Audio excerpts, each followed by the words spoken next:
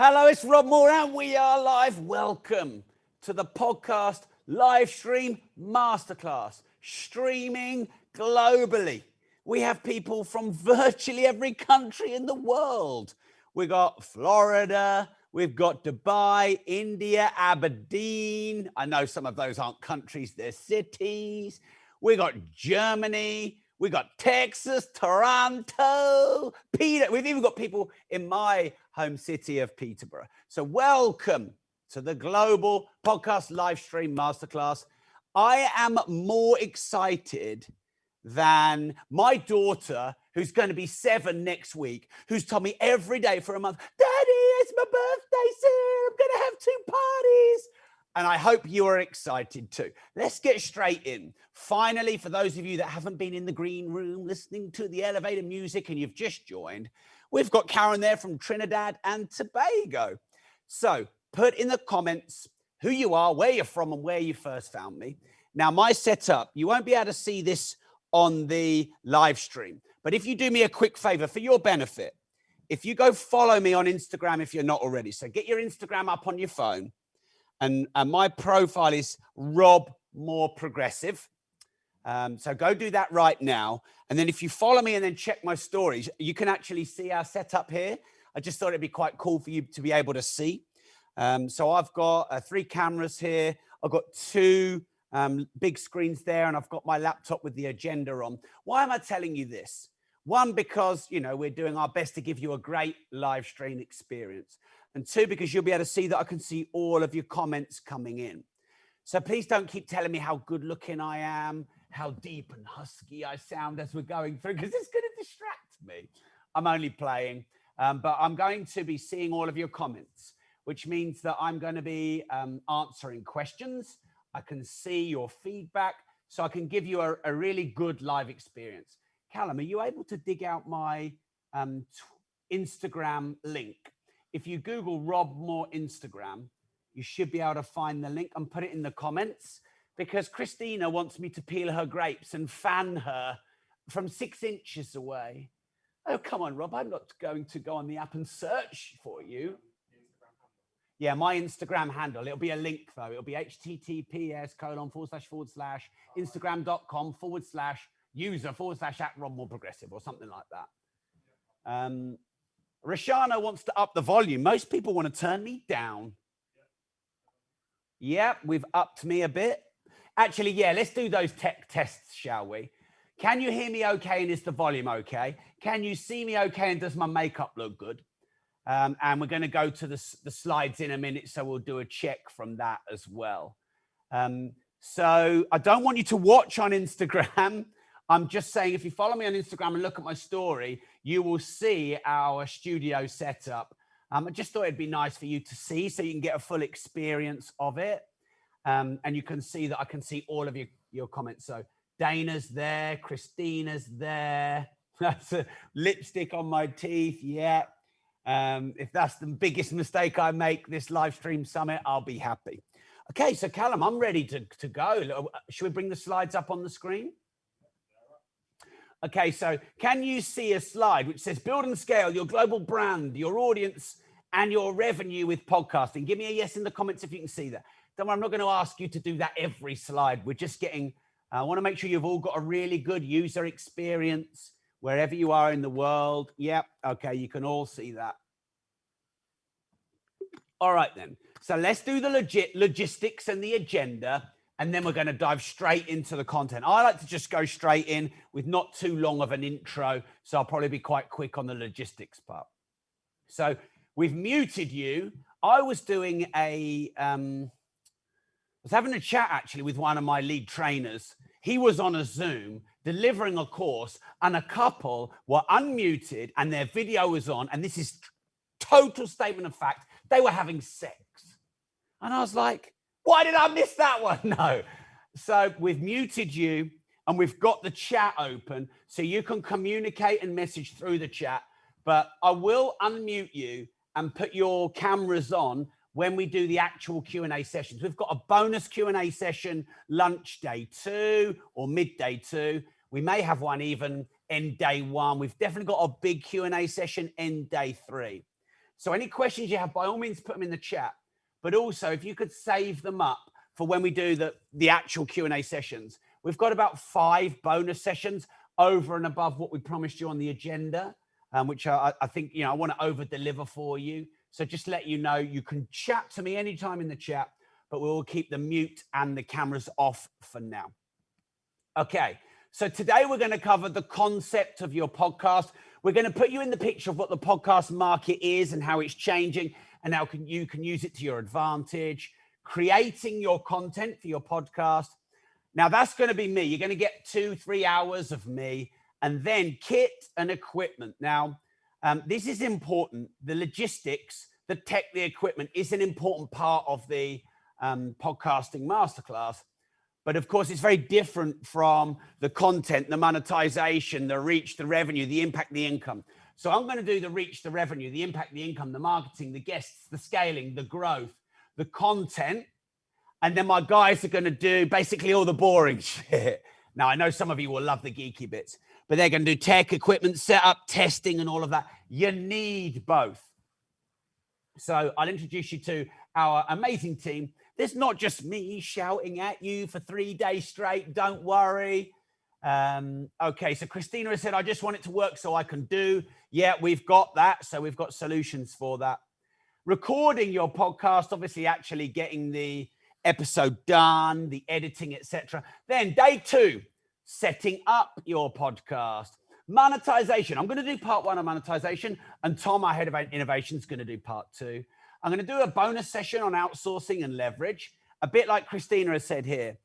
You should want the baby, and you should want to outsource the labor pains.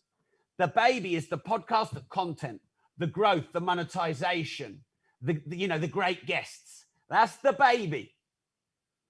And then the labor pains, the tech, the editing, the setting up, the equipment, the hosting, the yada, yada, yada, yada. Now, it needs to be done, but we're going to give you solutions for that. So I've got a section on outsourcing and leverage, finding great guests and doing great collaborations. Do you know, every time we do a new podcast live stream masterclass, we learn new stuff. I would say the world of podcasting, which is now even really the audio influencer economy, I would say it's changing as much as any platform I'm seeing. So I've got loads of new content. If you'd have learned from me 3 months ago, this is like a revolutionized course. Then we're going to do the marketing on my launch formula. I have a 6-stage, 7-figure launch formula. I'm going to teach you some of it, and I'm going to give you a free course because I want to keep the gifts coming. I don't know which camera to look at. Okay, and then day 3, editing, monetization part 2. I'm going to do a little bonus session for you on dealing with critics, trolls, haters, on getting more visibility, on putting yourself out there, on sort of your own personal brand and how you feel you should be putting yourself out there.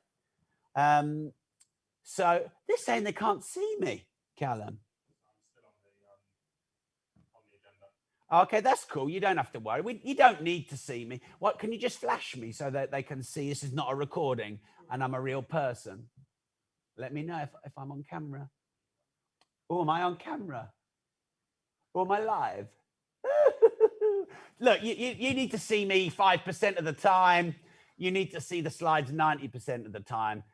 So what's the other 5% of the time? All right, great. You can go back to the slides now, Callum. Just at least everyone can see me knowing it's live. There we go. Look, got my branding clothes on there. The reason I do this bonus session on visibility, putting yourself out there, being comfortable with who you are, is because this is a big struggle for a lot of people. They really do worry about putting themselves out there, and will they get criticized, and who is the real version of them, and how much of them should they show, and their security and everything else. I've just had a video go viral, 24 hours, nearly 200,000 views.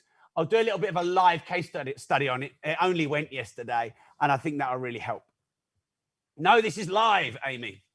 All right, and we're going to give you a session on omnipresence and how to go from local to national to global, and how to create one masterpiece of content and turn it into 12 or 20 or 40 pieces of content. Callum, not right now, but in a break. Could we get a Zoom H1 and just have it here? Because I'm always talking about using it as an example. Thank you. All right, meet the team. So you won't just have me.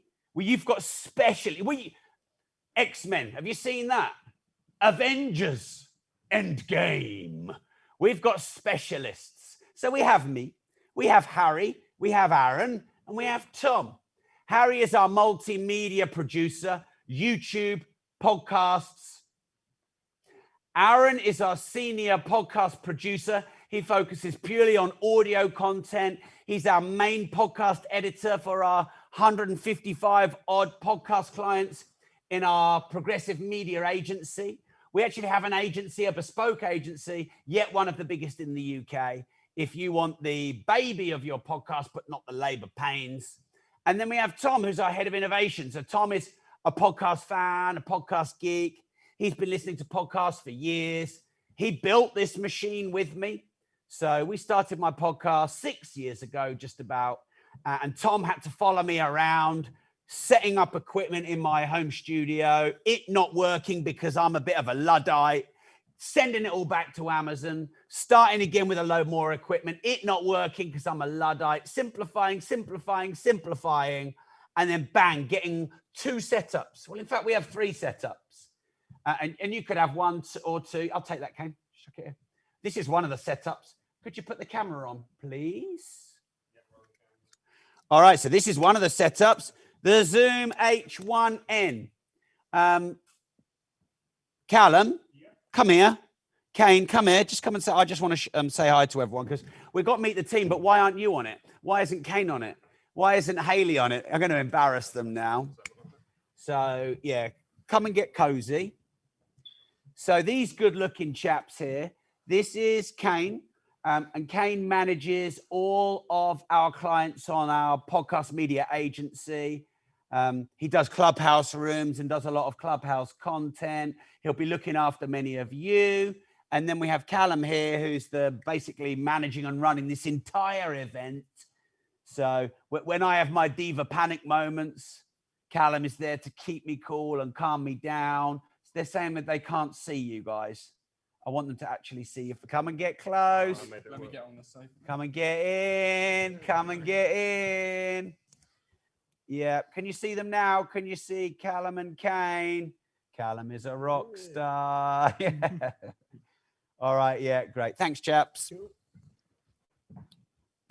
So, you know, this is a serious thing. This isn't just a tin pot pre-recording on an iPhone. There's a big team here to help you. Okay, we can go back to the slides now. Thanks, Kane. Catch you later. Your trousers have shrunk, mate. Thanks, Callum. Callum's getting married soon. He's going to be a dad. And he's calling his son Rob. Sorry, Callum. All right, next then. Let's get cracking. Why would you want to start a podcast in 2021? Well, look, let's be honest. You're all here on the podcast live stream masterclass. You've invested your time and your money. You get it. But I want to share a few things with you.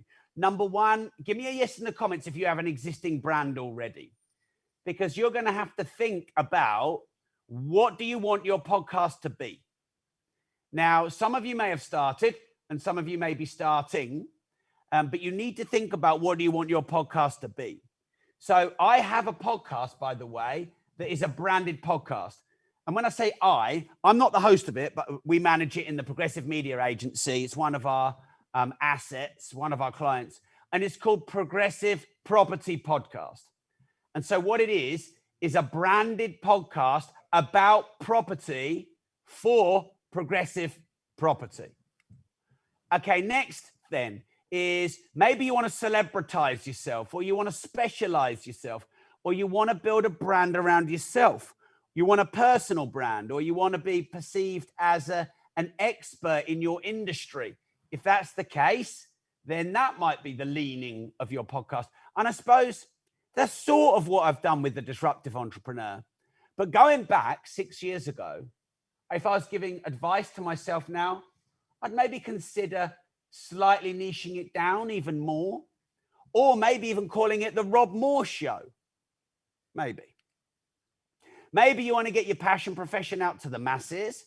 You've got a message that you want to share that you're really excited about. Maybe you're a bit of an introvert. Maybe you don't really like video. You don't want to have a load of comments on your social media. Now, I won't ask any introverts to give me a yes in the comments because they're even the kind of people who wouldn't probably type a comment. Yeah, Nicola's put the Rob Moore show. Yeah, the reason I didn't call it them 6 years ago, honestly, I didn't want it to be an ego play. I was probably being a bit overly humble because if my podcast was now called the Rob Moore Show, I'd probably have a stronger personal brand. Obviously, I've got a brand for the disruptive entrepreneur. That's good. But maybe, yeah, hey, look, there's a load of parallel universes we could take. Who would have known?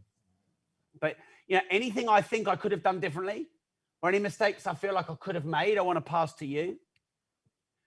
Okay. So, thank you for all your kind comments. Now, who likes the idea of time leverage? One piece of content into 10 or 20 or 40? Give me a yes in the comments if you like a bit of time leverage. All right. Yes, 10x, 40x. All right. So mark my words on this. I'm going to talk you through this on this podcast live stream masterclass, but could you put the camera on, please, so they can see me? Thanks, Callum. Everyone see me now? Yeah. When you record audio on this, you can also do a live stream on your phone. I know that is a very damaged phone. I won't tell you how I've damaged my phone. It'll ruin my brand. So you go live on Facebook, live on Instagram, record the audio. We're obviously recording the video here. So if you have written audio, video live, you turn the one piece of content into 10 or 20 or 40. We've got a specific section coming up on that. So don't you worry, that's coming. But, I was thinking in the car this morning because I get a lot of my best ideas either during my cold shower or after my cold shower. I have a cold shower every day, sometimes two, and they just send me into this positive oblivion. And I was thinking in the car, a lot of people say that cash is king. I don't agree. I think that income is king or cash flow is king.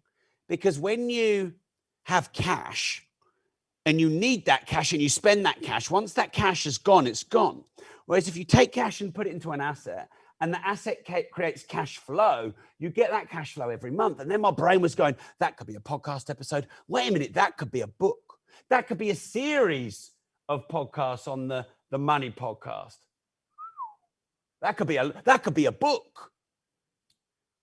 Cash is no longer king, or why cash is not king. And then I thought, this could be a Facebook Live. Why you've been lied to? Cash is not king. And my brain was just going, because I've now got my brain into the gear of time leverage. And if I'm going to do a piece of content, I don't want to have to go podcast, video recording, Instagram live, Facebook live, story. Right. I don't want to have to do it over and over and over and over. There's no leverage in that. Okay, great. Podcasts do not need to have video, Ken. Right. Do I wait or do I tell you this now? I'll tell you this now because Ken has asked. Podcasts do not have to have video. So if you are an introvert, if you don't like the thought of sharing video, or that you want to be able to plan it and edit and curate it, you're a bit of a perfectionist, yada, yada. If you're video shy, as Anya Oprah has said there, then you can just do audio and you can still be successful. You can. However, if you go WAVL, which is written audio, video live, by recording the audio, but also on video. So if you do your podcast and you maybe do it on Zoom at the same time, or you have a little setup and you turn on your video and you do the audio while speaking to the camera, you get audio and video simultaneously. Now, if that video happens to be live, let's say that's taking me live on Instagram, that's taking me live on Facebook, then you've got live as well, because sometimes live will go more viral. Some people are asking about technicalities, about is Zoom shitty for sound, etc. My team will cover all of the tech stuff. I probably need to just differentiate. Zoom H1 audio. Zoom, as in conference call video software. They're different. So anyway, my team are going to give you spec lists, so don't worry about that. Callum, are you there? No, you're not there. You'll be back in a minute. Apparently, some of the occasionally my sound drops. Okay. It might be your connection. Right. Let's just do a quick test. Give me a yes if the sound is good, continually good. All right. Give me a yes if the sound is good. Okay. I just like to check these things. Cool. Okay. Now, you can also get the written content by getting it transcribed or going on to otter.ai. I'm going to do a detailed section on this later, by the way. So if you want multiple streams of income, recurring income, if you want to create one asset and repurpose that many times and gain an income stream off all of them, then you want a podcast and you're in the right place. Now, one of the reasons why I multi-format and repurpose my content is because I can earn ad revenue on my Instagram lives and my Facebook lives and my podcast and my YouTube channel. I've turned them on now. I never used to turn them on. I left a load of money on the table and now I've turned them all on and I've got extra income streams. So if I'm going to create the content anyway, why wouldn't I keep it going and going and going and going and going and going and going? All right, great. Now, by the way, most of you aren't video shy, and some of you are right now, but I'm going to challenge you to not be video shy. I just want you to know that this content and this program and this media is for every single person. If you want more customers, more followers, more fans, if you want more compounded reach and momentum, if you want to go more viral, you need a podcast in 2021, my good friends. However, good news is this. Podcast is changing. People who did this course 6-12 months ago, there's been a couple of big updates. Anyone who joins our podcast program, by the way, gets lifetime access to all of our resources, updates, etc. Callum, where should everyone go to get their resources and materials and bonuses, etc.? Because I'm going to get asked it loads.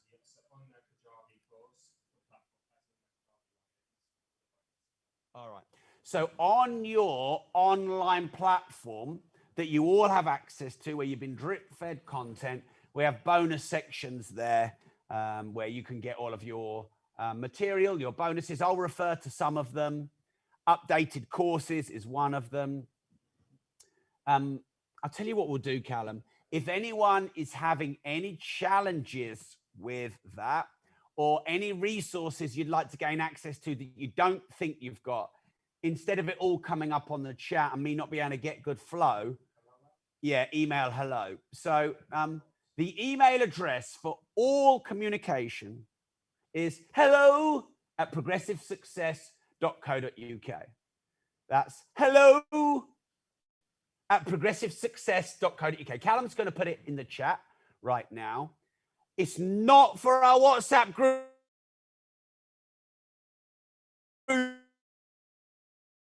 You busted my bar in a WhatsApp group. hello@progressivesuccess.co.uk. All right, podcasting, my friend.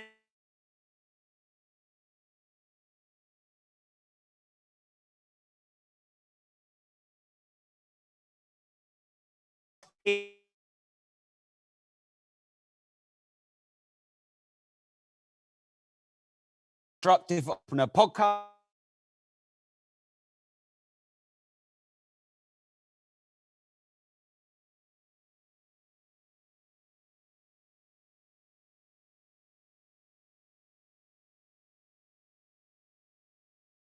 I have my own blog. This meeting is being recorded. So let's have another quick demo. So hopefully you all went and followed me on Instagram and checked my story and found the studio. Now we're going to do the same for TikTok. Okay. So, Callum, could you search Rob Moore TikTok and try and find the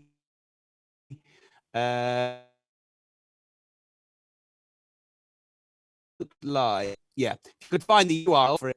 You all go and find me on TikTok. So get your TikTok app open, search Rob More Progressive. You'll find me there. Now, consistently over and over since I only started TikTok 7 months ago. I know, I'm not going to dance. I'm not going to sing. I'm not going to give you a jiggy in a bikini. Might have gone viral. And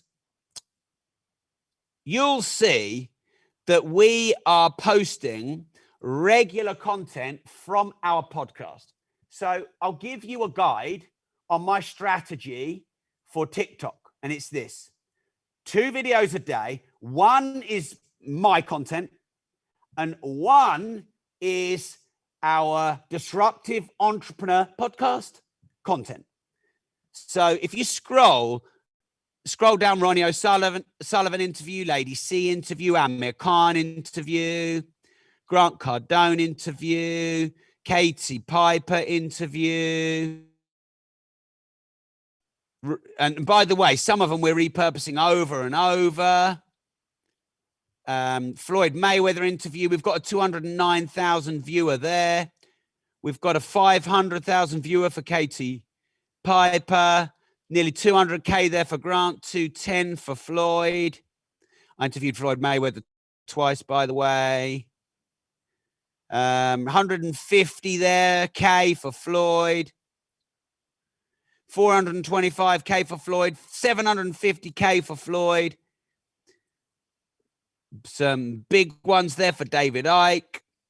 So follow me on TikTok. Scroll through with me. The thing with TikTok, if you look at it, you'll see a video with 400, 500, 600 views, and then you'll see a video with 40,000, 100,000, 150,000, 200,000, 400,000, 800,000. We've got one that's just about going to hit a mil. And you probably won't. We've got Jordan Peterson there, 675K, or Ollie Ollerton, 865K. So we've got like millions of views on TikTok. How have I done that? Remember, I'm doing 2 a day now. One is me and one is my guests, essentially. And all we're doing is taking 15 excerpts of the previously recorded video podcast and chucking them on TikTok. That's it. So your podcast is a show. It's not just on Zoom, H1, audio. It's on video in short form, on TikToks, on Instagram Reels, on stories. My stories often get 15 times the views that my Instagram main feed does. 15 times. So we are now going viral with most of our content, not because we've got one video that's got 1 million views, but because we've got 20 videos that have got 50,000 views. That's the new way to go viral. I'll share that later. So I just want to give me a yes in the comments if you're following on this and you're seeing how our podcast is now different. Give me a yes in the comments if you can see the power of this, the virality of this, the reach, the revenue, the impact, the income, the omnipresence, the domination, the 10 or 40x effect. By the way, this has given my content 40 times the reach than when I just used to be a little audio guy. I'm Rob, little old Rob, doing an audio podcast. All right, and here's the good news. You don't have to do anything different.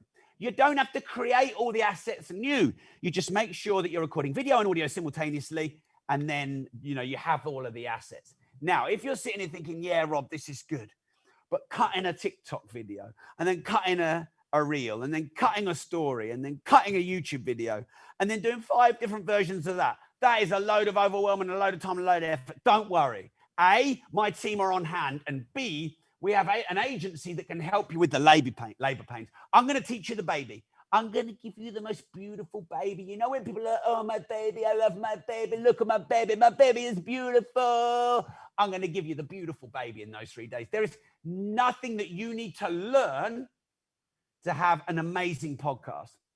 If you decide the labor pains, the nappy, the shitting, the pissing, the crying, the spewing, if you decide that all of that you want outsourced, someone's already said, I need an editor, then let's talk later. Not for now. I want to get the content done, but we have an agency that can help you with all of that. Okay, everyone good so far? Now, quick thing. This course is for you as much as it is for me to deliver. What I don't want in the chat is you all sharing your links, chatting and contacting. Why? Because it will just be a put off. So here's what we're going to do. Callum, in one of the breaks, in fact, why don't we get it out the way? Let's do that now. Because I also need a week. Too much information, but here's what we're going to do. Right. I'm going to give you 3 minutes, 3 minutes to share your main contact in the, don't do it yet.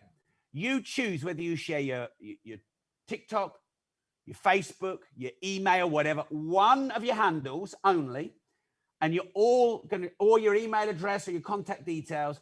I'm going to give you 3 minutes to share that with everyone. So you can all connect, etc. outside of this, because I don't want it all coming through. And then once you've done that, we can focus on the content, if you don't mind. If that's, hey, look, no criticism, no criticism.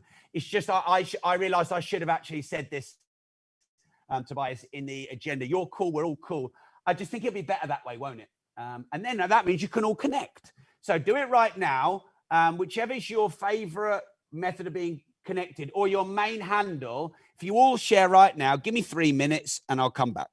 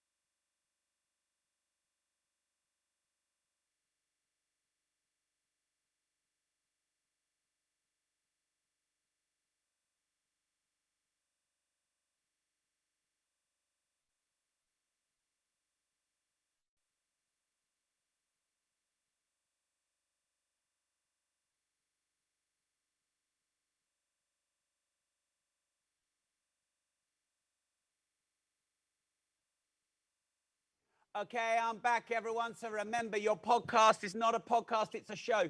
You are multimedia. You are a multimedia empire. You've all shared your details. I want to move on from that. I can't do any data sharing. I don't have permission. So you're just all going to need to connect with each other. All right, great. So you are now a media empire.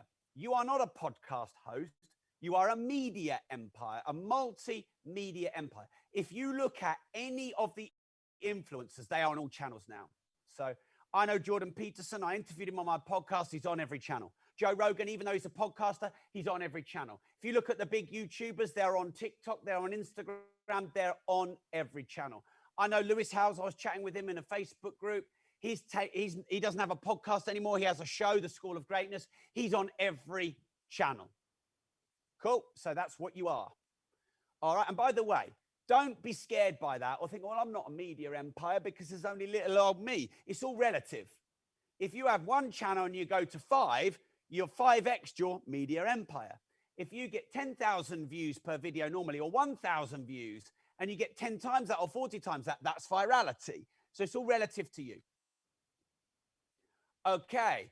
Omnipresence is the way to get rid of overwhelm. Omnipresence is the only way now to go viral pretty much. I know 3, 5, 10 years ago, you could focus on one channel and master it. But now it's not enough. I have not seen a new influencer who's a one channel specialist or a one trick pony. I have not seen any. I have not seen any podcaster who says, no, I'm just a podcaster. I'm not putting any content on Instagram. I'm not putting any content on TikToks or no reels. No, nothing. Just I have no one who's big. And you know, you might not start by being big, but you'll get big because you'll get more compounding. Okay, great. Actually, this will be really interesting. Let me finish the question and then I'll put it in the comments. Right. Which channel do you mostly consume my content on? Everyone ready?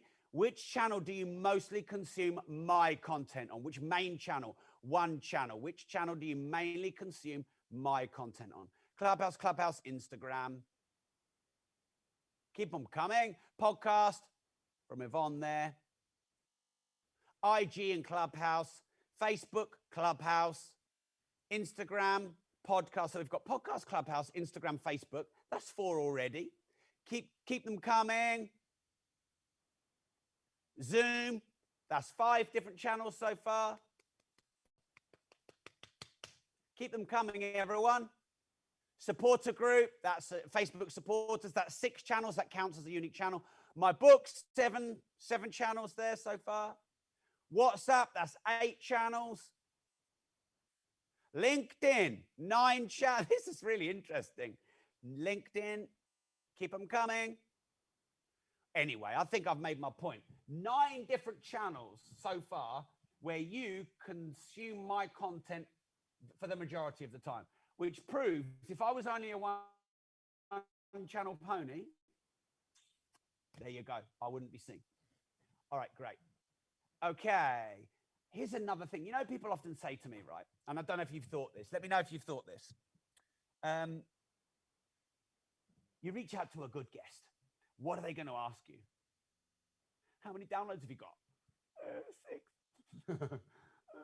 So someone has said my sound is so low. Can we just testing 1 2 1 2? Testing 1 2 1 2. Move it down a bit. All right, great. So if you only have downloads, when people reach out to you, you can only tell them the downloads. But when you have TikTok videos, Instagram Reels, Instagram main feed, Instagram story, Facebook story, Facebook post, Facebook Live, YouTube. What you can do is you can get your best show, put it on all the channels, get all the data. My guess is this is very interesting. My guess is for a good episode, you'll get 40 times the reach than just your podcast. 40 times. Oh, sorry. I'm moving, shout and scream and duck and dive. That's what it is. Goes in and out. These mics are a bit sensitive, aren't they? A bit like me, bit sensitive. Bit higher, won't that go under my chin? Yeah. it goes away when I speak over there, and it goes in when I speak there. Sorry, I've just bust Callum's eardrums. All right, I'll try not to look to my right. Okay, so now when your guests ask for downloads, you can say, here is our multimedia data. They'll like that you're multimedia. Yeah, speak into your jacket, Rob. They'll like that you're multimedia. That'll be a tick. And then you can give them all of your stats. And all of a sudden, you have quite a big show. Okay, the audio platforms are evolving. There's Clubhouse. Fireside just launched. There's Green Room. There's Audible. There's Blinkist. There's podcasts.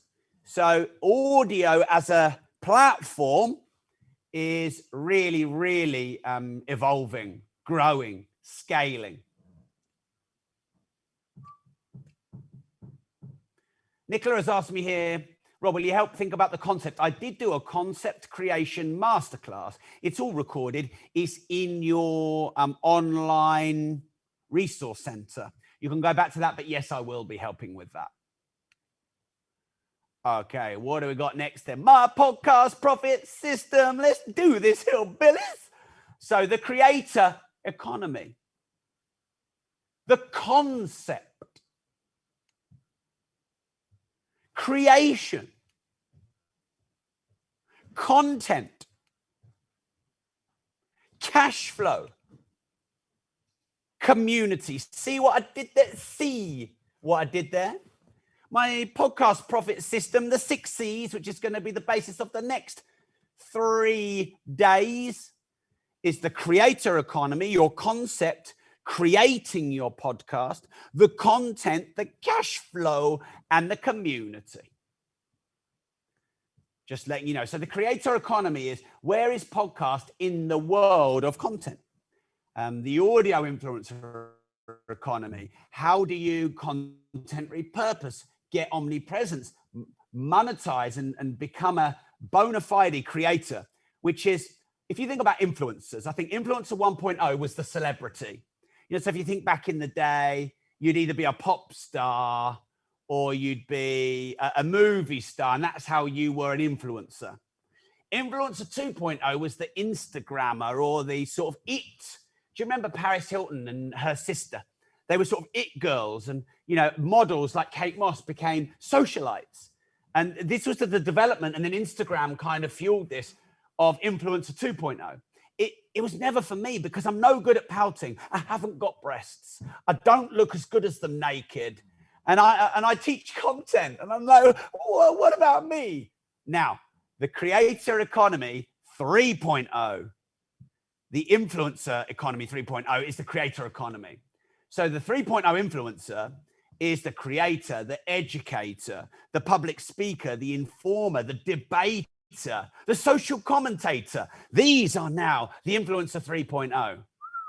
Great time to be alive. People are worn a bit thin of, okay, look, they still go viral, don't they? The water and the pouts and all of that. Not knocking that, by the way, just, you know, that was influencer 2.0 to a certain degree.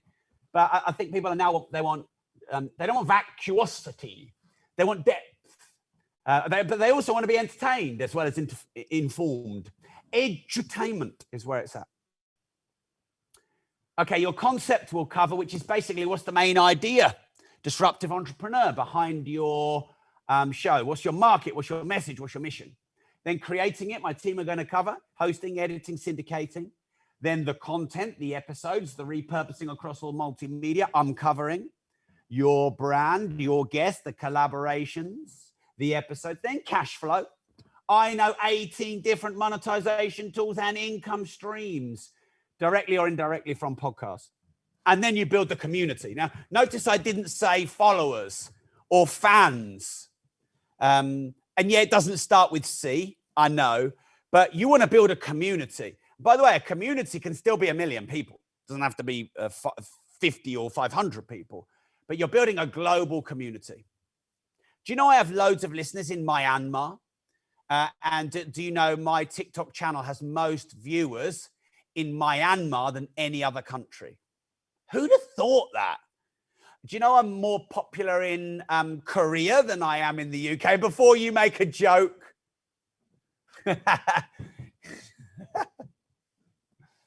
All right. Awesome. So I did give you some podcast statistics on previous presentations. I'm going to smash through them real quick. Listenership is 16 million in the UK, but it's growing 25% year on year. 150 million in the UK, also compounding similar numbers. $1 billion is going to be spent on podcast ads in 2021. I think that's going to grow and grow. Why? Facebook ads are getting disrupted for sure. Apple are having strict controls on advertising platforms. People are starting to trust Facebook a bit less. So podcasting is a very intimate media channel. You know, you've got your voice. You're only using your voice. Like at the moment, if you can see the slides, you can't see me. So I've got to use my voice to build rapport and connection with you. So, you know, some people are, oh, Rob, man, he's a bit ranty. You know, his energy is a bit all over the place. But I can only use my voice to build a relationship with you, which is why it's one of the most intimate media channels. Do any of you listen to story-based or fiction-based audiobooks? Give me a yes in the comments if you do. Do you listen to story-based or fiction-based audiobooks? Give me a yes if you do, or a no if you don't, that's fine. And while you're doing that, does the voice-over artist make a massive difference? Hello and welcome to my money book. Thank you for tuning in and listening to my money book.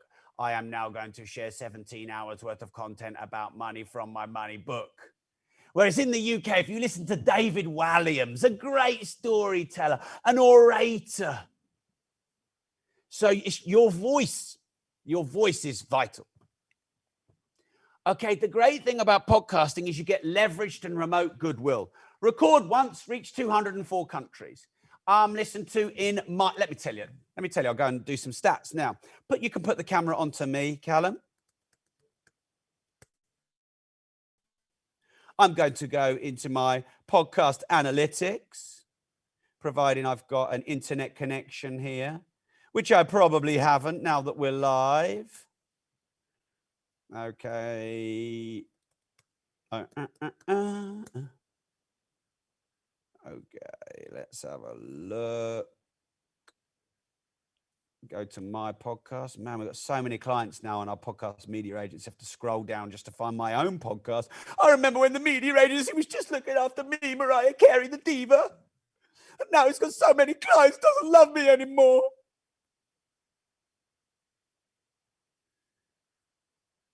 That's all right. I like to share the love. All right, I'm bringing up my lifetime stats. Takes a minute to load because I've had so many multi-millions of downloads. What's interesting is about 2/3 of our 155 podcast clients' downloads are my podcast. So there you go. You're in the right hands. Right. So UK, highest listenership. USA, second. Australia, third. Ireland, fourth. Canada, fifth. UAE, sixth. France, seventh. South Africa, eighth. Spain, ninth. What's 9 times 22? Yeah, that's just over 200. That's how many countries I'm listening to. Let's go to 20. I'm listening to in Chad, Djibouti, Reunion, South Sudan, Dominica, Palau, Burundi, Congo, Tajikistan, Turks and Caicos Islands. Let's click over here. Falkland Islands, Swaziland, Togo, Syria, Faroe Islands. Let's go here. Jordan, Tanzania, Nicaragua, Botswana, Algeria. Let's go here. Portugal, Saudi Arabia, Qatar, China, South Korea. Sweden's in my top 20. India's in my top 15.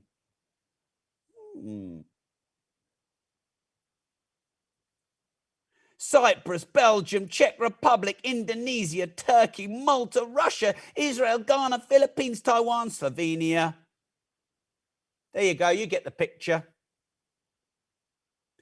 Never met most of these people. Completely leveraged. I have got 2,859 subscribers in Vietnam.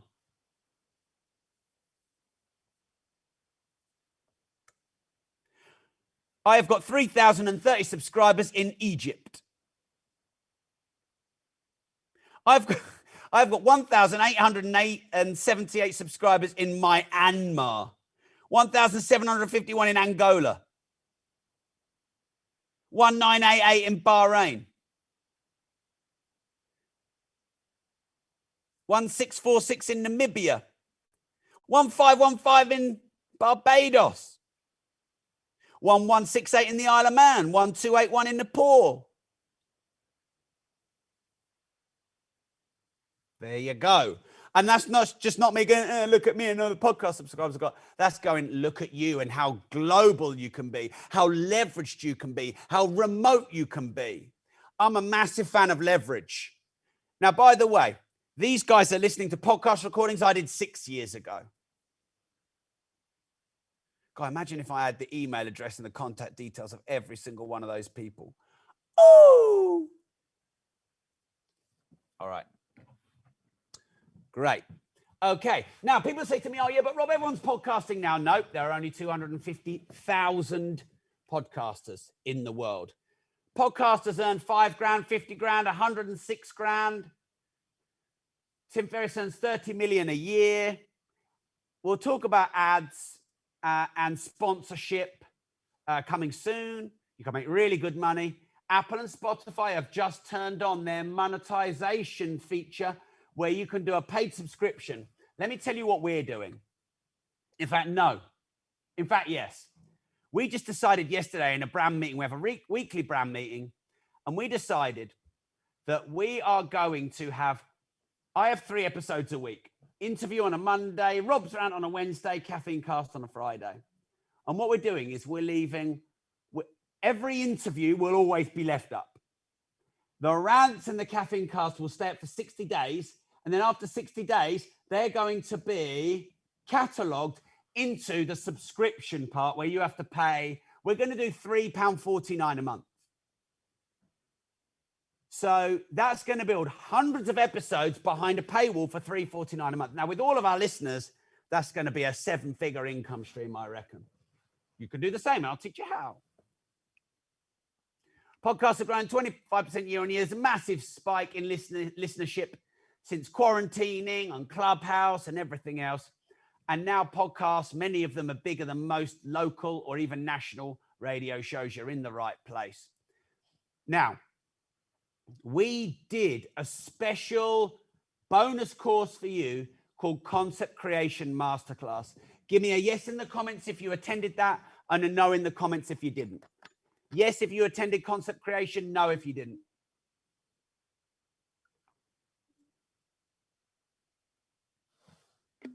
Yes if you did, no if you didn't. Wendy has said yes, so helpful. It looks like about 60, 70% no, 30% yes. So look, don't worry, but make sure you go back and do that as part of your homework, because I've got a whole course on it to have to extract out your concept. We did it live. I did some live demonstrations. The purpose of that course is so that I don't have to spend all that time on this course, so I can get into the meat. But of course, this is the meat. You'll find it in the resource center that you have access to. Okay, now popular concepts. I keep scratching my shoes. Stop it. Popular concepts for podcasts are: 1, a specific niche, but it seems wide. Entrepreneur, wide. Disruptive entrepreneur, less wide, more niche. Money, niche. Health is wide, but disruptive health would be niche, for example. Lifestyle medicine is specific but niche. Exactly. Sorry, wide but specific. Interview concepts are great. Conversation concepts are great. Your name concepts, Joe Rogan experience, Tim Ferriss show. You could focus on a passion or an interest like hairdressing or watches or the podcaster's podcast. It could be on motivation, health, mindset, business, parenting. Could be an existing business you have, like property. I've got a real estate training business, Progressive Property Podcast. Could be a new business you're starting up. Any pains or problems that people want solving, you could have a podcast on. Right. I'm going to do a quick bespoke session for you right here, right now, because I love you.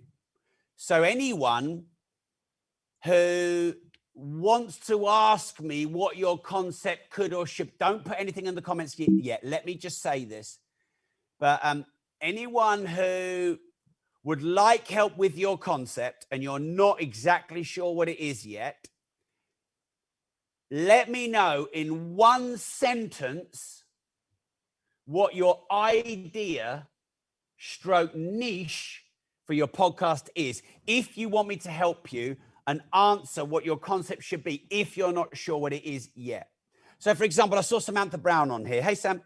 And Samantha has got a concept called Zone of Genius. Really great concept, really clear what it is. Niche but broad, job done, nailed. So we want to get it nice and tight like that. So if you want help with me sorting out, so Iram here's put inspirational women based on my radio interview. Inspirational women, job done. Brilliant, brilliant concept, brilliant title. Meet your best self. I like that. Your best self is probably a bit better because it's shorter. 3 words is ideal.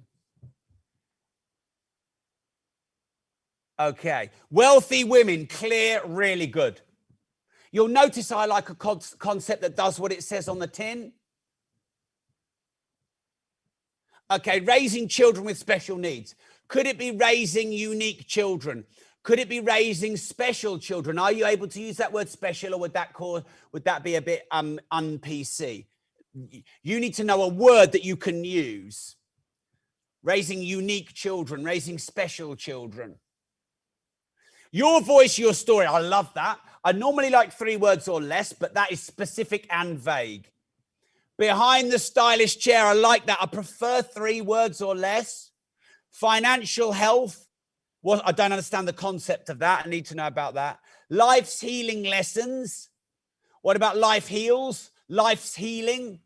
Life's healing lessons is pretty good. Mental Wealth Academy. That's a bit of a, I think, is that mental health or is that wealth or is that mindset? That's more than one concept combined there. Alternative reality. What is the concept there? Wealth and mindset. Yeah, not bad. A bit vague. Life wisdom. Pretty good. Maybe a bit vague. The £1 million estate agency. Very specific. So that's good. Dr. Amy podcast. If you're called Dr. Amy and you want to brand yourself, that's perfect. I can't get. Here we go. Bridging the gap between what? You need to between what? Living life, being human.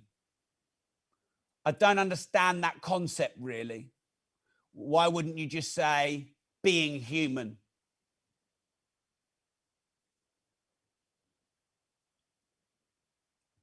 Get wisdom at any cost sounds hard. You want an outcome that doesn't sound too hard. Also, at any cost almost sounds like you'd murder and cheat for it. I think you need to work on that. And by the way, if I give you feedback, it's not criticism, it's feedback. It's kind. I'll be direct with you because, you don't pay me to go, oh, yeah, that's nice and dance around it. Never too old to start. Not bad, but maybe slightly long. Can you get it into 1 or 2 words less? Thrive, don't just survive. Well, thrive implies you're not just surviving. So something thrive or thrive something would be better. Dating in your 30s, very clear niche. So I like a podcast that says what your niche is, because then you're ranking all the keywords. Living with diabetes, really good. Give it up. Excellence in sports education doesn't say what it does. Business and analysis simplified does what it says. Yes. Love wins. I really like that. Discover your power. I like that. Building bridges. Too vague. What do you build bridges about? Let's talk health. Love that. Teenagers speak. Speak about what? Tech for farmers does what it says. Movies and makeup does what it says. Life knowledge. Could you be, it's a bit vague. Emergent women or emergent woman. Yeah, that's got a bit of mystique, but let's be zen. Love that. Relationship intelligence. Love that. Reclaimed from pain. I don't know what that means. Beyond sporting perfection. Sounds hard. The therapy show. I like the therapy show. I don't think you need behind closed doors. Heart power. Bit vague, but not bad. The realistic investor, very specific. I like that. The robots take over. Ooh, like that. Life room, too vague. Let's talk finances. Not bad, pretty good. Safeguarding inheritance, like that. Startup for the over 50s. What about startup for 50 plus? Life after amputation, brilliant. It takes you to tango. Is that about dance or is that about life? Digital messaging, judo, too many concepts all clusterfucked. How the top 100 do, the top 100 what? The hair chat show. What? Positive mindset. Tango is about life. It takes you to tango. I think it's too vague, trying to be too clever. Be beautiful. The problem with that is no ranking, no keywords, because it's not spelt like that.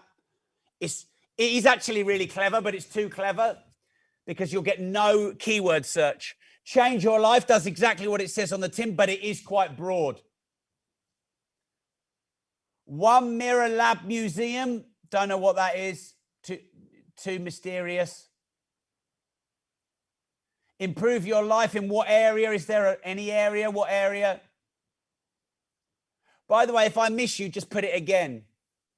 The Events Whisperer, it didn't work for me last time. The Dog Whisperer, the Horse Whisperer, but it doesn't work for me. It seemed, yeah. Get Confident show does what it says on the tin. I just call it Get Confident. Beyond Health, like it. Take the lead and solve your conflict. What about solve conflict or solve your conflict? Or beat conflict or defeat your conflict? Something conflict or something your conflict. Much better. Diet Crushers Club. Okay. Investing and markets. Maybe. Be your own superhero, too long. The Consultant Mentor Show. Yeah, maybe. Gem Chats. Gem and Jewelry I liked before. Truth about homeopathy. Yeah, not bad. Homeopathy truths. Amplify your voice. What's it about? Public speaking or your confidence? Get healthy. Yeah, bland, but I'd rather it bland and searchable. The Dementia Podcast, good. Secrets and Lies of the Successful. What about success, secrets and lies? Quite like that. Breaks my 3-word rule, but if you're going to break it, only one. Why Jesus? That's a really fucking good name for a podcast. That Why Jesus? Holy shit. Rescue yourself. Sounds like hard work. Naked and Horny. Love that, Manfred. That's the best title ever. In fact, that's me now. You just don't turn the camera on. Sisters Who Hustle. Yeah, quite like that. The only thing I thought is, is that about my sister? I guess you mean sisters as in girlfriends. Start living your life. Yeah, I like that. It breaks my 3-word rule, but it's not bad. The multifaceted creative. I think you got to change that multifaceted word. Heal and be free. I like that. Okay, pause. No more comments yet. Let me tell you what I did, just so you know. What I did was I'm looking for 3 words ideally or less. Why? Because it's got to be memorable. Number one. Number two is you've got to be able to see it on a screen. So you've got a screen. I think the biggest the image is going to be is 1 inch squared on your screen. It's got to fit on a 1 inch square and be able to see it when you're scrolling. It's got to be memorable and shareable. Like I remember Naked and Horny.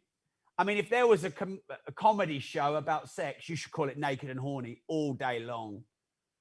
Teenagers Be Heard, love that. Journey to Self, love that.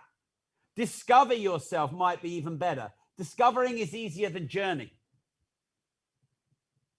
Okay, so what am I doing here? Let me reverse engineer what I'm doing. 1 is I'm trying to get you 3 words or less. 2, I'm trying to make it as short as possible. 3, I'm trying to make it as memorable as possible. And 4, I'm trying to make sure you get found on all your relevant keywords in your niche. That's what I'm trying to do.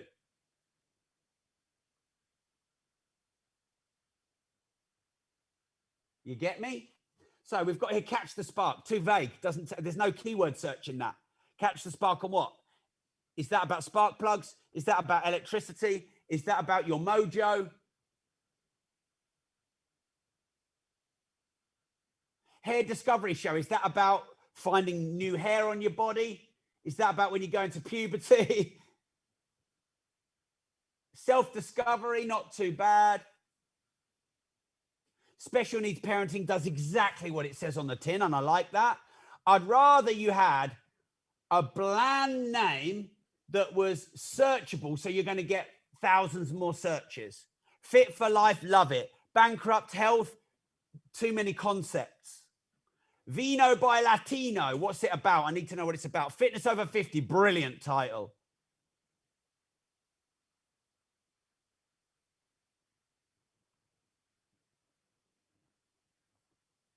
Raise the bar on life, too many words. Next level games, what about next level gaming? Level up gaming. The dating game, really good. Thrive past pain, really good. Let's talk divorce, really good. Transform your life, really good. The stylish chair, really. Look how fucking good you guys have got just after that quick bit of coaching. Oh man, imagine if we were working together long term. Imagine if we were business partners. Imagine if you were in our agency, we'd be taking over the world together. No, my voice is not low. Testing 1 2 1 2. Can you hear me okay? Can you hear me okay? Give me a yes if you can hear me okay. Give me a less if you can hear me okay. Yeah, if I put it higher, it goes under my chin. So thanks for the coaching. Print your own money. I really like that, Scott. I completely get that. I don't normally like clever titles because they can be too clever. Print your own money. That's going to come up on a money search. Could you do print your money? State of mind, too vague. Quantum soul frequency. If that captures your niche, yes. Yeah.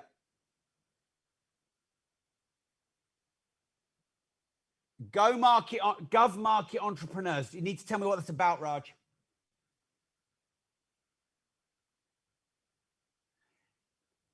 Eat, sleep, yoga. Is it about eating, sleeping, and yoga? If it is, great.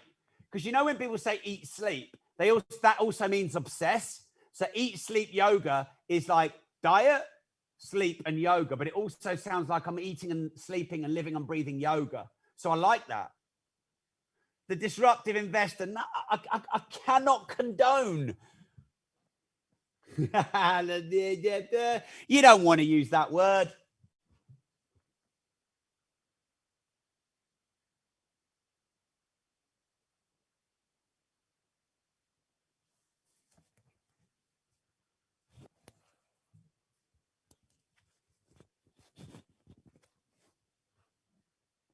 All right. Woo, good session there, everyone. I might come back to that later.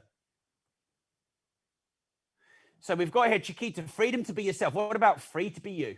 See what I'm trying to do there? Shorten it down. Free to be you. I think that's tighter. Level up manhood. Oh, I like that. It sounds like I'm gonna gain a few inches there. Level up manhood. I'm subscribed to that one. Reframing your mindset. What about reframe your mind? Loving single life. What about love single life? Living fully, moving freely. What about live full, move free? Stripping down doesn't tell me what it is. Sounds like I've got to get naked. Your life room doesn't tell me what it is. Thrive outside. What is that about? Walking and being in nature. Fab at 50. Not bad. Prosperity after divorce. I like that.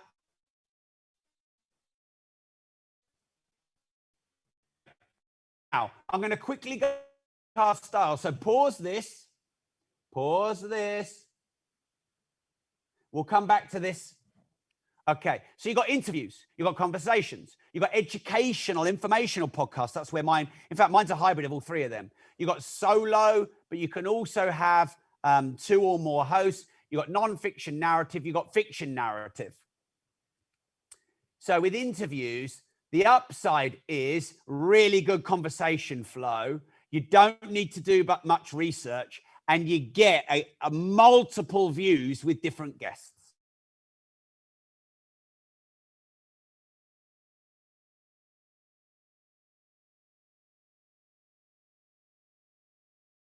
Bit of backing on you.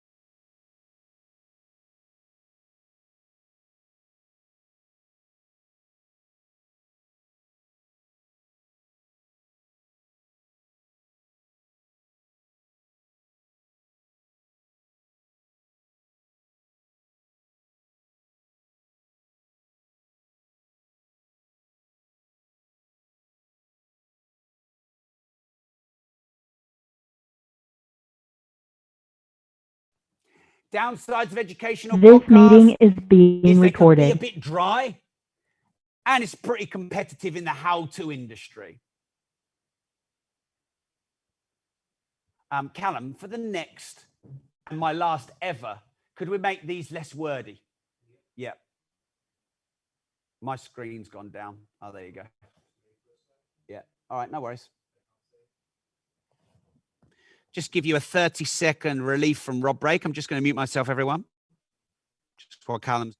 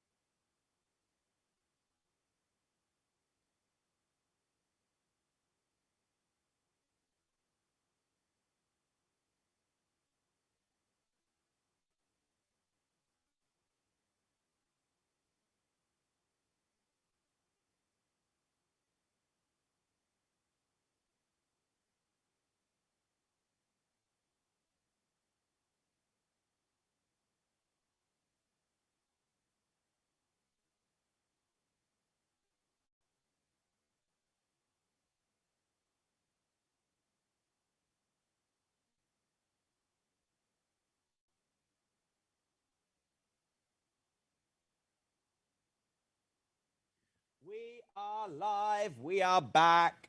Okay, right. Okay, we've covered educational. What have we got next? Solo podcasts. So the good thing about solo podcasts, you don't have to work around anyone else. So it's minimum investment of your time and not being reliant on others. The downside could be a bit dry. You might have people to bounce off. Now, just so you know, I have a hybrid concept. I do interviews, rants, and solo content. So you could have a hybrid show. Now, what's the downside of a hybrid show? It's not got a really clear identity. What's the upside is you can express yourself, you can have variety. So I'm guessing that most of you aren't going to do a fiction podcast. I couldn't see one fiction-based podcast in all of the content. If anyone's got a fiction-based podcast, just put it in the comments. Let me know what your fiction concept is. I don't want to leave anyone out, but just let me know because most people who work with us are non-fiction. So your non-fiction narrative, people love these. They're serialized. Serial, it's a massive podcast. And audio is one of the greatest intimate media for non-fiction narrative. Generally, though, you need much more editing, much higher production, much higher audio quality. Can't just sort of hit record and talk. It wouldn't work for me at all. It's not my game, not my place. Fiction narrative. Fiction podcasts are actually kind of not that huge a market. And it's much like non-fiction in terms of what people love about it and how addictive they can be. And you can serialize them. You can do series. You've got to write a story, though, and obviously that might not be you, and that's a massive thing. So you just got to think about that. Okay. Now, so I've done the types of podcast. Now the formats of your show. So you've got short form shows, long form shows, video and multimedia shows, series and seasons. You've got the 30-minute sweet spot, and you've got the micro cuts and the audiograms. By the way, Callum, this looks really good. I love that visual there. That was you. There you go. So I think, yeah, it looks really good. So let's go back and teach you these. So short form, I would say, is sub 15 minutes or less. Now, why is short form popular? It's not much energy and effort to listen. If you want to get a quick listen in, then you can just smash a quick podcast out. 2 times speed of 15-minute Rob's rant, job done, 7.5 minutes, boom. It's easy for people to consume. So that's the upside. The downside is how much content can you get in short form. But my rants and caffeine casts are all short form. Long form, people love long form. They get lost in them. They obsess over them. I know quite well Lex Fridman. He did a 5-hour podcast. Joe Rogan does 2, 3, 4-hour podcasts. Long form, you can go so deep. But of course, it's a big investment of time. Video, of course, we're going to talk a load about content repurposing and multimedia. So we got your back, hillbillies. All right. Series and seasons. Some of you are asking about slides, recordings, my speed. I will speed up. I will slow down. I will stop and give you 15 minutes, not on the slides. I will cover quickly what I think is important to cover quickly, and I will stop and go deep and interact with you on what I think is relevant. So please, maybe have faith in me that I know what I'm doing in that regard. I'm telling you these. Most of you know what you are already. People are asking for recordings and assets and everything. Your resource center is where everything is going to go. Everything you'll ever get. The email address, in case you haven't got your resource center, is hello@progressivesuccess.co.uk. So any questions about slides, recordings, bonuses, etc., that's where it's all gonna go. Okay. If your narrative, if you are You could have a series or a season. Season 1, season 2, season 3. You could do 12, 20, 30, whatever in a series, and then take a seasonal break. I don't do that. I want consistency. I always want to be there. I want to churn out the content, start now, get perfect later. Quantity as much as quality. But if you're a perfectionist, if you want to build up some need and hunger and desire, if you don't want to be doing podcasting all the time, you want to batch it. So 1 to 2 months, you slam out all the content, and that's your year's worth of content. Then you might want to do series or seasons. Now, I like to live my week and chuck out some podcasts in my week, in the flow, in the energy of the moment. Some people like to do a day and get 5 episodes done. So in the flow of the moment, when the energy is there, when you can use Jack, what's relevant in the moment, write winger in the comments if you would do ad hoc episodes based on your flow and energy and what's going on in your business and in your niche in the world. Put winger, W-I-N-G-E-R in the comments, winger. And if you're more of a batcher, where you're like, no, I'm going to do every Monday, I'm going to do 5 episodes. And then in 1 month, I've got 20 episodes. And that's my 2 seasons for the year, right? Batcher. You can't be a winger and a batcher. Scott's like, a batcher, who wings it? You can't be both. Are you a winger or a batcher? Because if you're a winger, series probably aren't for you. If you're a batcher, you could make series really work to your advantage. Pause a banger. No comment. No comment. By the way, both work, because some people are like, who's a winger? When does a winger ever work? Well, yesterday morning, I did a rant about the pingdemic. Let me have a look how many views we've got now. So you don't knock the one you're not. Never knock the one you're not. Let's have a look. Let's see if I'm still going viral. Come on, make me go viral. So exactly 1 day ago, I posted on the pandemic. 211,000 views, 3,671 shares, 5,600 likes. You could never batch that. You could only wing that. Now, what you could do is mostly batch. And then when you've got something big that happens a few times a year, then you wing. 90% batch, 10% wing, or vice versa. 211, 3,671 shares. Holy guacamole. All right. 30 minutes is the sweet spot length. People are always saying to me, Rob, what's the ideal length? I'm like, don't ask me that. Rob, what's the ideal length? Tell me. I paid you. Tell me.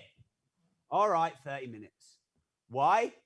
Because 30 minutes is the average commute length. So if you're like a complete batcher, you're OCD, you have to plan everything. You want to know exactly 30 minutes there or thereabouts.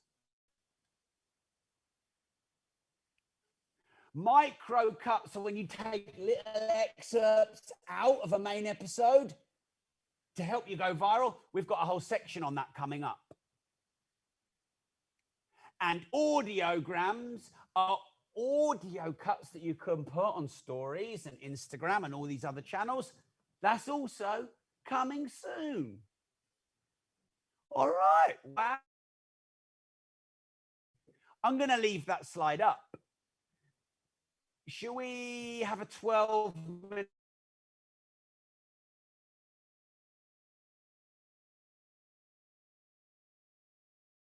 In T-minus 13 minutes, we'll leave the slide up. I'm going to mute myself now. See you in 13 minutes. Love you all. I hope you've enjoyed the show so far. We're just getting warmed up, like a lawnmower. We're just pulling the cord. Oh, yeah.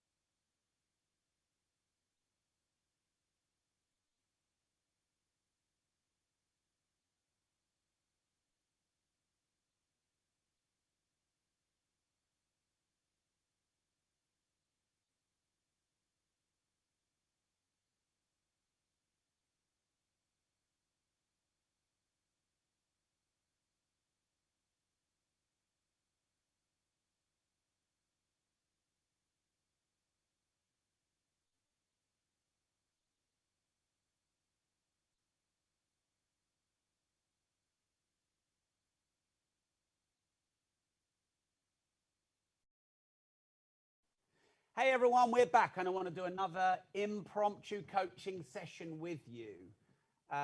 So anyone who still doesn't have your concept or your title nailed, write your concept or your suggested title in the comments. So do it right now. I'm going to do another live coaching session. Anyone who hasn't yet nailed your concept or your title. Okay, confident English is, can you tell me what your concept is as well as the title? So is confident English teaching the English language? Do a quick sound check. Can you hear me? Testing 1 2 1 2 1 2. Okay. Find yourself outside. I need to know what the concept of that is. Be your best or be awesome. Right. Okay. So I want to tell you something else I'm doing here. So keep them coming and I'll go through them.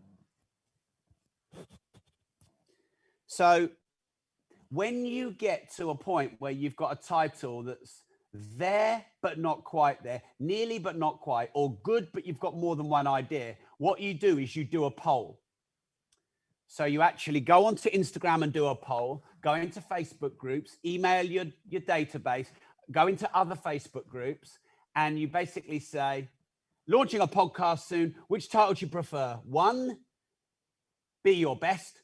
2, be awesome, and get a vote. So I did.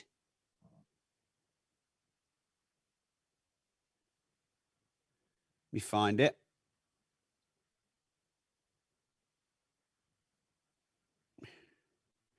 I did a poll on my Instagram. We've got a new business event coming up called Recurring Income Summit, Online Income Summit, or Online Income Streams. And I did a poll. Had quite a few hundred votes. Recurring Income Summit comes top. That's what I'm going to call my event. So be your best. That's 43% votes in my poll. Sure. But compared to what the others? Rishana said, but I love Be Awesome. Personally, I would always go with the highest votes, as long as it's, you know, reasonable amount higher. If it's like 1%, if like Recurring Income Summit was 40%, Online Income Summit was 39%, and then Online Income Streams was 21%, well, I could choose my favorite one because they're about the same. You should always go with what your users, clients, and listeners like over what you like. Do you want a title you love that alienates your audience? Or do you want a title that more people are drawn to, but you're not that bothered about? So, yeah, you can do a poll on Instagram. You could just write a little post, keep it short and sweet. Launching a new podcast. Which title do you prefer? 1, be awesome. 2, be your best. So what I'm going to do here for you, if you get a eureka moment, or I give you my goosebumps moment. So what I love in doing these impromptu sessions is I'll often get a little goosebumpy moment where I'm like, that is such a great title. And you could just go with it. But if you're on the fence, you want 2, max 3 choices. Okay. So we've got here fearless empowerment.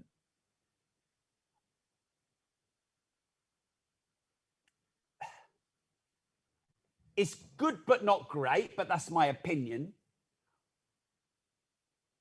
I would try and come up with 1 or 2 versions that say the same thing. But the good news is I get what it is.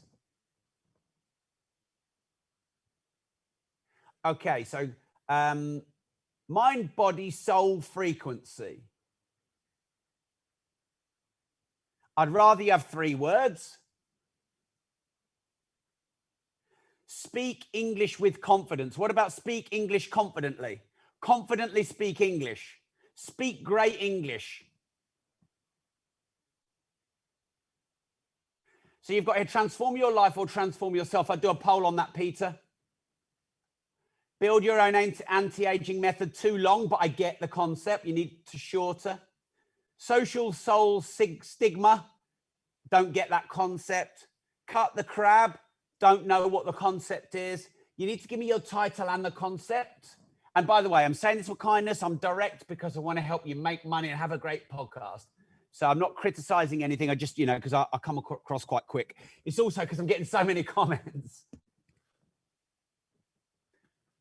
By the way, people have been asking for recordings and stuff like that. No recordings. This is a live event. You've got to stay with us.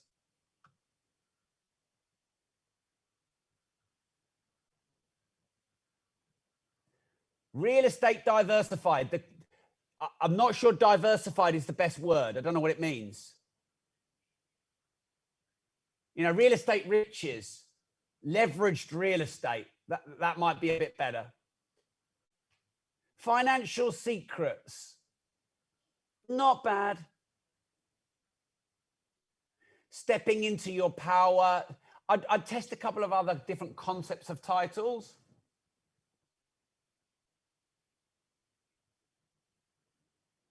Callum, could you just go ask that guy to move out of the hallway because I can hear his phone, or just put it on. Yeah.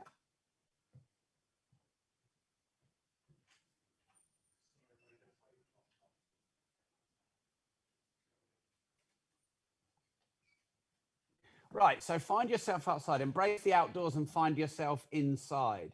Right, I get it. So what about embrace the outdoors?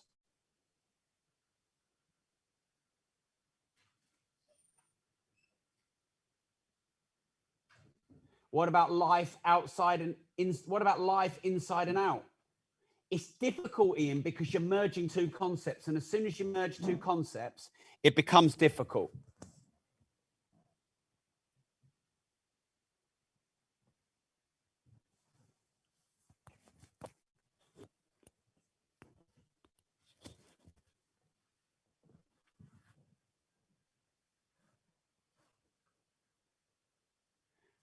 So best self or best health? Well, you've got here mentally, spiritually, and physically. So it's not just health. So I would say best self. Pushing the boundaries from obstacles to success and back. It's too vague. Learning for legacy. Conversations and interviews, making generational wealth simple.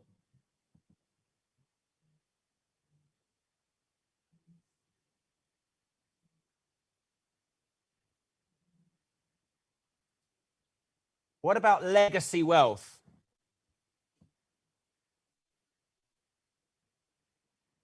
Health revealed. I would put revealed in the thesaurus and see if you find any other words. By the way, if you have words that are there but not quite, get the thesaurus out and put the word in. So if you put transform into a thesaurus, you're going to find change, disrupt, evolve, revolution, etc. So health revolution might be better than health revealed, for example, and you can run that as a poll.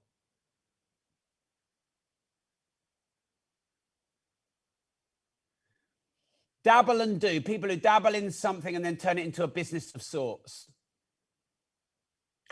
It's a bit vague.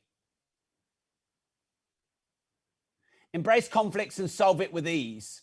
Embrace conflict. Conflict resolution. What about money talks instead of financial secrets? There'll be a few of those titles.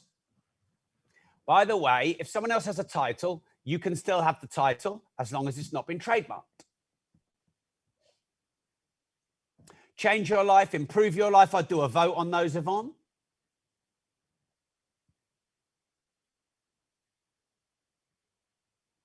So, Melinda, topic is single parenting, special needs, biracial kids. So that's not just special needs parenting then, is it?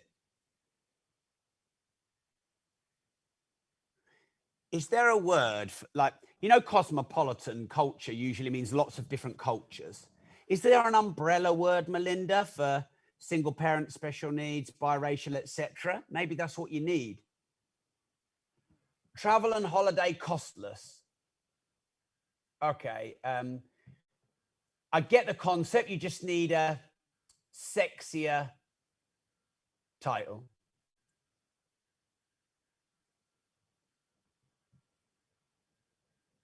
So Samantha's put a suggestion here, create lasting legacy. Lasting legacy is a really good title. Lasting legacy. It's memorable, it's short, it says what it says. You don't need to put create in front. Oh, Ian, my suggestions Ian likes. So thank you. I'll do a poll on those two then, Ian. Peace with ease. I quite like that, you know. It does what it says on the tin. Helen, the hair health show. What specifically is your concept, Helen? Let me help you with that. The soul frequency. Mind, body, soul. The soul frequency. I think that's better, mate. What about let's talk about? Yeah, if you've got one word, let's talk about, you could say that, but then it makes 4 words. Tapping into your inner being. What about the inner winner or the inner you? Because you don't need tapping into. Own your mind. I like that, Ken. Does exactly what it says in the tin. Really like that. Got some goosebumpies there, Ken. Mind your business. It's actually, that's too clever. Travel for free. I like that, Paul. Good suggestion. You see, we're brainstorming. Raising champions. If it is about raising champions, that's really good.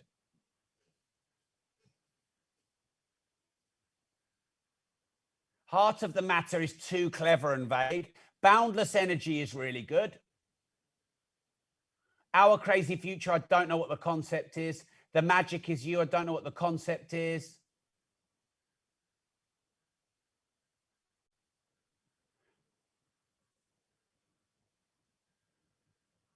All right, cool. So there's another session for you. I'm going to do some impromptu live coaching sessions. It's all part of the process.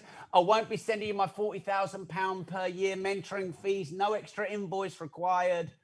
I got your back.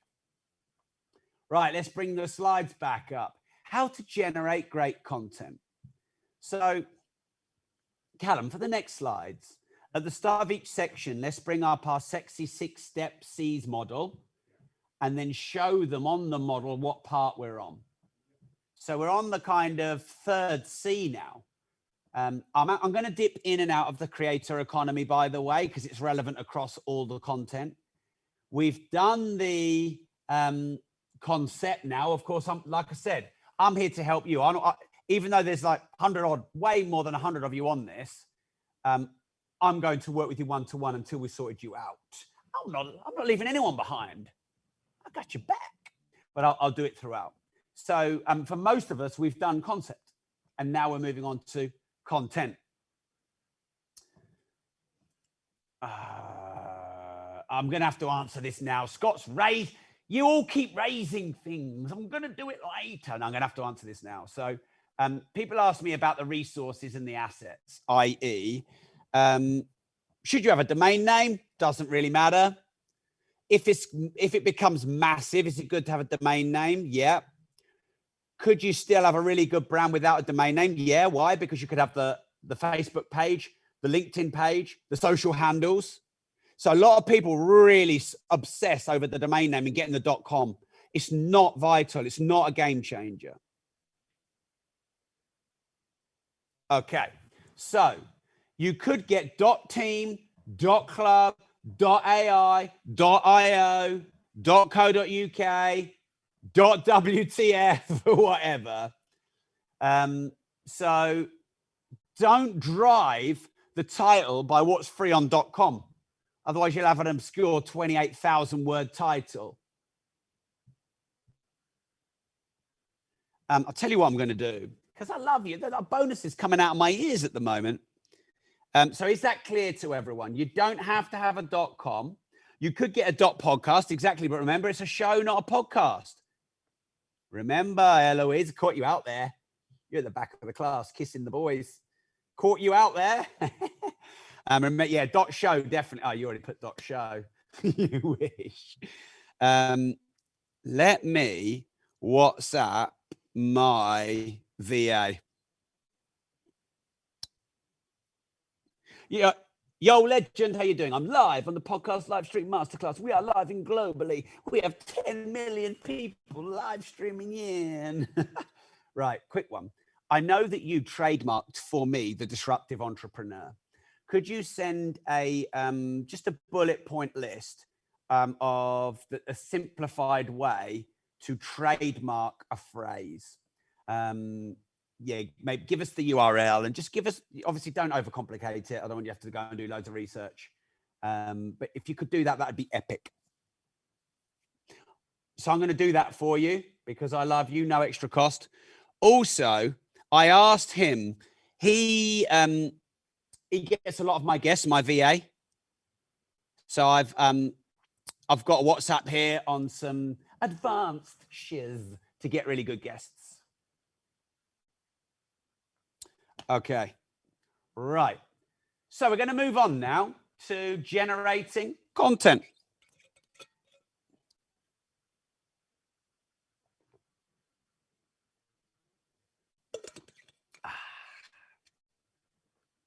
Lovely.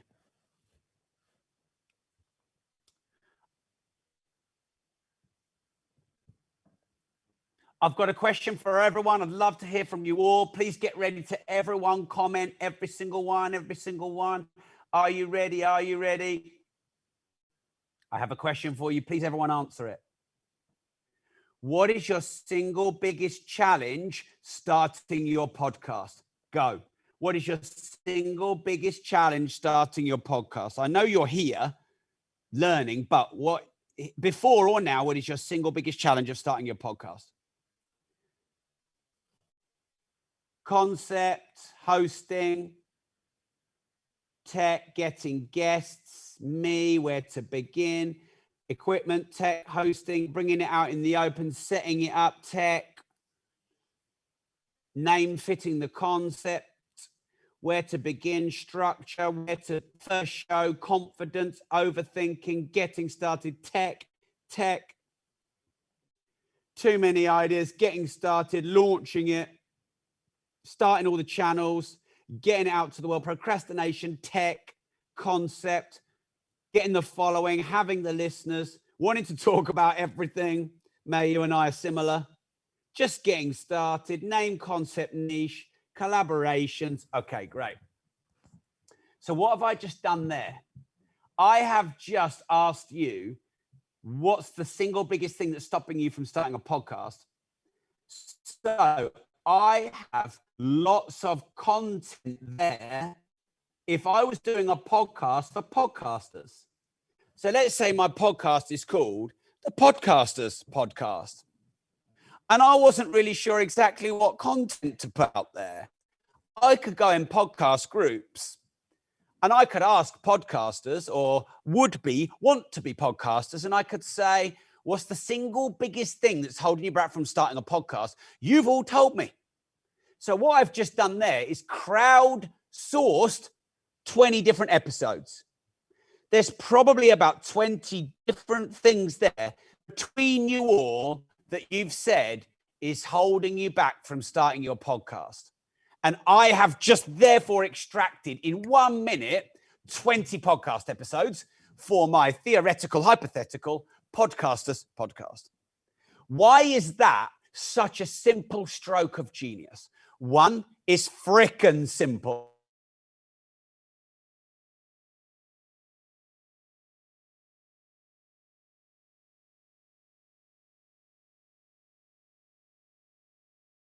Ideas for free, and four, your ideal target listener is giving you ideas for the content they want, so you know the content is for your ideal listener.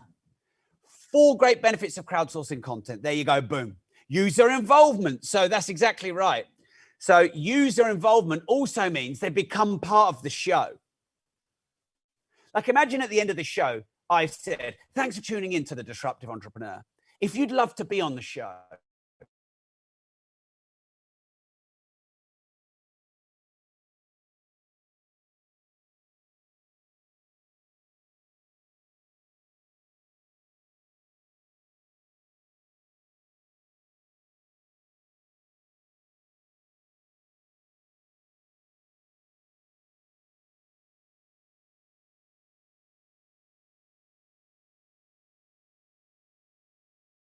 involvement, exactly right. I'm going to do this actually.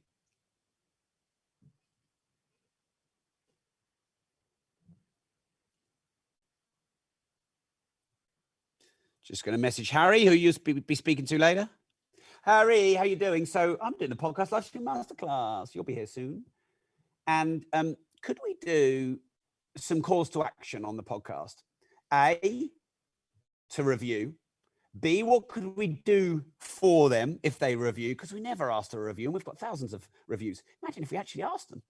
But also, would it be a good idea to ask them what kind of content, what kind of guests they would like to have on our show, and give them an email to email into for a bit of user interactivity and involvement, but also we might get some good suggestions. What do you think, motherfucker?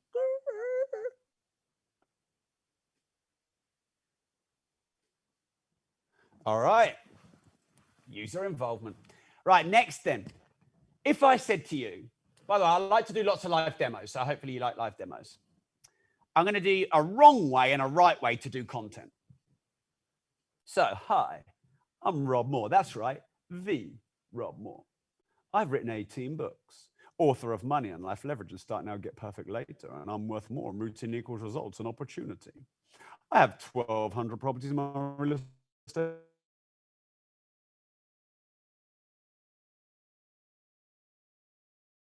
Making world records for the longest public speeches. I don't just have one podcast. One podcast is for losers. I have two podcasts, The Disruptive Entrepreneur and Money.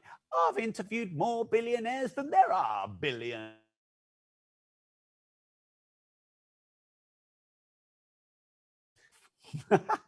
Because I'm bragging.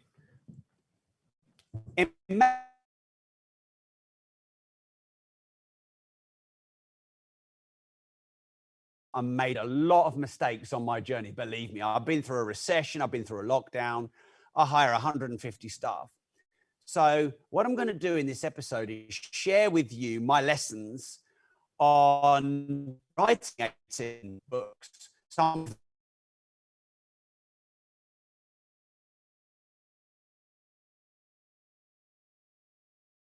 $25 million.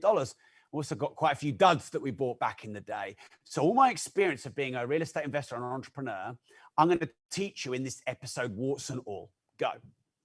Okay. So the first example is a brag. The second example is this. This is what I did. This is what I learned. So great content.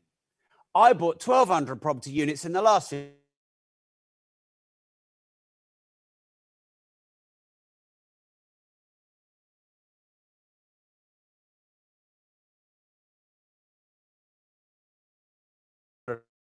Twice, 15 billionaires.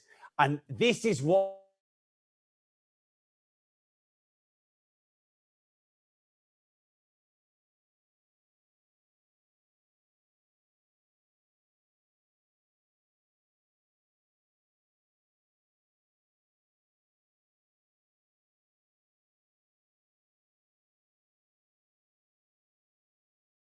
because it's your experience. This like meeting Nicholas is said, you being turn recorded. a brag into content. It's still really good positioning for you because you get to say your CV and your results and experience, but without it being a brag. You turn a brag into content. So you market yourself, but you do it in an educational, humble way. This is what I did. This is what I learned. If you're ever struggling for content, think, what have I done over the last 10 years or 15 years of my life? Oh, I broke the world record for public speaking. Oh, I've written 18 books or one book. Oh, I've just launched a podcast. Oh, I've done this. Oh, I've done this. What do you want your market to know about you that makes you credible? That's a CV of you. Then you turn it into, this is what I did. This is what I learned. Okay. The one in the middle on the slides, what you solve yourself. So if I said to you, we're developing out about 145 property units right now in 2 developments, probably in total $30 million worth of value, 160,000 square foot. And we had 3 years of planning issues and nightmares. We've had all sorts of contractors go bust, but we've finally fixed all the problems.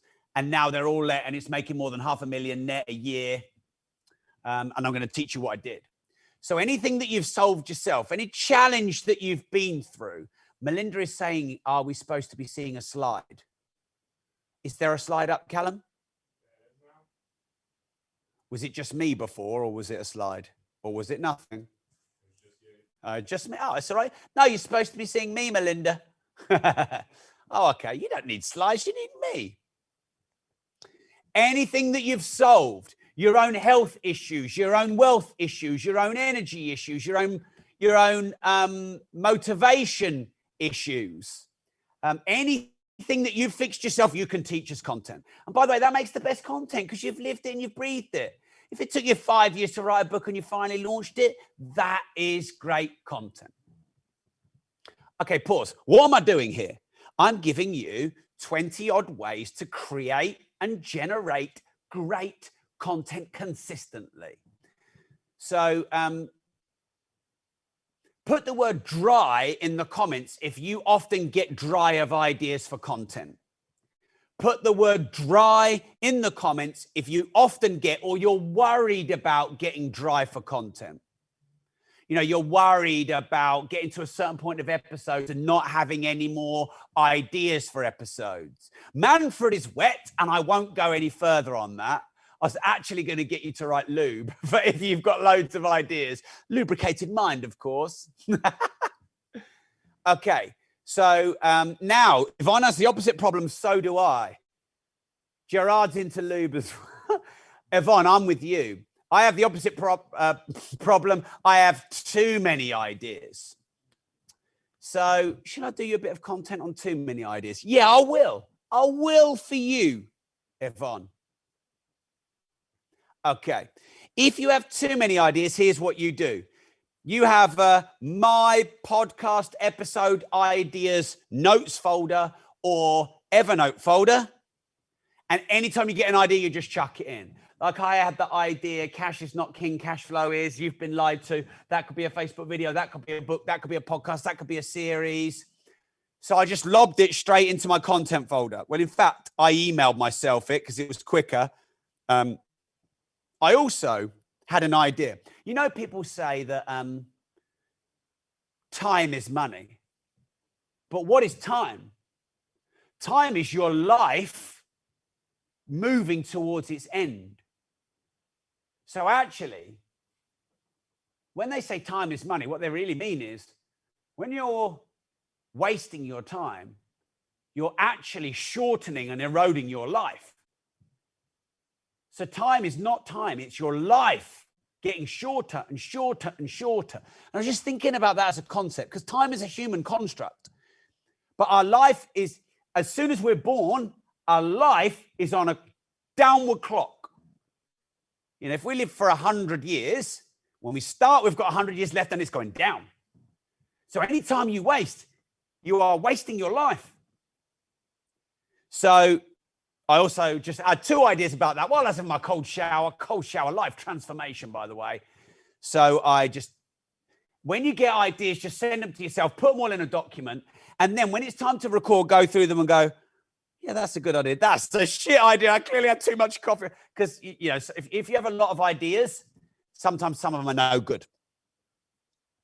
So hopefully that helps. Keep them all filed. My VA has already sent information on trademarks. What a legend he is.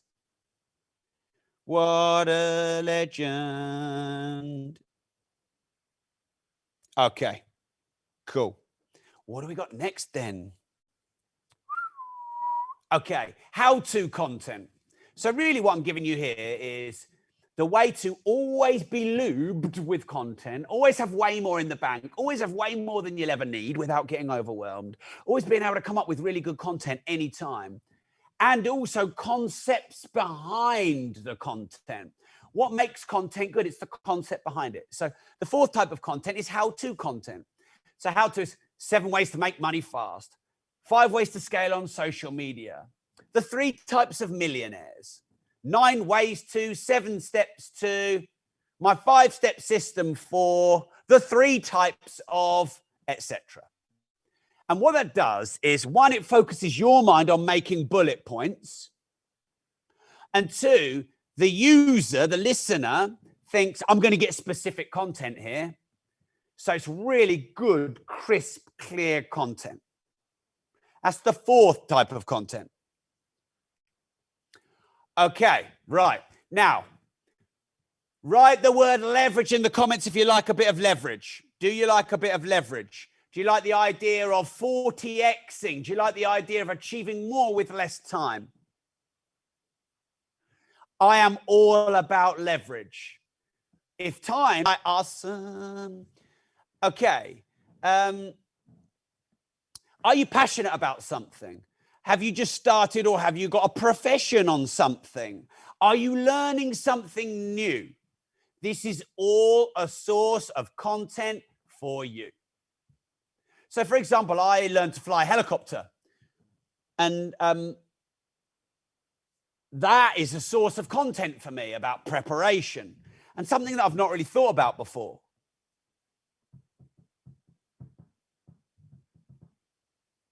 But, you know, you imagine your startup checks, your safety checks, the preparation required to fly a helicopter, all the learning and training required, kind of like a podcast, really. I mean, once you can fly a helicopter, you can fly a helicopter. You've got your podcast, it's out there. You're traveling the world, seeing it from above.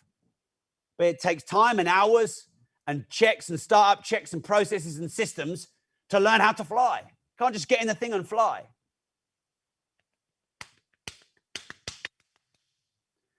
Okay. This is from Afam. What podcast interview brought the best out of you and when you did it? I think Floyd Mayweather part 1. I got some rapport with him, which is hard, and I got a lot out of him, I think. That was a good test of my skills because he's hard. Interview number 2, he was clammed up, closed, and defensive. I think I did quite well with Katie Hopkins. She was slippery, man.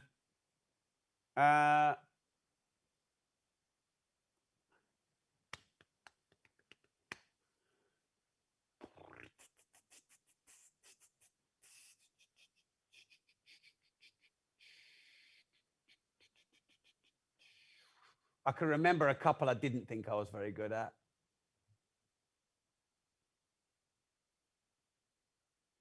Barry Hearn. I had a great chat with Barry Hearn literally just this week. I had some awesome rapport. I also couldn't really see my questions and had to be engaged with him, and I still managed to pull them all out. But that's not live yet. Barry Hearn is awesome, Scott. He's one of my favorite people on the planet. That guy is just a legend. I so hope that podcast goes viral. I don't even care about me. I just want everyone to know about him. I think he's awesome. Okay. Your niche or specific subject is obviously the source of great content. What do you have good knowledge and experience in? That's a source of great content. Don't forget that you can repurpose your content across all media. So what could you do? Write blog in the comments if you've ever written a blog. If you've ever written a blog, write blog in the comments.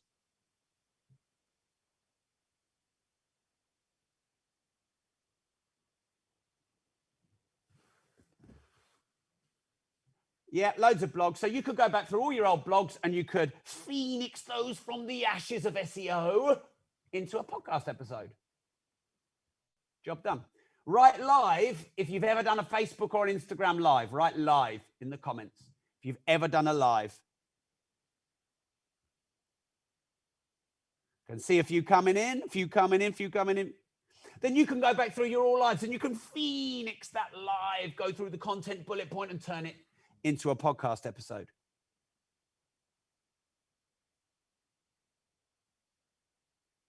There you go.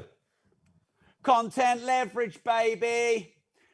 It's best to produce content that people want rather than content that you want to deliver if there's a binary choice between the two. Now, if you've been in your industry long enough, what you've solved and what you'll know your audience wants because you know your audience well because you've been in that industry forever. Until you have, ask them. Ask them all the time. I would say once a week, maybe twice a week. I ask my community something.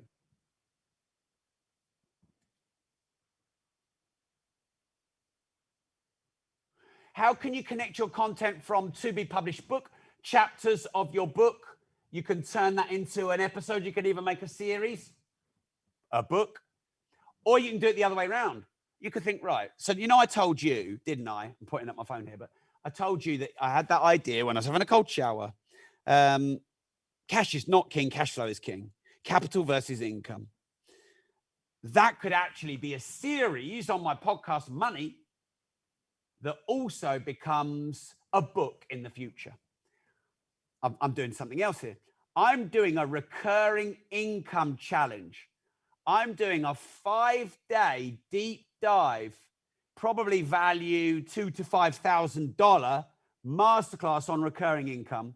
And I'm hybridizing it with a challenge, i.e. every day I'm going to give people actions and challenges to go and make money. I'm going to give away prizes. Winners are going to get loads of masterminds and mentoring. And that recurring income challenge is going to become a recurring income course in the future that I'll probably sell for about $1,000. I might then from it take assets to go on the Money podcast, take assets to go on into a book, for example. See what I mean about repurposing content? In fact, give me a yes in the comments if you'd like to see me do that kind of full-on, hardcore, multiple content repurposing completely live. Give me a yes in the comments if you'd like to see like next level version 3.0, advanced content repurposing live. Give me a yes in the comments if you would. I'll definitely do you some demos over the weekend. I might do a Facebook Live or Instagram Live at some point here on my phone. Okay, so there's loads of yeses. So here's what I'm going to do, because this is like probably the most hardcore content repurposing I'm going to do. So let me explain. Callum, I'm going to need you in the comments as well. Sorry, just real quick. So I'm going to give you a link in a minute. Get ready, everyone. I'm going to give you a link. So what's the date today? Okay, in 2 weeks, I'm doing a 5-day recurring income masterclass, 3 to 4 modules a day over 5 days, hybridized up with a challenge, all in 5 days, where you get exercises and challenges to do. 3 to 4 modules a day of 1 to 2 hours, fully recorded. When that's done, that I'm going to make that into a course that I'm going to charge $1,000 for, maybe 500. We'll see what your feedback is. And then bits of it are going to go on the Money podcast as a money series. It's going to become my book, Recurring Income. And I'm going to do 40, 50 times content repurposing from that one 5-day challenge. So I'll give you that completely for free if you join up to my Facebook supporter or rob.team platform right now. Okay, so Callum, can you put in the link? Actually, put the actual link in. Which if you, I can give it to you. Well, have you got a browser there? So if you put rob.team into a browser, and then pull that, it actually gives you the full link. Now, by the way, some of you are already a supporter and already on rob.team, then it's all completely free because I'm the gift that keeps on giving. But on rob.team, but if you're not, click that link there. Can you see Progressive Property? That's Callum. He's put a link, robmore.com/team. So this challenge I'm doing, it's only for rob.team and Facebook supporter members because I don't want freebie seekers on it. I hadn't planned at all to teach a load of content repurposing, but you guys, I think, will get massive benefit, not just being on the challenge over the 5 days, getting all that cool content, but you'll see me delivering loads of content. Of these 22 ways to generate content, you'll probably see me do 15 of them. So you get to see it from another point of view, and it just helps you turn one piece into 40 pieces. So if you can turn one piece into 40 pieces, you're massively leveraging time. And that declining clock of life is not going down quite so quick. So go right now. I'll put the link. It's only $5. It's a cup of coffee. Also, there's loads of deep dive masterclasses. There's 10 pieces of premium content a month from me. There's Ask Me Anything lives every week now, where you can ask me a question live. There's the Make Cash challenges that we do. We have Facebook and Instagram account managers. There's content from them. There's loads of stuff. And you can either join on my Facebook profile or you can join on my rob.team profile. So just go there right now. I just thought that'd be a good idea for you because sometimes being told to content repurpose 1 into 40, cool. Actually seeing me do it live, super cool. So when you're watching it and I'm doing content, you'll be like, oh, that's Rob's. This is what I did. This is what I learned. I see him on the live there, but I see he's got a clip on mic. I see what he's doing there. I see how this all fits together. I can see how this could be a book, a podcast, a paid course, etc. So yeah, could you just put the link in one more time, Callum, then I'll crack on with the content. Like it's only $5, you know, it's basically free, let's be honest.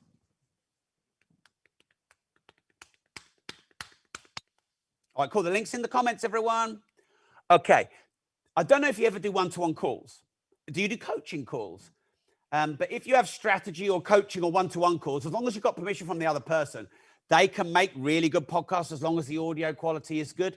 We've actually done dial-in lives on our Disruptive Entrepreneur podcast. That's worked really well as well. So that makes great content. I've already suggested any talk or speech that you do, you record. So if I do a live speech, here's what I do. I do the live speech. Hey, Rob Moore, yay! That'll be the start normally. You take the cut. And what I'll do is I'll do a little intro and I'll say, hi, it's Rob Moore here. Welcome to the Disruptive Entrepreneur.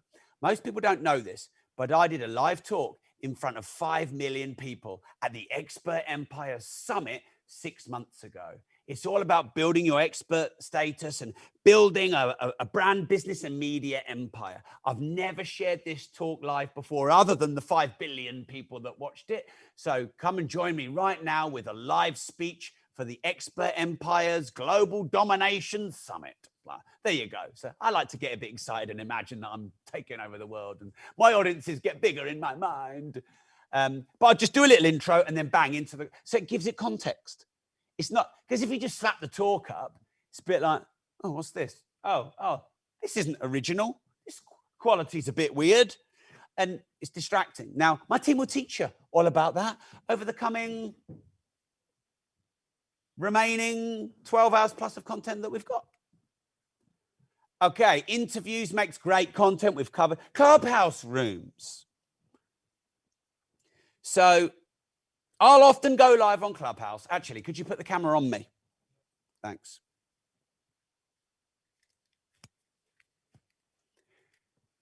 Mwah, I love you all.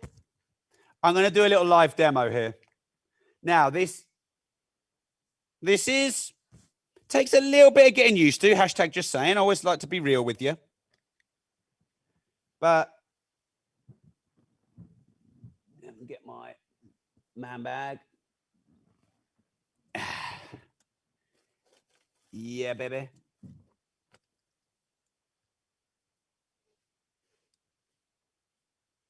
Just tighten it up real good there. Okay, so I'm not actually going to do this because I don't have any content. And I probably will do this over the weekend. I need to bring in my Clubhouse phone.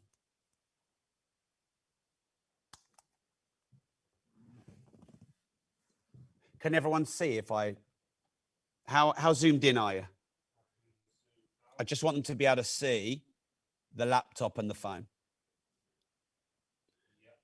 You can probably see my very broken phone. So, right, here we go. This is my Clubhouse phone. It's not my Clubhouse phone, it's at home, but just imagine this is my Clubhouse phone. This is my Zoom H1. This is a Facebook Live or an Instagram Live.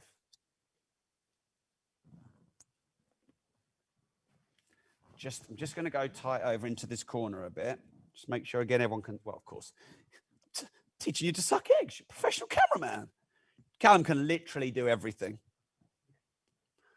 Okay, how many phones do I have? I have 3 phones.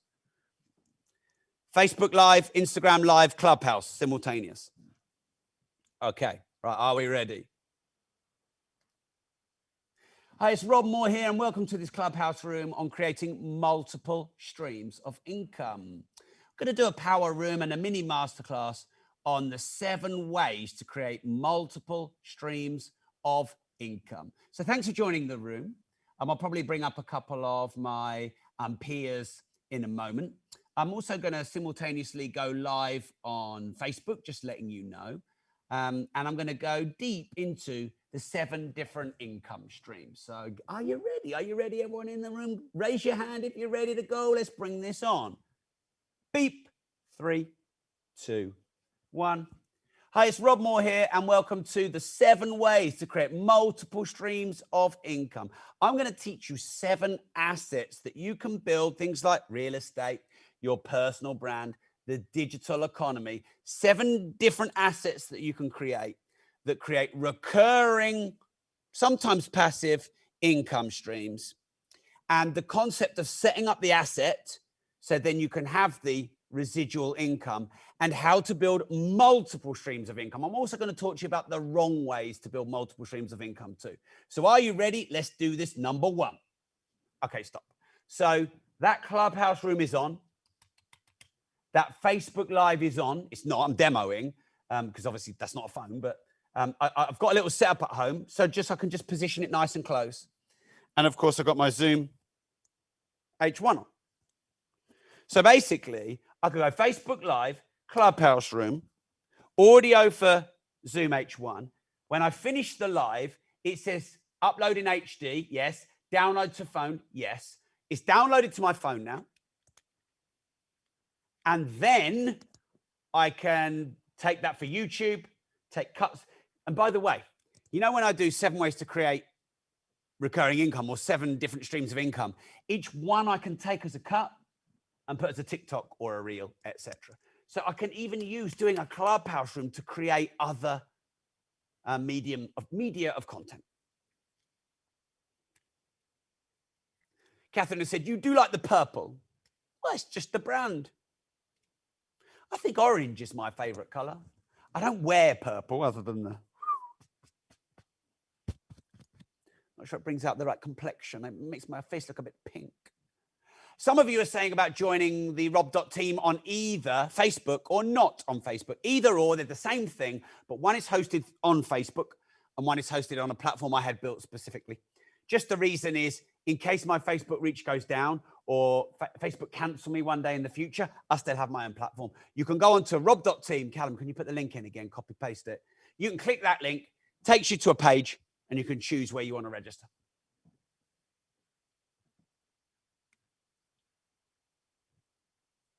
Oh, this is good. I've done this a few times. So you can create content for influencers. So you could study Arnold Schwarzenegger's 6 rules and then do content on Arnold Schwarzenegger's 6 rules for entrepreneurs, or in Arnold Schwarzenegger's 6 rules in the health space. And then you could do that as a podcast, and then you could send it to them and they might publish it. So I've done content for Grant Cardone and people like that and sent it to them, and I've put it on my show. So what you do is you take their content, you put your take on it for your niche, you publish it, you credit them. They'll never have a problem because it's basically promoting their brand. And then you'll send it to them on Instagram and they might even publish it themselves. Sorry, the volume. I keep looking over to the right. You could just keep reminding me, all good. Write turd in the comments if you've ever had any struggles. Write turd in the comments if you've ever had any struggles. Any struggles in your life, anything difficult. And I notice I could have said a swear word, just having a bit of fun here. We've all had struggles. Leslie's put it in capitals. Okay. So your struggles it's amazing content. Anything that's been hard for you that you've overcome, that is great content. Be real, be vulnerable, and share your experiences of your trials and tribulations that you've overcome.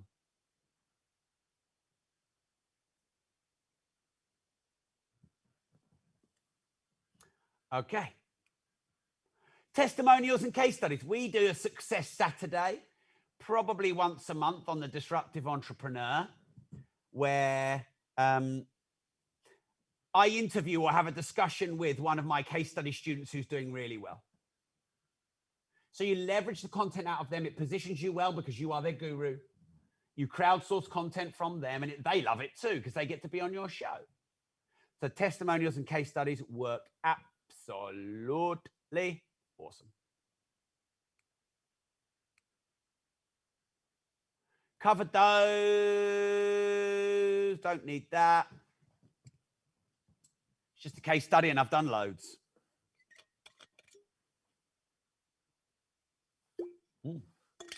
Splashback. All right, then. So, getting started, everyone. I believe the best strategy to get started is to have 6 episodes in the bank. You're going to hear Aaron and Harry and Tom, and they'll talk about having 6 episodes in the bank. What that means is when you go live, you've already recorded 6 episodes. Let me know in the comments, why do you think it's good to have 6 episodes in the bank? Why, when you go live, should there be 6 episodes that are live? And why should you be 6 episodes ahead? Let me know in the comments why you think. So momentum, exactly. You get ahead of the game. You're not behind. In case you get stuck later, you've already got episodes in the bank. You're not under pressure and end up having to create something that's a bit shit or too quick. Or if you want a break or you get sick or you have an accident, you don't have to stress about being consistent every week. So people can get familiar with your show because when they start, they've got 6 to listen to and not 1. So it doesn't look like a crap empty podcast. Exactly. All these reasons. So you get me. You're a step ahead of the game. Now, when you make your first 6 episodes, make them foundational. What do I mean by that? My first episode is how to do more of what you love. How to do more of what you love. Turn your passion into your profession. How to start a business. How to be a disruptive entrepreneur. So, your first 6 episodes, make them foundational, general, broad, so that people can get a full flavor, not how to save £50,000 on your tax bill through capital allowances. That should be episode 322.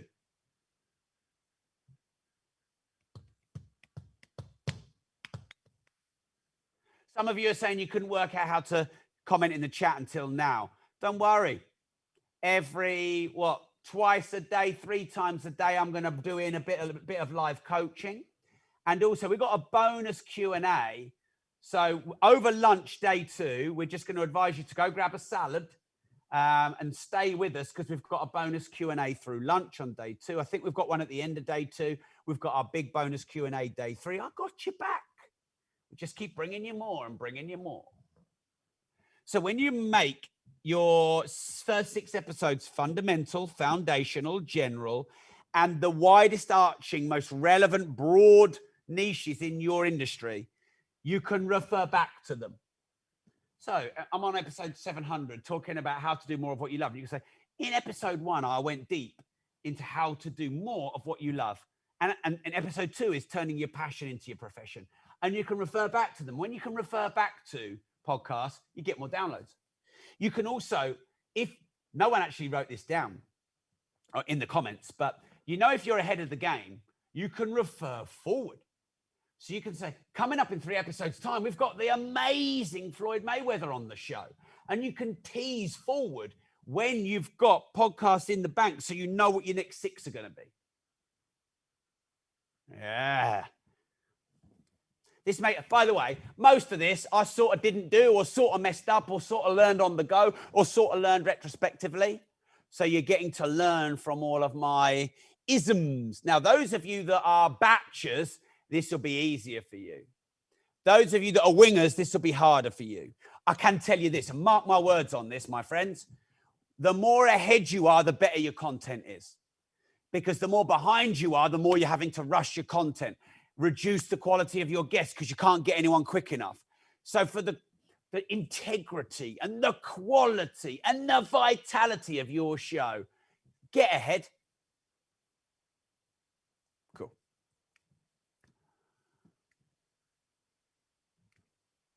All right. When you refer back and you get loads of extra downloads on your earlier episodes from your later episodes, it's really good for your rankings. Really good. Keeps them bumped, keeps them bumped. So it's like a virtuous cycle of compounding. Rosanna's 6 months ahead. Well, Rosanna, you can say, in 2028, I've got an amazing interview with Rob Moore. All right, great.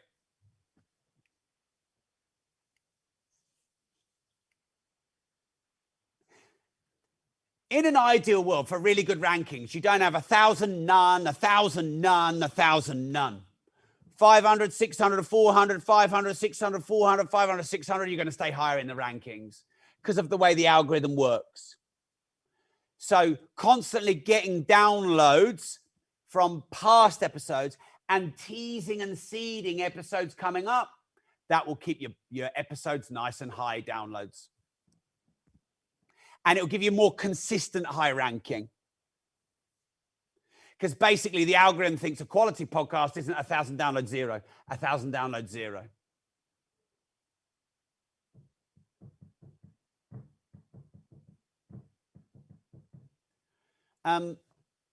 Callum, you know, integrating podcasting into your life. Let's move that to tomorrow because it's just more relevant there. Yeah.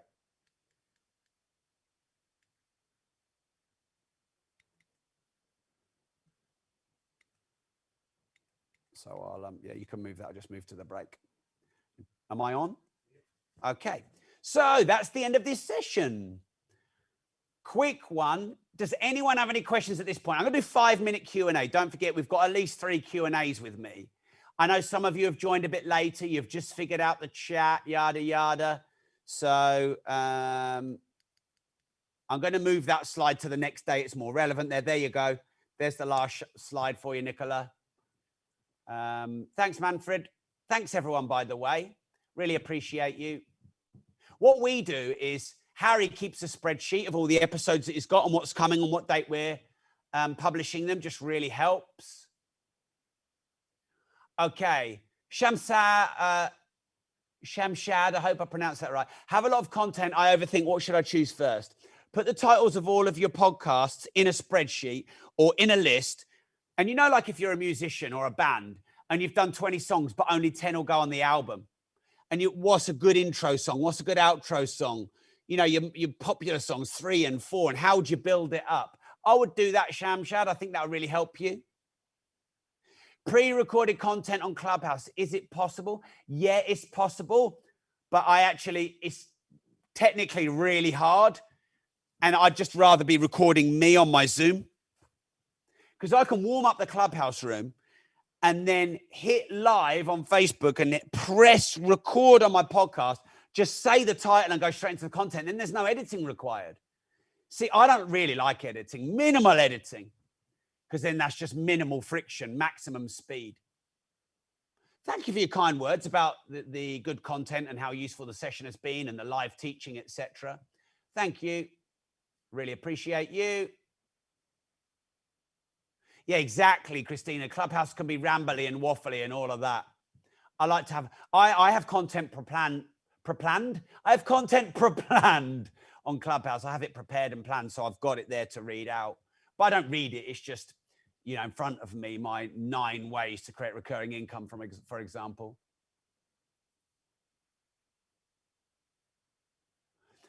Iram, I am thinking of splitting my 50-minute radio interviews into small podcasts. That way I have at least 6 based on the same person. Only if it makes sense. Only if they're sort of good, unique pieces of content. Usually, you need most of the episode to get the flow and the ebbs and the flows and the references and things. That might be difficult. I'd publish the 1 episode, but then repurpose all the little bits for all the other channels. I'll teach you that on day 3, by the way, so stay with me. Oh, Silvana is a Diamond podcast client with us. Thank you, Silvana. So Silvana is on our podcast agency and our content repurposing agency. Really appreciate you. Thank you very much. I know we've had a lot of interest about that already today. I've seen in the comments. I don't want to talk about that now. But just bear in mind, we do have an agency that can do the puking, the nappies, the constant feeding, the waking up in the night of your baby. All right, cool. Do you tackle community management in the course later here? Yep, I've got communities with my podcast, The Disruptive Entrepreneur. Yep, we do. In fact, Callum, go get the link for the Disruptive Entrepreneur Facebook group. Let's give everyone access to that now, and then we can, it'll make more sense and more relevant. So I have a Facebook group, which is the community to my podcast, The Disruptive Entrepreneur. It's called the Disruptive Entrepreneur Community. If you could find the link and put it in the comments. Everyone go and request to join. I'm going to tell my VA to let you in now because we don't let a lot of people in, actually. We don't want a load of scammers, and we want it to be relevant to the community. Hey, mate, I'm just letting my podcast live stream masterclass legend community request to join for the Disruptive Entrepreneur. So you'll see maybe quite a few requests coming in. Can you accept them? Block Sylvan. No, I'm only joking. Let everyone in. Yeah, so Callum's going to put the link in. Thanks, mate. Callum's going to go find the link, put it in. You can come and join the Disruptive Entrepreneur community, which is the community to my Disruptive Entrepreneur podcast. We'll talk about building all the other assets with the podcast later on as we go through the course. Yes, you can create a community with the title of your podcast for your followers and drive them from your podcast to the community. That's exactly what you can do. It doesn't have to be Facebook. It just has to be a community-based platform. We've put the link in the comments. I'd recommend you all go and join that. It's free. It's not a selling group, but it's the group, the community to the Disruptive Entrepreneur podcast. So go join that. Wendy's in. Some of you are in already. I don't have one for money because I've just got too many assets. Otherwise, I don't want to confuse people. Money is my second podcast, by the way. You don't hear me talk about that a lot. I'm glad I've got it, but yeah. All right. How long a break should we do, Callum?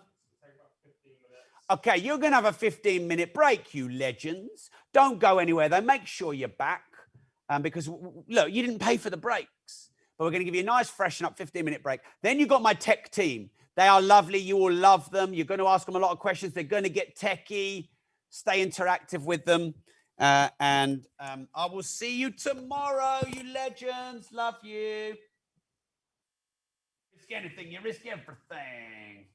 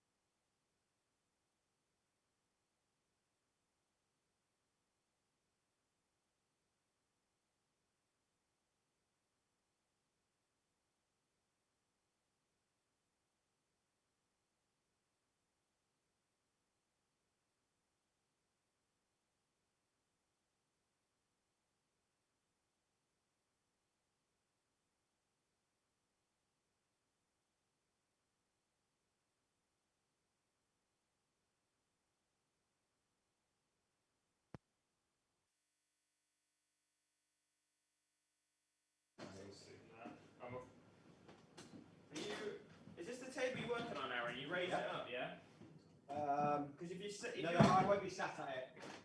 oh, I was going to say, because if you're sat on these chairs, No, it's just so we can do some close-ups, so I can bolt this to it. I'm going to read it.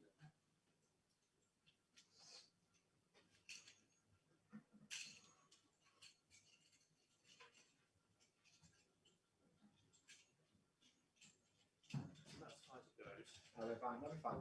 That's fine. No, like, bit over. People. Alright. So one day it won't be Harry anymore again, it'll be you. That's cool. I'm good with that. The screw's fucking. Of course, the screw's fucking missing from it. Fuck's sake. Is that the new one? No, pinch the thread out and it's 2 seconds. Fine. Are you going to use that whiteboard, Aaron? I'll just trust him up down here. Maybe I might. Nah, man, you do whatever. I might leave you in a second. Yeah, we might use the whiteboard. That was a good question. This whiteboard over here, yeah? Yeah, I'm just trying to find.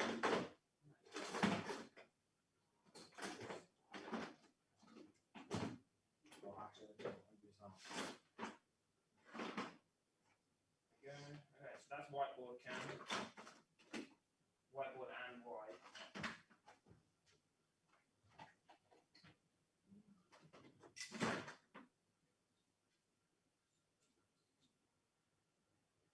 Pinch it in the stand.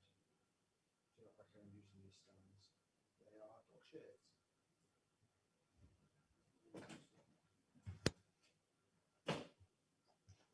I need to go. This string isn't that good. Oh, it is. Did you get sit in that orange sofa?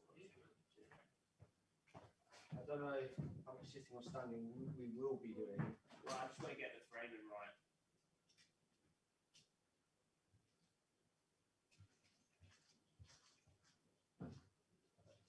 Thread as well. Sorry, let's get thread. Yeah, that's good. I don't want it to be scaled without the thing. I bet someone pinched and put it on.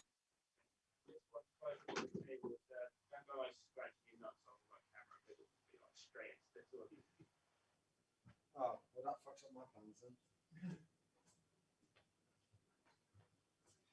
Cool. So what we've got as well is you can see the chat box there. Perfect. Is it big? It's kind of the biggest stuff to get to go.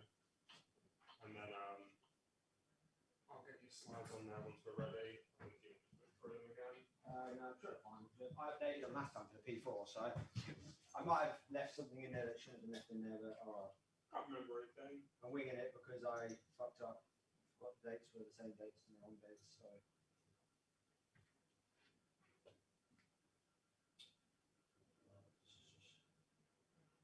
Hate when we end up doing stuff early because I'm not prepared. I will go across the road and pick up a thread. Back in a minute, is that alright? I've got a banner running across the screen saying like all right. So.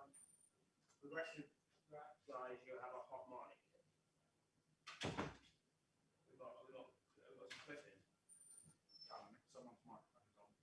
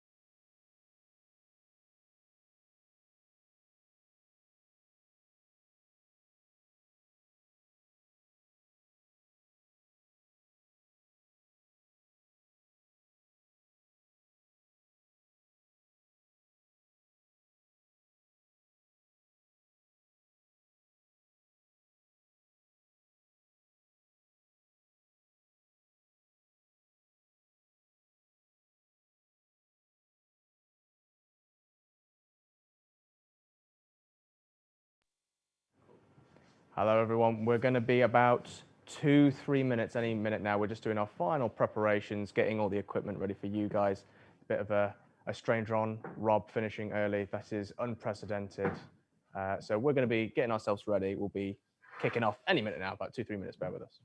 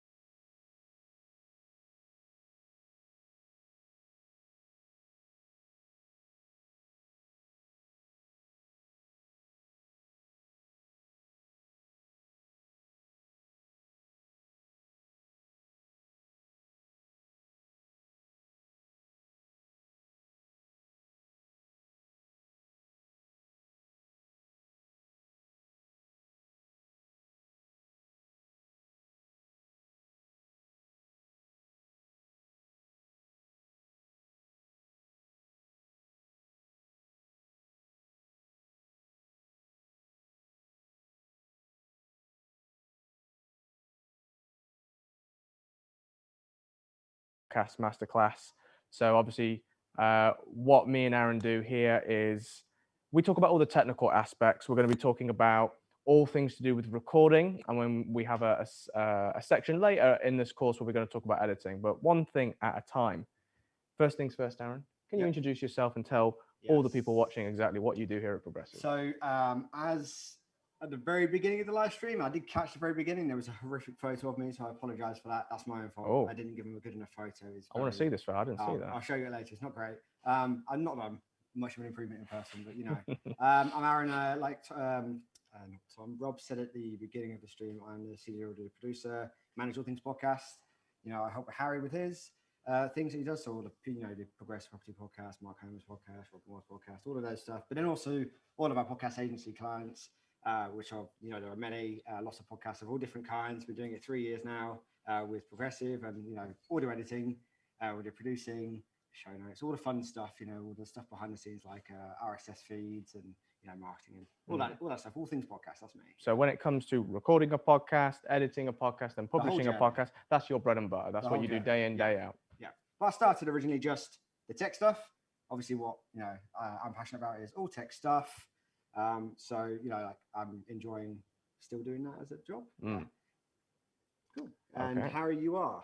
I am Harry. I'm the video and audio producer here at Progressive, primarily working in the in-house podcast. So on Rob Moore's Disruptive Entrepreneur podcast, his Money podcast, the Progressive Property podcast, and Mark Homer's Mark My Words podcast. They're the podcasts I produce. I work with the creators of the show, Rob, Mark, Kevin, produce that content, get it out into the world. So working obviously hand in hand with Aaron to get all that stuff done. So, we've got years of experience working behind the scenes, working with people like Rob, who I've actually been receiving many messages from Rob actually since we started this. He was always voice. Just in the chat. Apparently my mic's quiet. Oh, your mic's quiet. Anyway, so I've been working with Rob for a number of years now to kind of get all the podcasts produced here, his podcast. So this is what this section's on, because someone like Rob, not really too keen on technical things. He's a very much turn up. He wants to do the recording, all that good stuff. And he has someone like me and Aaron and the other guys on the team to kind of focus on the recording. But this is what we're going to be talking to you guys today in this segment. So we are with you guys for probably the next 2.5 hours or so. And we're going to tell you everything, a ground detail analysis of everything you need to know when it comes to recording a podcast. Because many of the processes of podcasting can be outsourced, and you can outsource the editing, you can outsource even the content creations and all sorts of things. One thing you can't outsource is you and your mouth, at least not yet. Deep fakes are almost a thing. Now, there are some companies that do outsource their podcast, so they'll pay a company to research the content, do all the content. They're usually like you need large to do the corporations, but like when it's like a personal brand thing, like if I was going to do a podcast for me and all the things I do, I couldn't go like, hey Harry, can you do a podcast for me about all the things I do? You might be able to nail some of the content, but you're not me, it's not my voice, etc. And that's kind of what we're talking about here, is how you do that bit, the bit on the recording, whatever you're using, Zoom, equipment, etc. And then obviously what you do thereafter is up to you. Now, I'm biased. I think this is the most exciting part, if not one of, if not the most exciting part, because this is the process where everything comes to life. Now, whatever you have in mind for your podcast, whether it's going to be an interview podcast, you're going to need to know the technical setup. So when you interview people, or you make content, or people come to you, or you're going to go on the road and travel and see people and interview, like what we do for Rob's podcast, you're going to need to know somewhat of the technical stuff so you guys can start creating your podcast. So I know technical stuff can be not everyone's cup of tea. I know there can be a lot of technical jargon and fluff. This is why me and Aaron are here. We're going to virtually hold your hands, guide you through, and just tell you everything you need to know from a basic standpoint. So you guys can immediately, if you choose to, buy this kit, get out there and start recording your podcasts. Exactly, yes. Right. So we've got some slides here. This is just the stuff we're going to cover. So just to kind of give you a breakdown of what we're going to be talking about, we've kind of divided this into several sections. I believe there's 3-4 sections what we're covering today. Now, what we'll do, we'll take a break at every section, just a quick power break, 10-15 minutes max. And just before that section, we'll do a Q&A. So as you guys are going along, make sure to get your comments in that question box, and we'll answer them at the end of each section. That way we don't just do like 2 hours of just talking at you guys, then do a Q&A. We'll try to break it down a little bit. But if we go to our slides, this is what we have. The recording 101. We're going to be talking about all the equipment. It's everything we have right here on this desk in front of me. Some of it off, we chose a small desk, so I'll go and fetch the stuff as and when we need it. But there's what we're suggesting. These are just kind of like two sort of do it this way or this way. As with almost anything, like I'm going to start recording videos for YouTube, right? We've got 3 different cameras in front of us right now. There are a multitude, almost infinite ways of doing the same thing. These are just kind of, we know that these work. These are what we recommend to people. This is what Rob uses. It's what we use in the studio. And it's what we, in terms of just like simply working well, we do, and it works. Yeah. So obviously there's lots of different equipment and stuff out there. This is just the stuff we have used. This is what we recommend and what we're going to be telling you guys. But what we'll do, we'll start with the equipment, walk through what things are. We'll tell you and explain exactly how to set all of this stuff up, whether it's mobile, whether it's the plug-in microphones. And we're also going to do a recording session, and obviously we'll keep up with the Q&A. Callum, is all good? Oh. Okay, so we've got some comments. Apparently there's some slight problems with the audio. Can everyone do me a favor? Can you comment in the box, in the chat, and let me know if you guys can hear us fine? Just let me know in the comments. Just put yes. Sound is fine from hearing clearly. Yes from Peter. 1 2 1 2. I'm talking right now. I'm just checking. Can everybody hear me well? Missed that slide. No. Yes. I Everyone think they can hear Aaron, me. Can you, both Aaron, buttons? keep talking. Can the people Yeah, hear I you? keep talking. Yeah, 1 2 1 2. I do talk a bit fast. I apologize. Slow it down. I will try and slow down. Aaron is a bit low. That's I'm a from little bit low, so Eloise. just pop me up a little bit higher. That's fine. Oh, the joys of doing everything live. Oh, isn't definitely. Being on the other side. Is everyone? Aaron is fine. That's fine. Okay, we all good? You're Mhm. okay. Very low. Should we just carry on? If we need to amend it as we're going along, we Yep, will. that's fine. Just let us know. Right. Are we okay, Callum? Or should we continue or? Yeah, I mean, it looks like the majority of people, it seems a couple of people can't, but the majority is at the time. Coming up fine for me. Hard to distinguish all the words, Aaron. Right. Yes. Okay. I'll Let's just talk a I'll do little a bit Robin slower, a little bit impersonation. louder. I'll Turn talk a those lot volumes louder. right up, Callum, for us. Let's just make sure everyone can hear us loud and clear. Right, the kit list, what you will need. So we've got a few things on this slide right here. So again, this is just the stuff we recommend. This is the stuff we use and we have lots of experience using. By all means, go and buy all the equipment or any of the equipment you guys would like to use. But this is with the stuff we're going to be talking about and giving you. It's all available on Amazon. It's all stuff we've used 4 years, 5, 6 years podcasting, making over 1,000 podcast episodes. It's our bread and butter. This is what we use and this is what we recommend. So Aaron, should we get straight into it? Certainly. So obviously the first thing, dynamic microphone, condenser microphone, USB, XLR, all these words will pop out at you when you search the word microphone in Amazon or on Google. So let's just slow it down a little bit. You've said a few terms there already. Don't worry, I'm just throwing some out there. So just to explain what they are, there's a couple of different microphones. I think obviously, Callum, if you swap over to this close-up one here, I'm just going to move this. So this is the one that I recommend in the slide. It's cheap, cheerful, does the job well. It sounds great for the cost. I mean, like in GBP. What's that called? That's the Behringer. I think it's 84C, SL84. Yeah, SL84C. Obviously, this is also a Behringer C1. And both of these are XLR microphones, but they both work in different ways. So a dynamic microphone is a bit more brutish. So you have to be a bit better. It has to be closer to you. You have to be a little bit louder, but it doesn't require any additional stuff like powering. Whereas a condenser microphone requires something called phantom power. That just basically gives it a bit more juice, amps up the signal, but they are very sensitive, which is a negative and a benefit. And I'll explain both of those. The benefit of the dynamic microphone is, though you have to have it closer and it's not as, say, sensitive, it will emit background noise way more, like a lot more. So you could be in a slightly noisier environment, or you'll see a lot of streamers use them. They'll be banging on a keyboard or they'll be doing something else. You can't really hear that noise. The problem with the condenser is it hears everything quite well. And that's a good thing and a bad thing. So obviously when you're recording some things, you want a condenser microphone because it sounds great, picks up lots of frequencies, big range, but that can negatively affect the audio in a relatively easy way.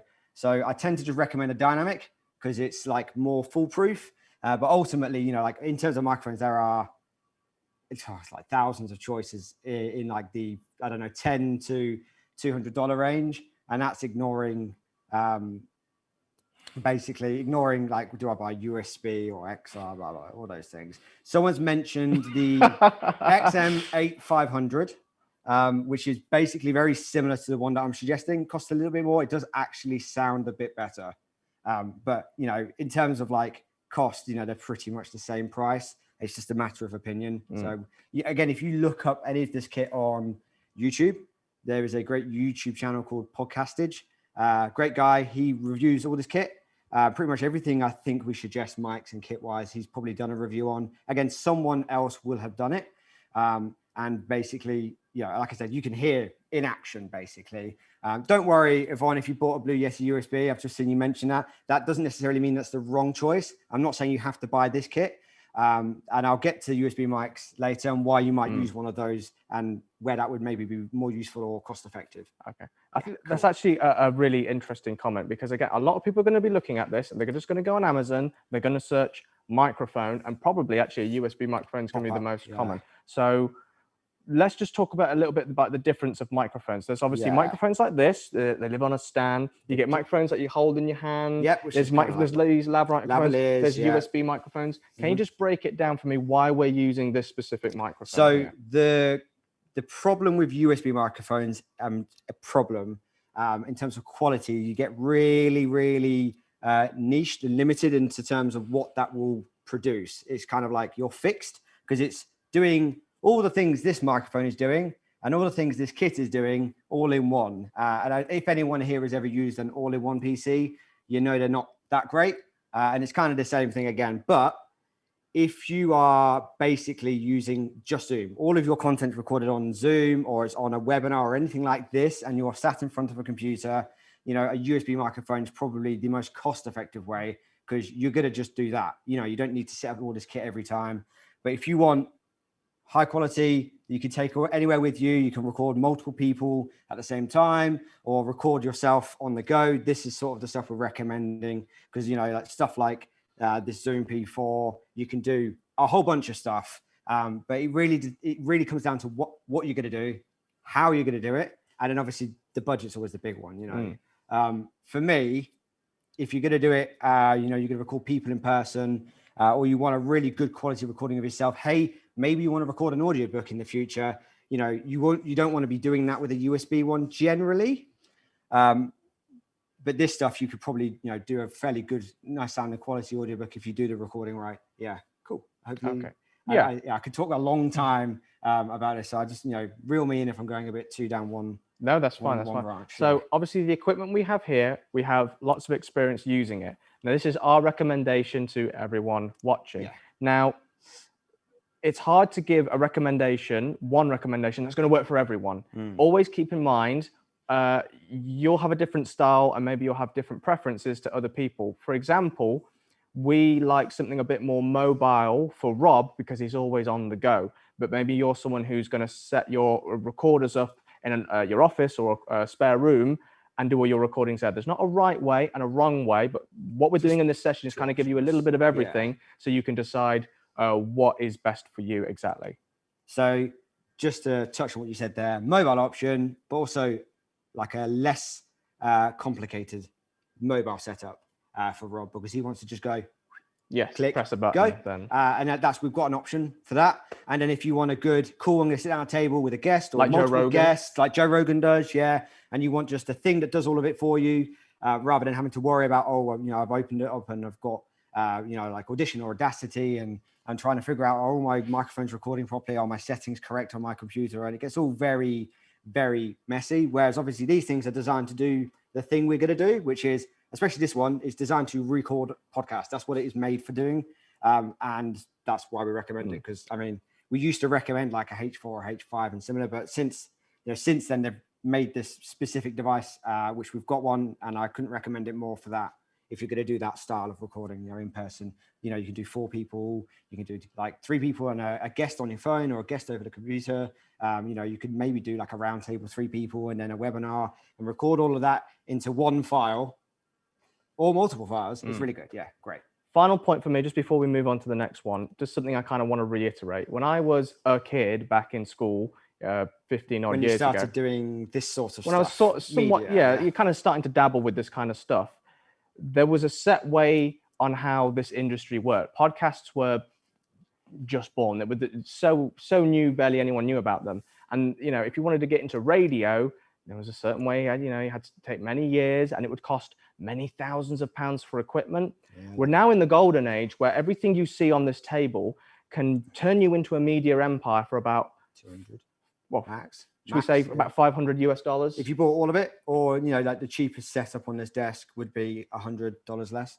Yeah. The H1N, yeah. So that barrier to entry is completely gone now, which makes it, you know, incredibly exciting that, you know, this microphone we're recommending to you is what, $15? Again, $20? yeah, again, this microphone is an imitation, if you want. It's copying the industry standard. We've all seen a microphone like this shape.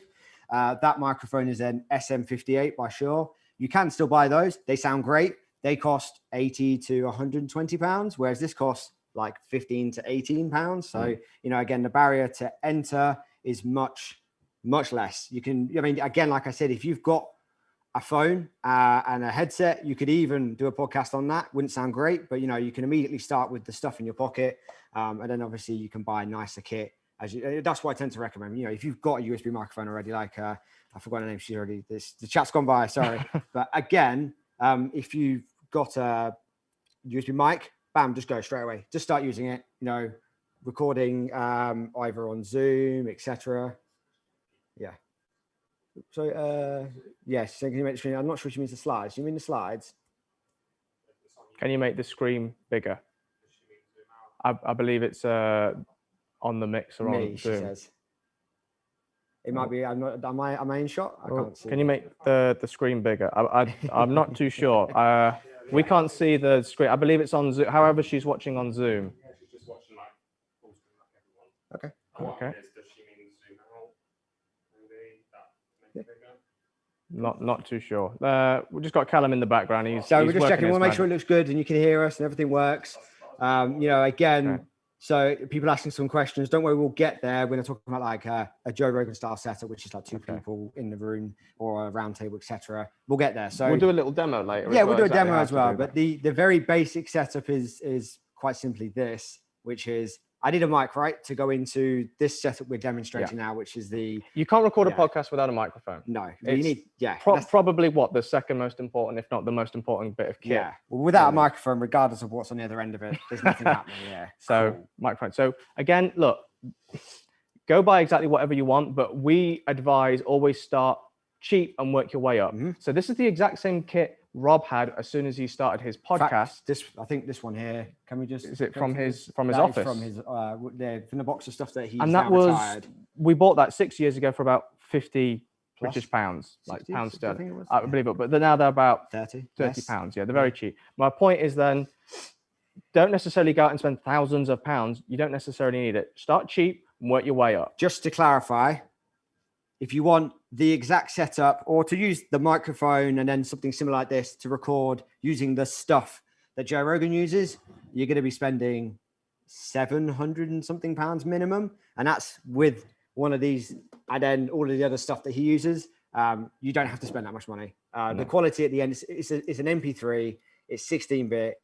Again, as long as you've got a relatively good microphone, one of the most important is good recording practices. Your end user is not going to know. If you recorded it, if I'm just going to mute my microphone, if you recorded it and you're hearing me now on Harry's microphone, probably sounds horrible.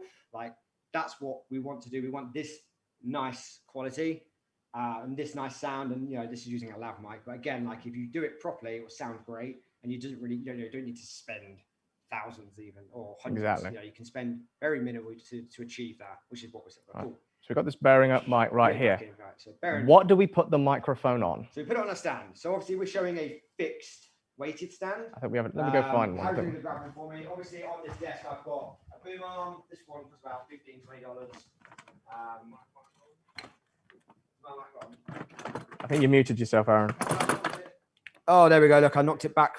Oh, look at that. Silly me. There we go. Right, let's do that again. Right, so weighted stand, which is in the slide. But stands, you can get tripods. We've got one over there. I'm not going to bring it over. We've got a couple of different stands Harry's bringing over. Here's one I made We're earlier. going to hold. So this is a similar weighted stand to the one that we're showing. I do actually have that one in over. Yeah. But these, there's lots of different stands. Like these are just two. There's if we can get close up on the boom arm. This is the boom arm. You've probably seen a lot of these on YouTube and stuff. Where they'll That's what Joe Rogan would use. Very isn't it? similar. Yeah. This is obviously the budget equivalent to Joe Rogan. I think the stands he used again.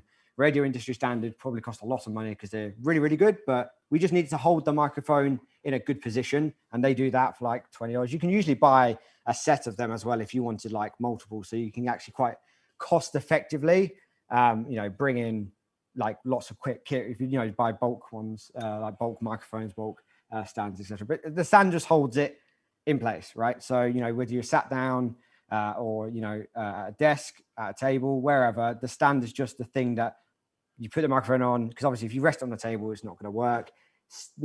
Handling the microphone, you probably all hear that. Doesn't sound great. The same goes for a lot of microphones. So it's easy just not to touch them. So, hands-free basically. Again, like there are lots of stands. You know, we recommend this sort of similar style for a very basic, if you just need something to hold it. Again, there are this one, the boom arm is called a newer NWER NW35. Again, if you go on the Podcast Collective, there's a lot of I numbers can in link that it. Don't one. worry, I can send. I think it's in the slide deck You anyway. can go on Amazon. You can search for newer desk mic. Would that work better? Yeah, and again, about 20, 30 pounds. Yeah, they vary. Amazon's up and down like a yo-yo, but you know, you'll find these on there. Again, you don't want to be spending more than 15, 20 pounds on the stand. Some come with this style of mount. Can we see that, Callum? Sorry. Some come with this, which is called a shock mount, which helps us take vibrations away. Some come with like that sort of mount, but depending on the mic you've got, you would use a different one. So again, that's NEEWER, newer. They make lots of budget equipment. So yeah, cool. I mean, there are other stands like the one I was just showing there, which is it's a little tripod. It looks quite nice. The problem with these is they don't weigh anything. And the microphone does have weight to it, and it will fall over. Almost every time it will fall over. So I don't recommend these. I know they're really mobile and you can fold them up really small and they go in a backpack quite nicely, but they will fall over. And you'll have to interrupt the recording. You have to remember to edit that out later. I don't recommend tripods. So go with a heavier stand or one of these. Yeah, probably. Clamp. If you're going to use an XLR microphone, you want a good stand because again, you could buy a £700 large diaphragm condenser microphone. Really, really good audio for voice. Put it on one of these, falls over, microphone broken. So wouldn't recommend using anything that's likely to tip. But the added benefit of these sort of stands is, again, they can sort of help remove vibrations because they're moving the stuff away from you and tapping floors and tapping desks, the vibrations go up. Something you just said, which actually reminded me, I believe it was my first ever podcast I did with Rob many, many a moon ago.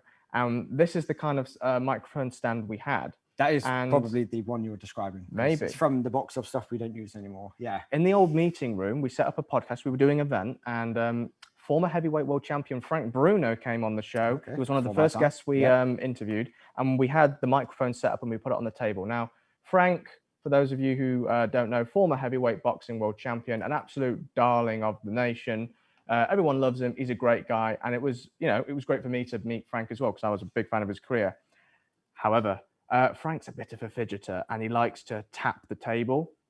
I didn't notice this at the time, many reasons, but Can't hear it. I might have not been wearing headphones. We'll come to that later, but he kept just ever so slightly tapping the table now and then, and it would send vibrations up this and it would vibrate the microphone. I had to fix it all when it was terrible. Yeah. Now, if I had this, it never would have happened. This type of style of clamp. And this type of mount. And that, yeah. So simply by not spending the extra £15, I had to fix all that in editing and it took many hours. Yeah, so I would always say whatever you're looking at, equipment wise, whether you're going to buy a USB microphone, whether you're going to buy wireless kits, always look at YouTube review of it.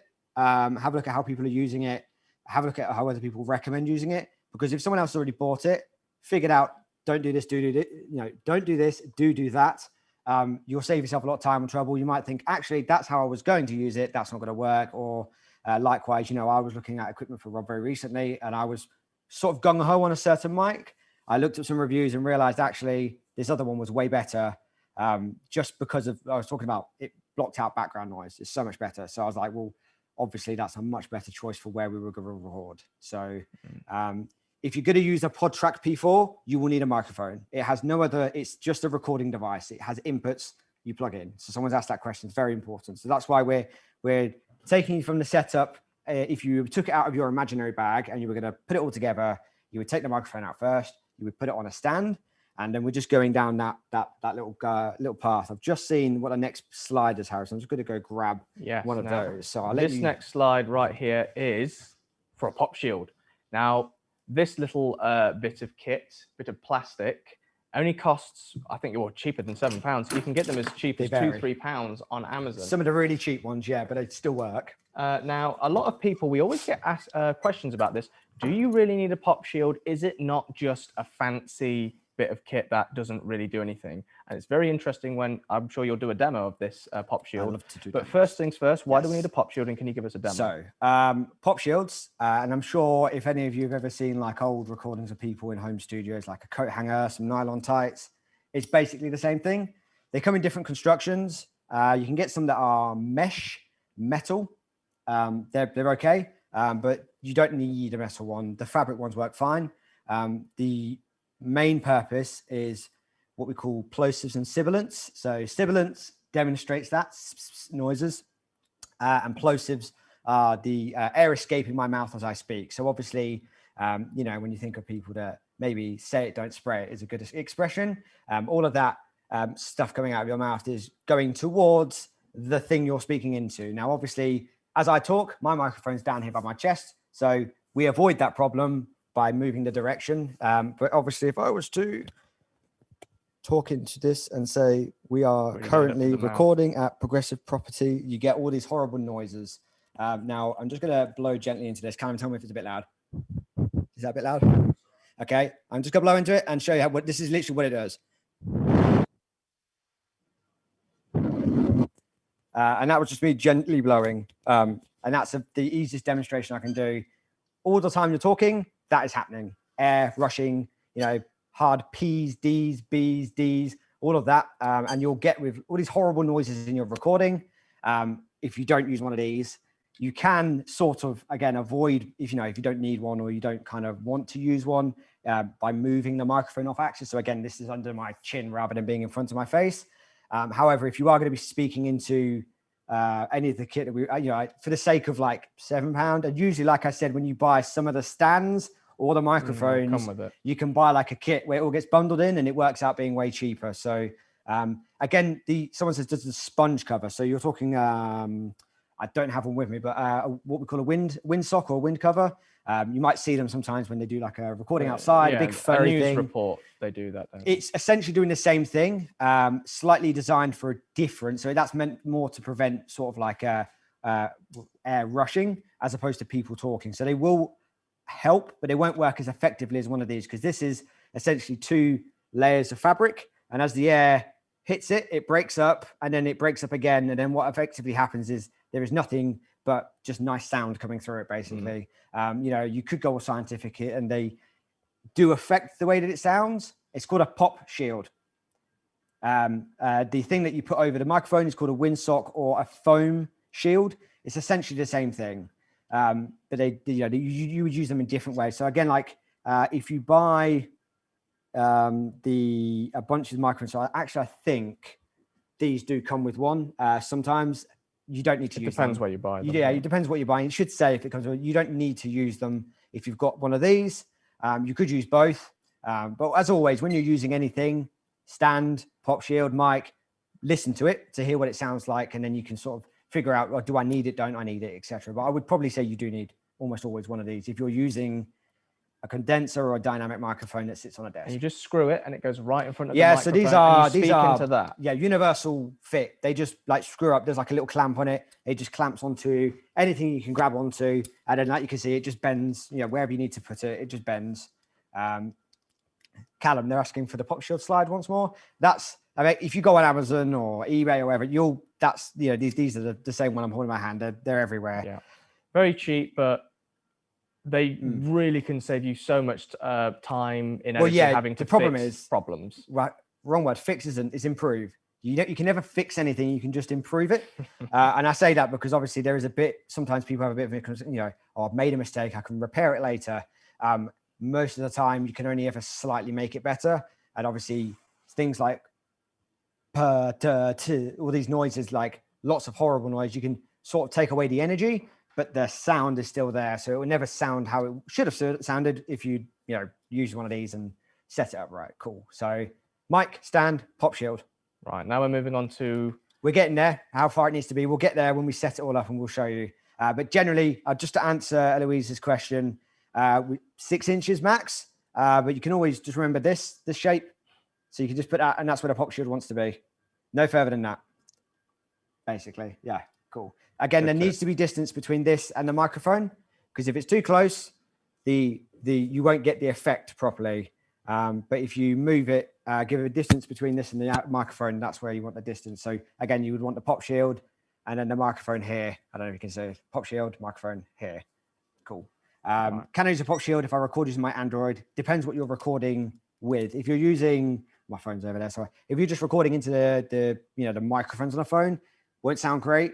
But a pop shield there won't be one, I don't think, designed for that. What you could do if again, this is making do rather than doing it properly, but you could hold the phone under your chin, and then that way you won't get any of that problem. But it still won't sound as good as using, say, like a lav mic. Not really recording a podcast with a phone as well. That's not really professional. It's not designed for that. It will, you could probably get away with it, but get away with it isn't doing it right. Yeah. Cool. Just a quick thing on that, just before we move on. So I remember many years ago when I started listening to a certain podcast, and it was one of the best podcasts I ever listened to from a content perspective. Is that the round table one? It was a round table, and it was a bunch of guys. I think it was a sports podcast, and I really enjoyed it. But they were recording in their kitchen, in their flat, next to a main road, sharing one microphone with the dog barking and the kettle boiling, and it was awful. Noises, yeah. It sounded terrible. Now, even though from a content perspective, I thought this was a brilliant show, I never went back and listened because the quality of the audio was so bad. And when it comes to bad audio, inconsistent as well. Exactly, yeah. And when it comes to bad audio, people just aren't forgiving. They'll forgive mediocre video. Maybe they'll put up with slightly pixelated video, but they won't put up with bad quality audio. When we mean bad, we mean badly recorded or like sounding terrible. You can't really listen to it because I can't understand what's being said, or there's something distracting. Those two are the main things. So like the quality is like, it's been recorded in a bad format. I've recorded it too far away from the microphone. I've recorded it. The reason a kitchen or bathroom, anywhere with hard surfaces, is not ideal is the sound just bounces around the space you're in. And basically all that background noise is very loud. And again, like I was saying to you before with the dynamic, that kind of, as long as it's on you, you'll hear mostly you and not really anything else. The problem with condensers is they hear everything in the background. I will explain how to do a Facebook or Insta with this setup. Sure, there's a couple of different ways you can do that, but we'll get that for the Q&A at the end of this segment. Cool. So again, just to reinforce the point I was talking about, is that we're telling you everything here, guys, so you can make professional level recording audio that easily with this stuff. A lot easier, rather than making amateur recordings and making do. Not giving your audience that true value. You don't want people to switch off. You don't want people to think that you're recording as amateur. Your podcast. You want them to consume the content in full, and one of the reasons you want them to, you don't want them to do that is because you sort of half-assed it or didn't put the effort where it needed to be. So something I'm probably going to repeat again: you either spend 90% of the effort in the recording and then 10% in the edit, or it's the other way around. 10% effort in the recording, I will just fix it later, and then you'll spend way longer having to again, like repair or maybe improve the audio, not fix. You can't fix it. So you can only make it better. Right. Let's move to the slides. What do we have here, Aaron? P4. So Zoom, not what we're watching this on, but the company that make lots of different voice recorders, audio recorders, make lots of different kit. They do a whole range of different things called handy recorders. So like the H1N, the H2, the H4, the H5. I'm sure you've all probably seen these, and I've mentioned these. I do have a couple of them. Like I've got a H5. Callum, which camera am I on so I can point this thing at the right one? Middle one? The table one, yep. That's H5. Obviously two microphones in the bottom. You can take this thing off the top, and it's very versatile. You can do lots of things with it, but it's just a recorder. Now, what Zoom did 2018, beginning of 2019, is they made this thing called the P4, which I left in the box because I thought it looked nice on the table, but I just have to open this box up, pull the bad boy out. One sec. There we go. So here's one I made earlier. Are we still on the close-up camera? Yep, so I can say it. That is a P4. Much in the same way, except it has four microphone inputs. Four microphone inputs, so I can plug four mics, four of these, or whatever I wanted. And as long as it's XLR input, we can do that. You then have controls very easily for how loud they are. And then these at the bottom are your headphones. So I could do 4 people in a room, everyone wearing headphones, so we can all hear. Bit lower, yeah, cool. Got a nice screen on there. There's actually buttons on here. You can load in sound effects. What I've been getting some of our podcast agency clients to do is load in their music assets, so they can play their, the beginning, idents and things like that. So yeah, cool. That's the P4. the difference between these two things and why the P4 is better than a H4 or H5 is a thing called mix minus. So to put it simply, if I wanted to record, let's say Clubhouse, right? There's no way of recording that without some sort of weird janky way. And now you may have seen some podcasts or content where someone has recorded it. They've used a thing called mix minus. And what that does is it takes the input and output, so the microphone and the headphones that the application is using, or the computer or the phone or whatever, and it splits them. And then what this thing does is it will send the microphone, the output to your phone.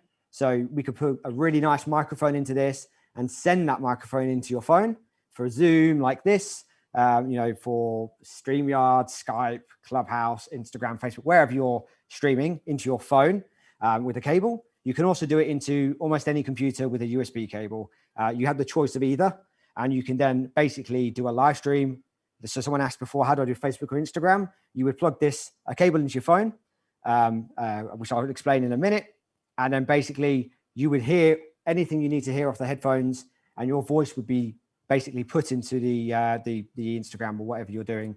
Now, it also records that separately. So it would record my voice separately, and then anything coming in from the phone separately. And it also records a mix as well. So it gives me, if I didn't want to worry about mixing it myself, it would still give me a file that I could just immediately use if I was happy with how it sounded, which is why, and again, for £200, it's obscenely cheap. Yeah. How efficiently it does that. We did some job interviews recently. I used this to do the Zoom interviews. So we just had one speaker for us, had like myself, Tom, and another person with headphones, 3 microphones, and we were able to do on one camera, rather than having the awkward, delay between the 3 hosts, if you will.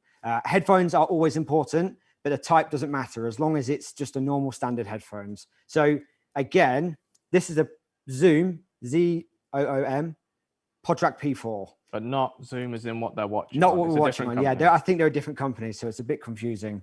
Very confusing, yeah. Again, this is what I would recommend to record anything in person if I was going to do, say, Harry and I with 2 microphones.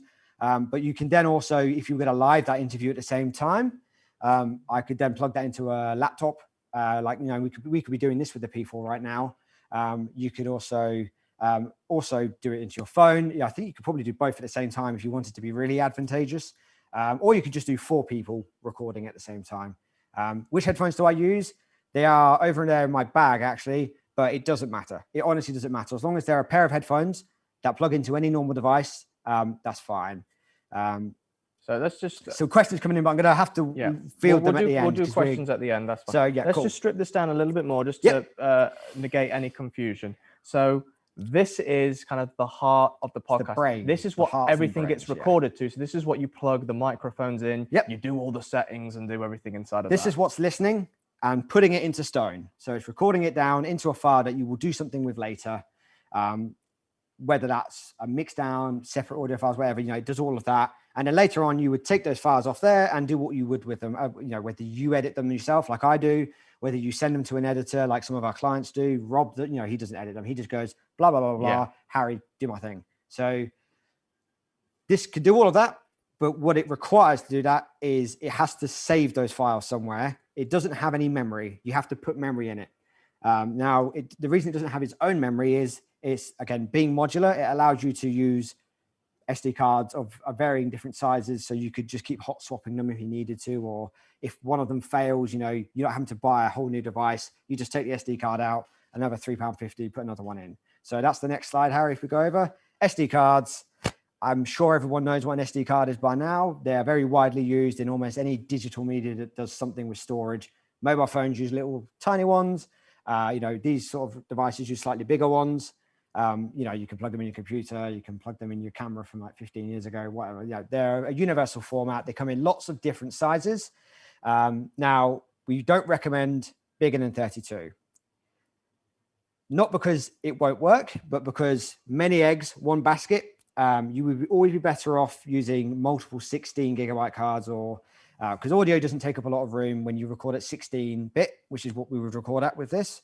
We're talking a couple of 100 megabytes per interview.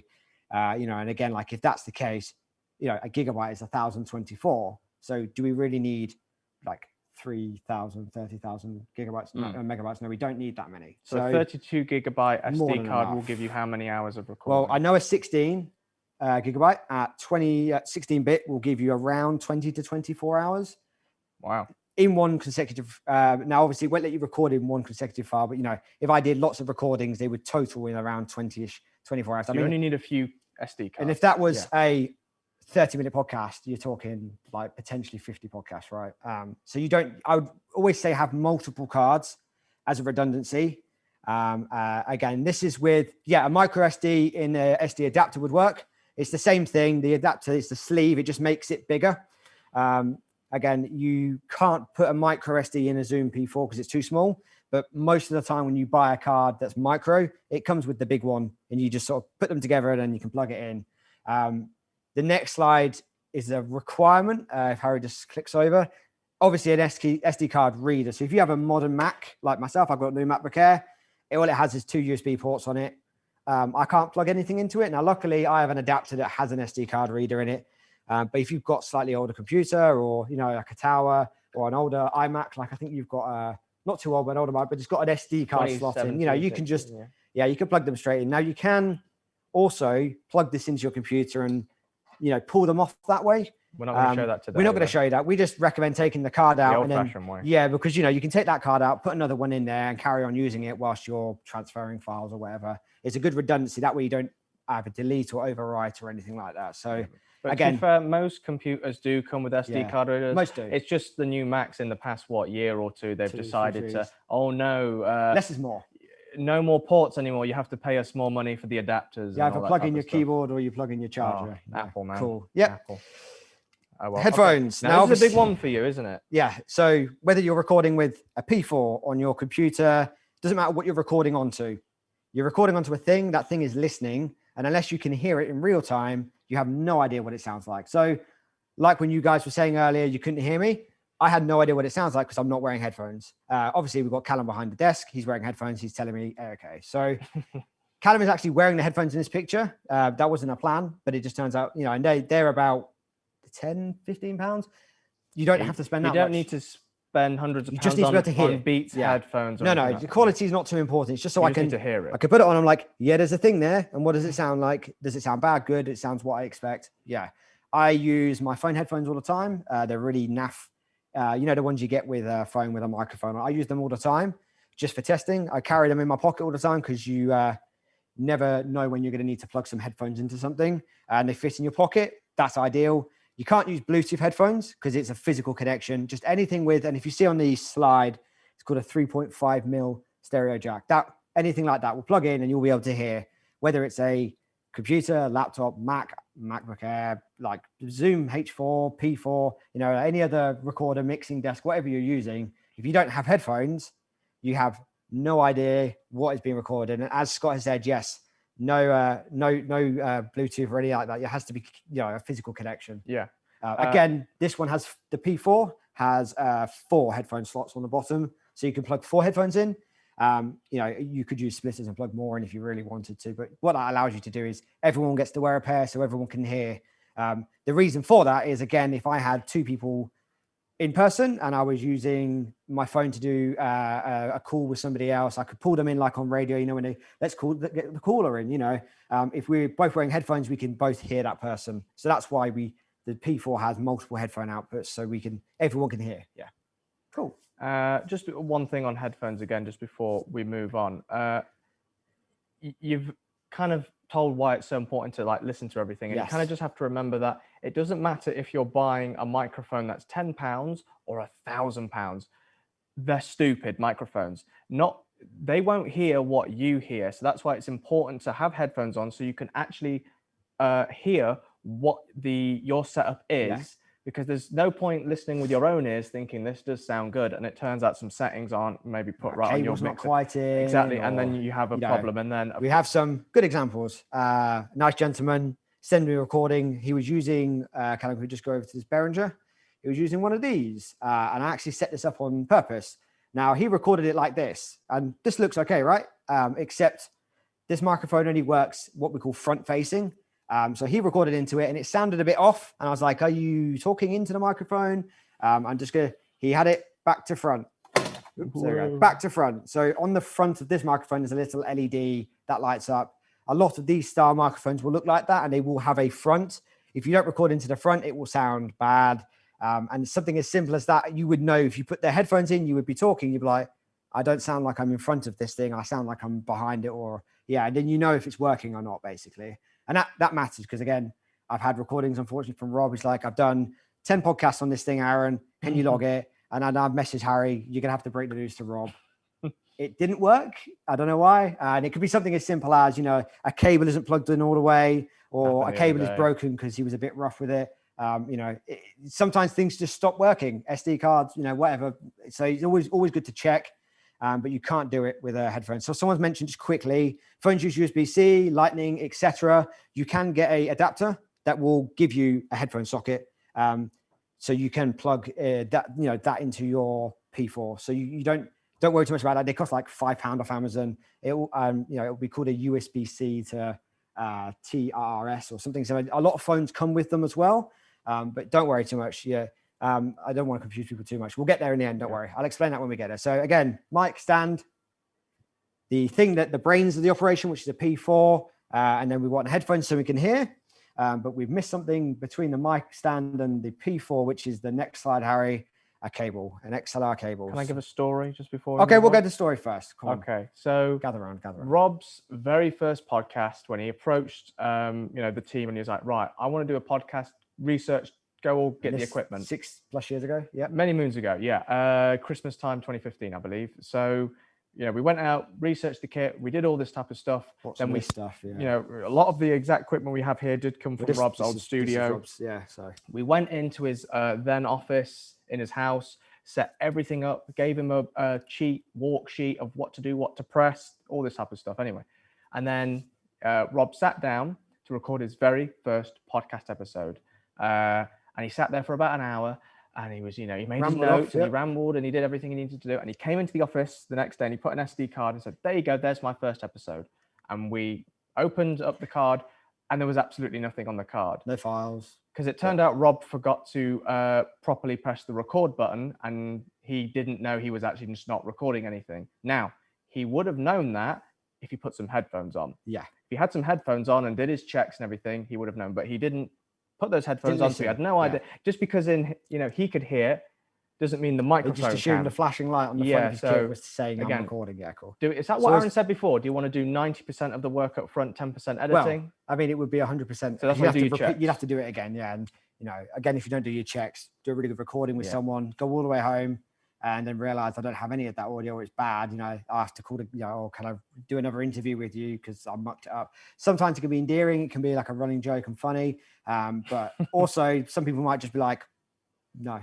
So I would, that's the worst thing. You don't want to, do like 10 hours of recording and then you've got 10 hours of nothing. So yeah, cool. So always listen to it. Yeah. One of the very first pieces of equipment I always pack before we go on an external shoot with Rob to do his podcast, headphones. For me, they're just so important. It doesn't matter about everything else.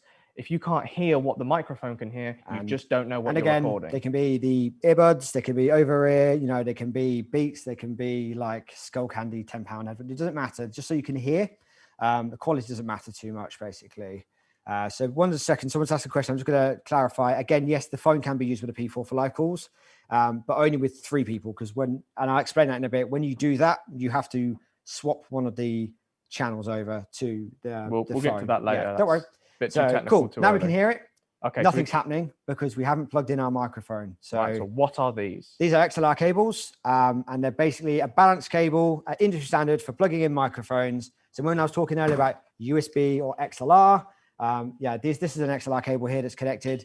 They have 2 ends, a bit crude, male or female. So one of them's a socket, one of them's a male. I'll let you. One of them's a plug. I'll let you figure that out. They literally will only connect one way around. So obviously, like for example, this end will only go into the top because it's a male to female, and vice versa. This end will plug into the bottom. And again, when you plug these in, they have a nice clip. You'll hear or feel the physical click, and then generally they won't be able to unplug from most microphones without pushing in a button or something. Now, can we demonstrate? Yeah, not with the P4 because that one's doesn't have any clips on it. But if I'll get nice and close to this so you can hear. 1 second. Satisfying. They should have heard that. It is satisfying when you click one end. So that doesn't matter what microphone. It could be a Shure SM7B that costs £400, a Behringer C1 that costs £30. It will click to plug in. Now, the XLR cable, like with any USB cable or aux cable or anything you buy on Amazon, there are cheap ones and there are really expensive ones. Probably don't always go for the very cheapest because you'll see the quality difference. But it needs to be an XLR cable to plug that microphone into a P4. Otherwise, nothing will happen. You need that XLR lead to plug in. Again, without that, the mouthpiece can't go to the brain and it won't hear anything. Nothing happens. Yeah. So it just connects your microphone to your recorder to transmit the signal. So whatever you're talking to the microphone then goes into whatever you plug it into. So in this case, the recorder. So again, like if you had a USB microphone, this would be the USB cable to your computer. In this example, we don't have a computer. We've got a P4 doing all the recording for us. Okay, so that is just a real basic strip down of the fundamental basic. For a sit-down setup. So let's just kind of go through this good stuff again. So just give me a rundown, Aaron. Dynamic. Oh, look, you can see in this slide, I wrote an XM8500 in there. So a dynamic microphone, again, $15 to $30 something. You could buy a condenser, but just be aware you'll get a lot of background noise if you're in a noisy room or near a window or something. The dynamics add a nice warm BBC Three radio tone. It sounds like that and it will sound nice. So generally, I would just recommend them. They're cheaper, they're more foolproof. You need a stand to put it on because you don't want to be handling it again. If you touch them, they make noise. It's not great. Pop shield to get rid of any of that. Sibilants, plosives, all those horrible air rushing noises. The pod track, or in this case, it could be a Zoom H5 or a Rode DR Rode 5. There's lots of different recorders. It could be a digital mixing desk like the Rodecaster Pro, which is kind of like a really fancy P4. It could be any of those. It's just a thing that's recording. Obviously, the SD card is where we put the files, where they get recorded onto. Headphones so we can hear it, and the XLR connects the microphone to it. Brilliant. Cool. So if you have everything right there, you can become a podcaster and a media empire. Exactly. That is all you need. And you can connect this. I have one mic into my P4. I can connect my P4 to my Mac, which I've done it on Mac, on my Windows. I've done it on Windows. I've done it on my phone. I have an Android. I've also done it on an iPhone because it's all just using basic physical connections. So it's not using any clever software or anything. It's basically spoofing the phone or the Mac. So when you plug it via USB, it thinks it's a USB microphone. And when you plug the cable into your phone, it thinks you're using a headset. So it's basically, the phone doesn't know, but you're sending the signals you want into it and receiving the signals out that you want. And you can record that all separately. So I'm just going to go quickly through some of these questions. Hang on, should we save them to the end? We've got to go through the H1. So we'll save it to the end. So actually, it's a perfect timing from Jack. He's just put a comment about the H1. Now, we've had a lot of questions at the start, about a more mobile setup as opposed to this setup. So what do we have here, Aaron? So I'm just going to say quickly. Someone says, how many? You only need one because you're going from one thing to another thing, one XLR lead. You don't need multiple because you're only plugging straight through. So I've got a box because this is, that's why I smashed everything up. Are we going on the close-up one? Yep, sorry. That's a H1N in the box, looks fancy. It's essentially just a dictaphone. We've all seen those, like the tape ones. It's Rob's favorite, this, isn't it? Yeah. So unfortunately, this is one Rob's wrapped up. And this is what I was saying before. Callum, can they see that all right on the camera there? Don't do this. This is bad, Rob. Don't do this. These cables aren't very durable and you will end up breaking the cables. There's a nice big knot in that one. We have to buy a new one every 6 weeks. Unfortunately, Rob just likes doing this, coiling them up like a thingy. So this is a mobile all-in-one podcast recorder. So this is a dictaphone. Obviously, it's got microphones on the top. We don't use these. So as soon as you plug a lav mic into it, a bit lower. As soon as you plug a lav mic, straight in there, there's a line in. It knows to use this lav mic, much like what I'm wearing now. You turn it on, press record, you're away. That's as simple as that. Once you've set it up once, you only have to set it up the one time. And literally, I've got headphones there. So you can plug headphones in. I can make sure, that's doing a thing. Again, if I turn, I did put batteries in it earlier. Yeah, it's turning on. So again, it turns on when it reads the SD card. So yes, it has an SD card there. So it's ready already.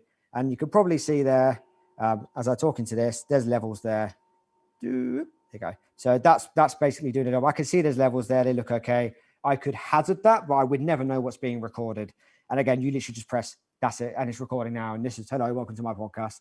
Disruptive Entrepreneur. I'm going to talk about business. It's the easiest way to record a podcast, but it doesn't necessarily give the best quality. No, it's like a solid 7, 8 out of 10. but it fits in your pocket, literally fits in Rob's little fancy leather bag, man bag for his Mac. It sits in there. He whips that out, records himself.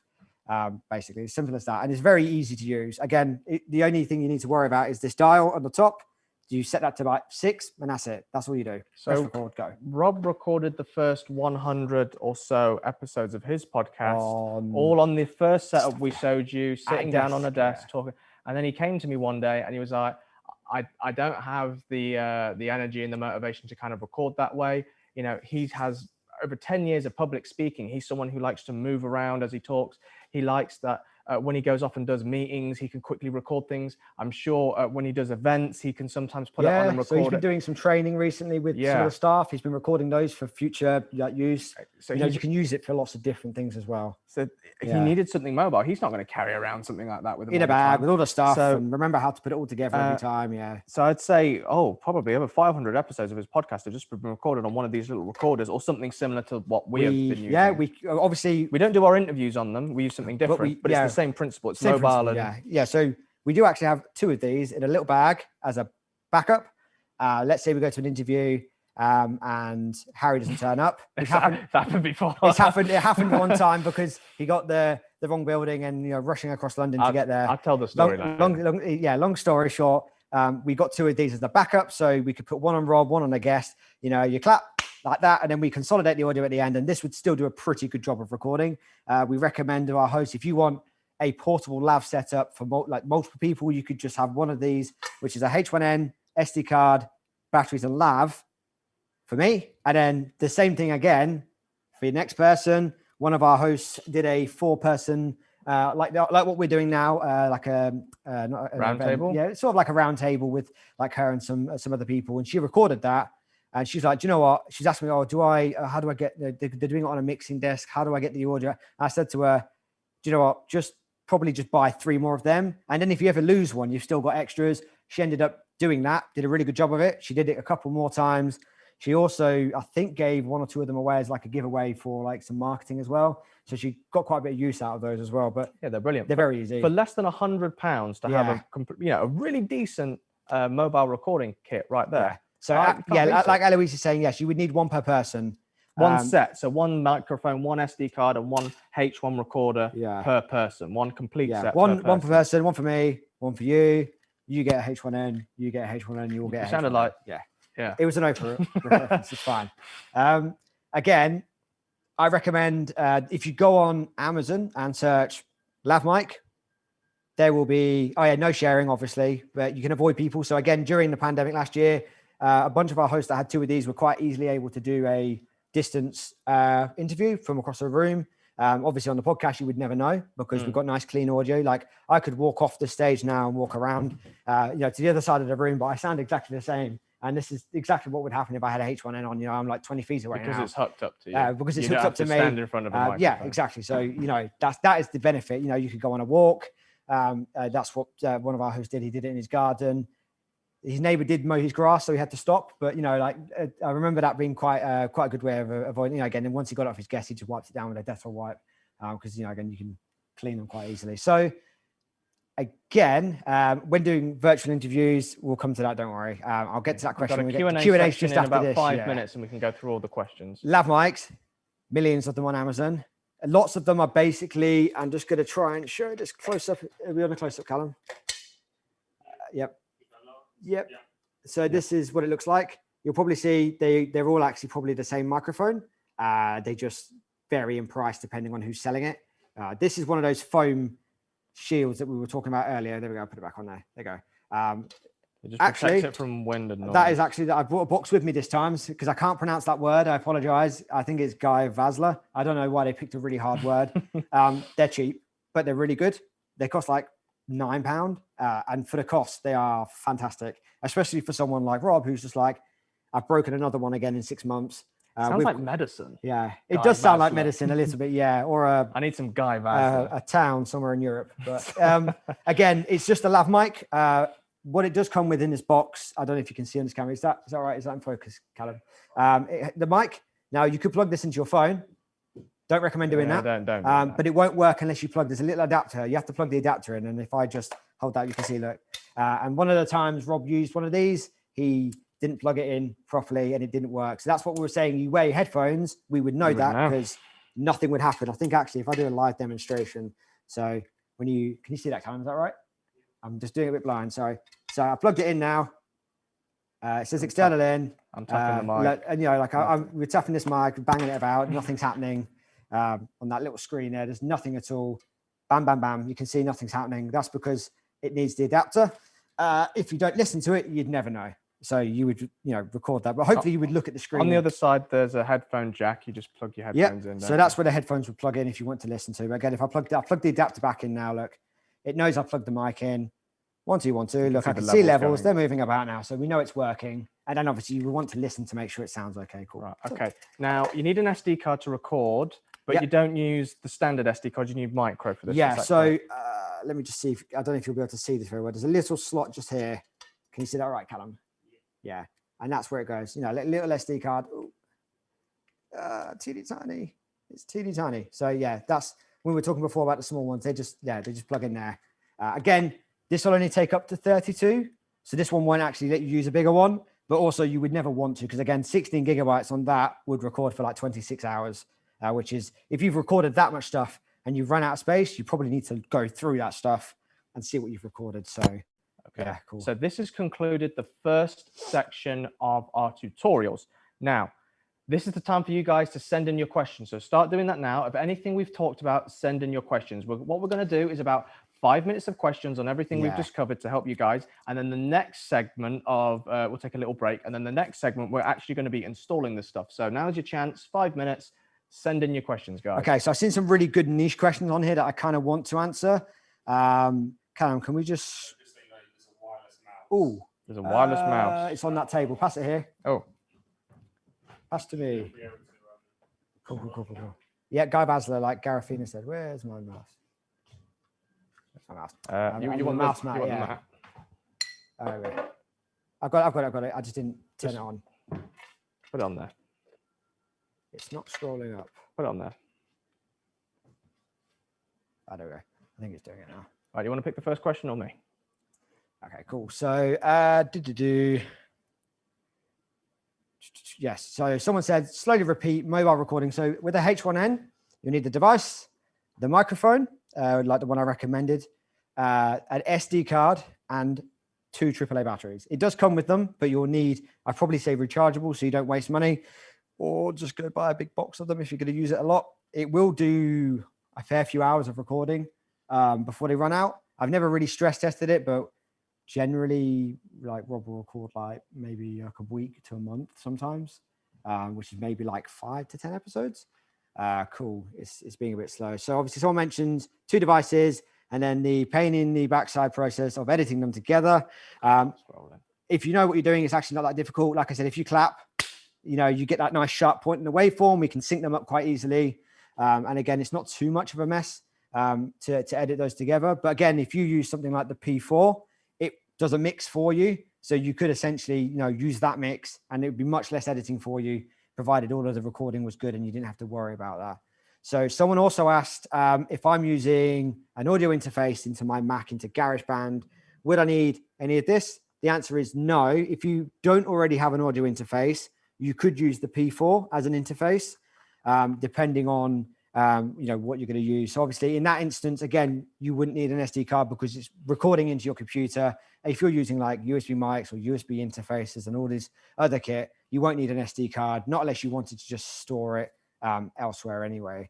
Well, this is an interesting question. What's the least expensive way to record a podcast, Aaron? That's a bit of a loaded question because least expensive usually comes hand in hand with lower quality.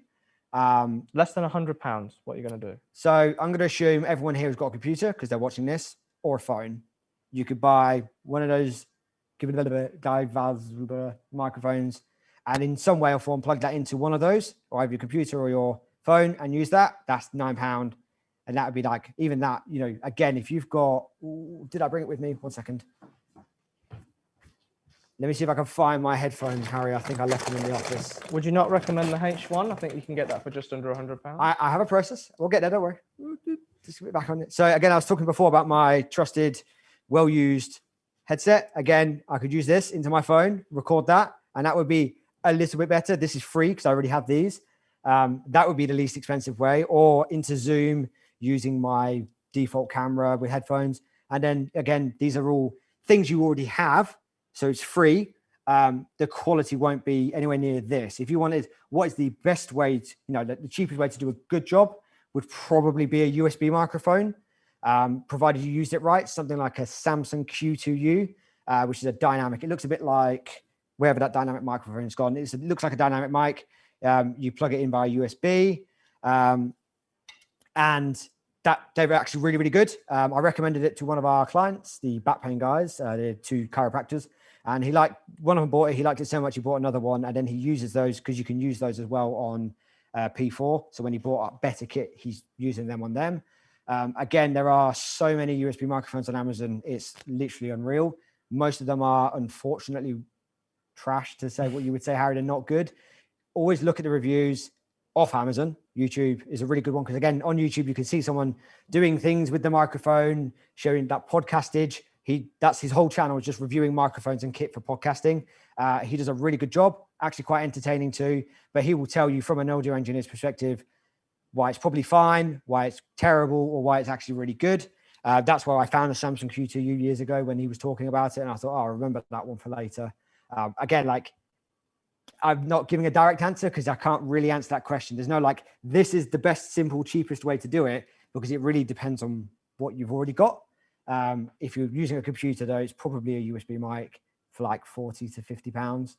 Again, if you already have, someone mentioned before, Blue Yeti, Snowball, or Yeti, the bigger one, I can't think what they're called. If you've already got one of those, use that. Someone's mentioned Podcastage. Yep, that's the guy. So again, if I came prepared, I'd have given Callum the link so he could drop it in the chat. But again, if you just search that in YouTube, he will pop straight up. Again, if you search Behringer C1, I think he's done an XM8500 review. He's done review of any USB microphone that most people use, like the Rode NT Mini, Rode NT1 USB, the Blue Yeti in all its forms. He's done reviews for all of those. So yeah, cool. Let's do one final question, then we'll take a break. Sorry, I've just seen a question that's reminded me. The other question that someone mentioned, they were using the Rode Go, which is like a little wireless microphone kit. So it's got a receiver and a transmitter, and you can just clip it. We bought some for Rob, but he didn't like how they looked, so it's fine. It was a fashion thing. He didn't want it to ruin his really cool looking jacket, so it's fine. But they were actually really, really good. You could get 200 feet, I think it was the review. I did test it from across a room this size, and they worked really well. They did sound actually quite nice. But again, you have to then take that signal out and plug it in via cable. Now you can split that, like someone said, into one H1N, but you kind of need to understand the difference between the splitters, how to record that, then how to split it in editing to then edit them properly together. Because like that, someone said you do a left-right channel, exactly that. So you use a splitter, and it sounds very confusing, but for those that know what I'm talking about, yes, you can do that. I don't tend to recommend people do that because, again, I could talk for an hour about that on its own. So if you just, for simplicity, recording one person per H1N, but you could effectively plug two microphones into this, but then Harry and I would have to be this close all the time. And if we wanted to walk around, we'd have to sort of tethered together. Like it's keeping us. That's gonna fall. I was gonna say don't do that. Yeah, cool. Final question. How someone says no, because this is really important. Sorry, Harry, this is really important. MP3, 16 or 20. Don't ever record an MP3. That's the final output. You want to record in WAV, FLAC, AIFF, anything that's higher. MP3 is really really limited on quality. At 16 is fine. 24 is better, but again, 24 will take up way more room on your SD cards or computer, etc. The files will be bigger. If you've not got quite a high-end machine, it might chug a bit when you edit. Yeah, cool. So that was a really, really important question. Yeah. Okay, from just a bit more simplistic way, how would you record a Facebook Live or Instagram? So you're not doing it on your phone. How would you get it into one of them really quickly and really simply? How would you do that? So into a P4? Into this P4. If let's say you do Facebook Live once a week and you want that to become a podcast. So if I did it all the time, I'd put my phone in a stand, maybe one of those ones with a ring light, so you get some nice lighting. Just to do it properly. They cost like £5 on Amazon, right? So my phone is on a stand. I would have my microphone set up P4, all that. Headphones check, sounds great. I would then use the phone separate doing its thing. Yeah, and then if I'm using a H1N, with a lav mic, I would just record it separately and then use the audio from this, which is what Rob does. Mm-hmm. But if I have the P4, I can use, and I do have one here. It's called a TRS to TRS cable that connects from. Pass me my phone, Harry. Yeah, there we go. Look at that. Here's one I made earlier. I specifically bought this because it has a headphone socket, which is a luxury nowadays. Mhm. And then you can just plug them straight in like that. Look. And then there's a channel on here. I flick Get it that all over. set up. Yeah, I don't know if you can see on the camera. Can you see that? And then whatever you do on the phone will be then recorded. Yeah, onto and then that. basically we go through this in a minute after the break. But basically, the phone could be recording me. You know, oh yeah, great. And then the audio from my mic would be used, and then I can hear everyone through the headphones on this. That's how it works. It's that simple. Okay. There's a lot of information there. I'm sure there's some confusion. We're going to try clear everything up. We're going to hold your hands through this whole process and help you guys in any way. Just quickly, if I haven't answered anything, put it in the podcast collective. Like, and me, Jamie, Malachi, like Kane, we will answer your questions because there's so many questions coming in. Always get more questions. I love the questions because usually sometimes you sort of get the same ones, but this time I'm getting loads of really good ones, and it's kind of tickling my fancy. Sorry, Harry, I keep jumping in. That's all right. So what we're going to do, we're just going to take a 10-minute power break, then come back. So if you could come back just after 5 p.m. our time, wherever you're watching around the world, but in about 10 minutes. 10 minutes is 10 minutes here or in Australia. That's true. And we're going to get into the more technical aspect of how you actually plug all this stuff in and how it works. Again, we'll do Q&A segments. So if there's any confusion, keep putting it in the comments and we will answer your questions. And as you've already seen, if I see a question I really like, I am going to interrupt Harry and he's going to get moody with me. It's fine. Cool. Yeah. Naughty boy. Yes, exactly. See you in 10 minutes. 10 minutes. Thanks, guys.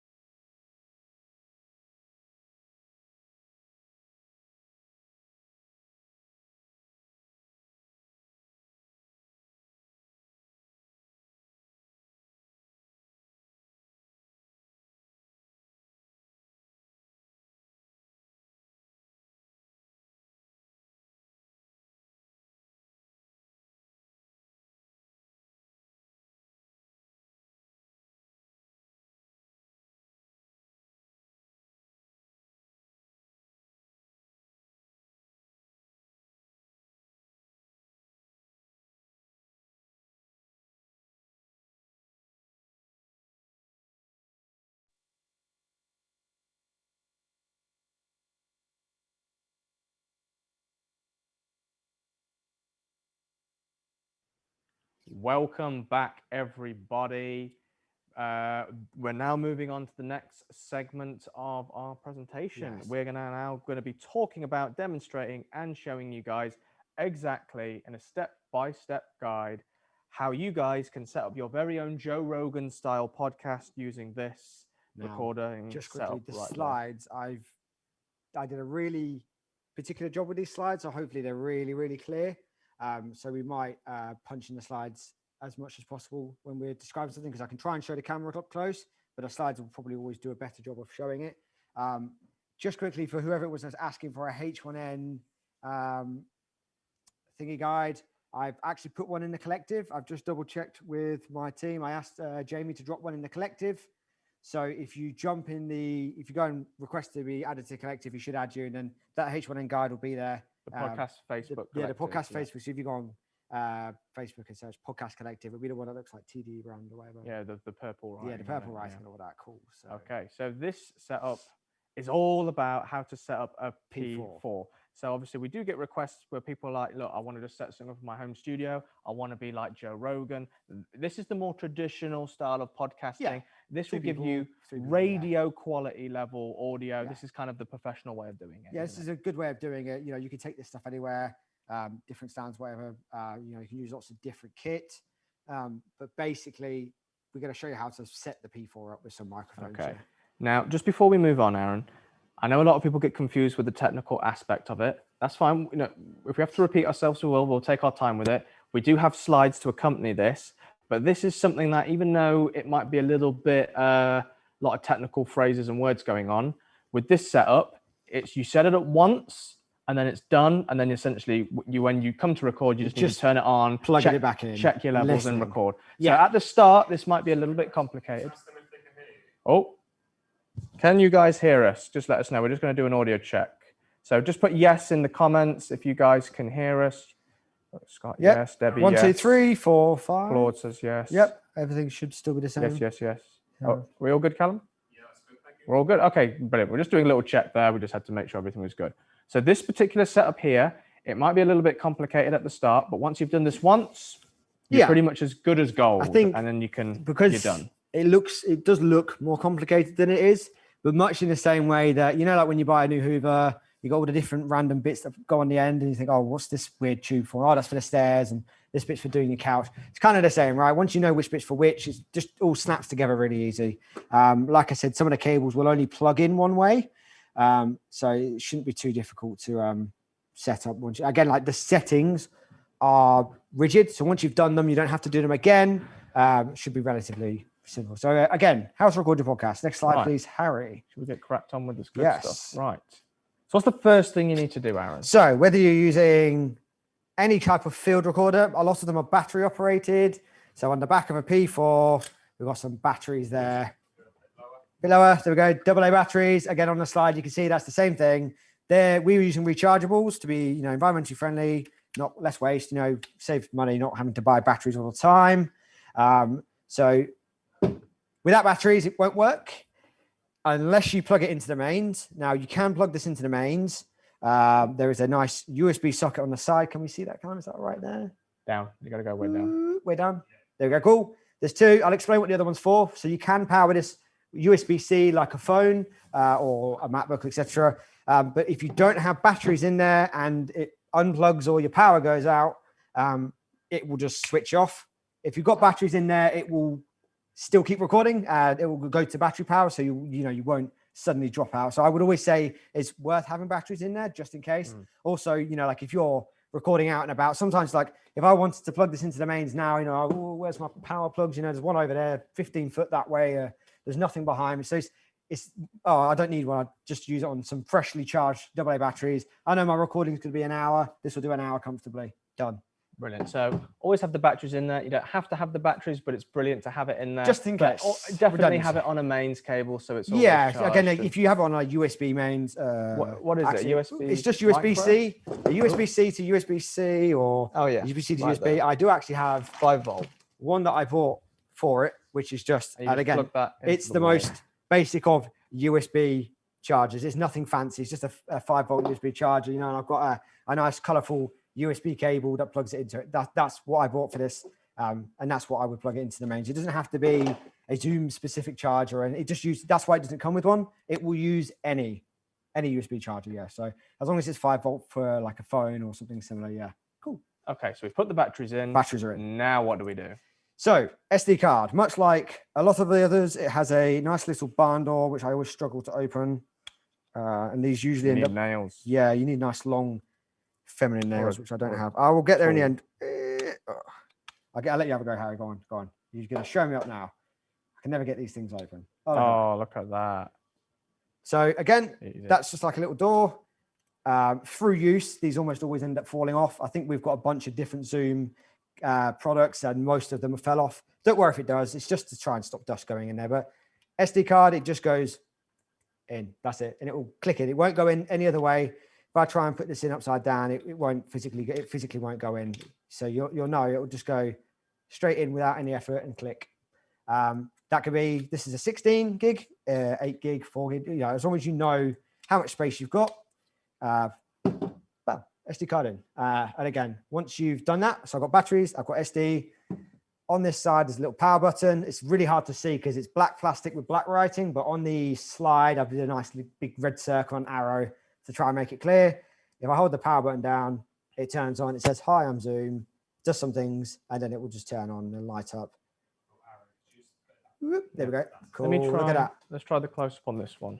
Sorry, guys. Might get a little bit I'm better. guessing where the cameras are because I can't quite see. So again, I think it's asking me some stuff about, yeah, cool. So that's what it looks like when it turns on. And if we go to the next slide, Harry, the slide should say what I'm showing. Cool, look at that. Look at that. So it's basically saying, cool, right. So formatting the SD card. I'm not going to try and demonstrate this on the device because it's too small, but again, literally the slide, look, I did all the arrows and the little pictures. You just basically go to the menu, you find SD card, it's up or down. It's very simple, very easy to use.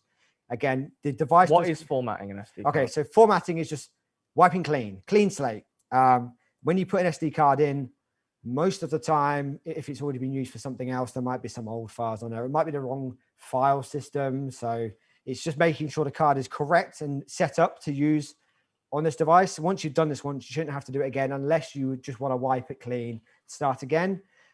You could format with a computer or another device, but we're just showing you how to do it with this one. We're assuming you don't have anything else. So you would format the card this way.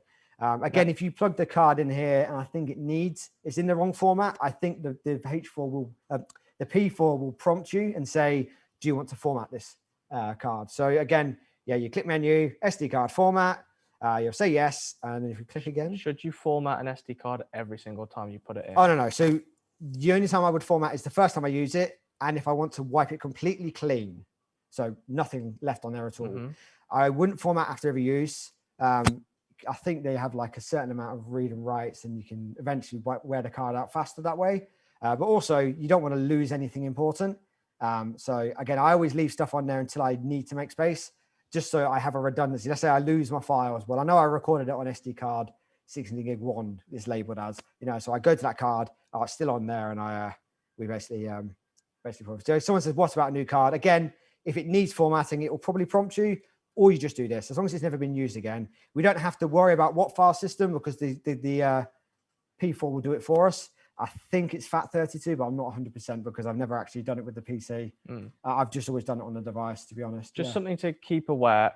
When you erase something from a card, it's almost impossible to get it back. So you just got to be careful when you do it. So obviously, like Aaron just said, if it's a brand new card, it doesn't matter. But if this is your only SD card and let's say you've done 5-10 podcasts on it, and then you think you've saved all the files, and then you go to erase it, and then it turns out you haven't maybe saved needed them. Oh, we've been there before. It's such a stressful situation. So make sure you've actually got multiple SD cards, and you're always saving your file. So just in case an SD card gets accidentally formatted, you've always got a backup.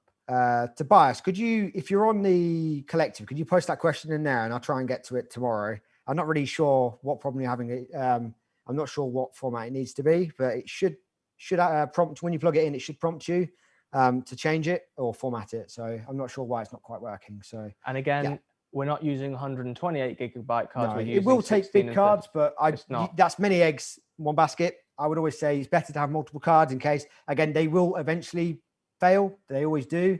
I've had SD cards for 5 years. I've also had an SD card for 5 months and it died, just stopped working. So again, if you bought like a really good 256 gigabyte one, it costs like 30 something pounds, you know, or I could have had a bunch of 16s for like £3 each, you know, and that's what I would always recommend anyway. Again, because it's audio, not video, you don't need the fastest cards. It doesn't need to write that fast. It's not video, 4K, HD, etc. It's just audio. So again, you'll say execute or cancel. It's giving you the last opportunity not to do it. And when you click execute, it will do a menu and it will wipe the card. Simple. That's how you format the card. Wonderful. Okay, step 3. Now, what do we do? Setting the channels. So this is dependent on the microphone, but also how close you are from the microphone, what kind of microphone is. Yeah, so this, but this is sort of like generic. You don't want to go higher than 6 or 7 on this device. These top, What is 6 and 7? Show everyone. so these, to that camera yeah, there. this camera there. So these are, they're referred to as faders or pots. The numbers are just so you can see how much it's turned. They don't actually relate to an actual percentage or anything like that. It's just like, so you can see, oh, well, this is roughly where it needs to be. This is a potentiometer. So it's audio level up, audio level down. Yeah, That's so I'm what turning that's up doing. the input gain and I'm turning it down. Now, if the gain is too high, that's when you hear lots of hiss noises and background.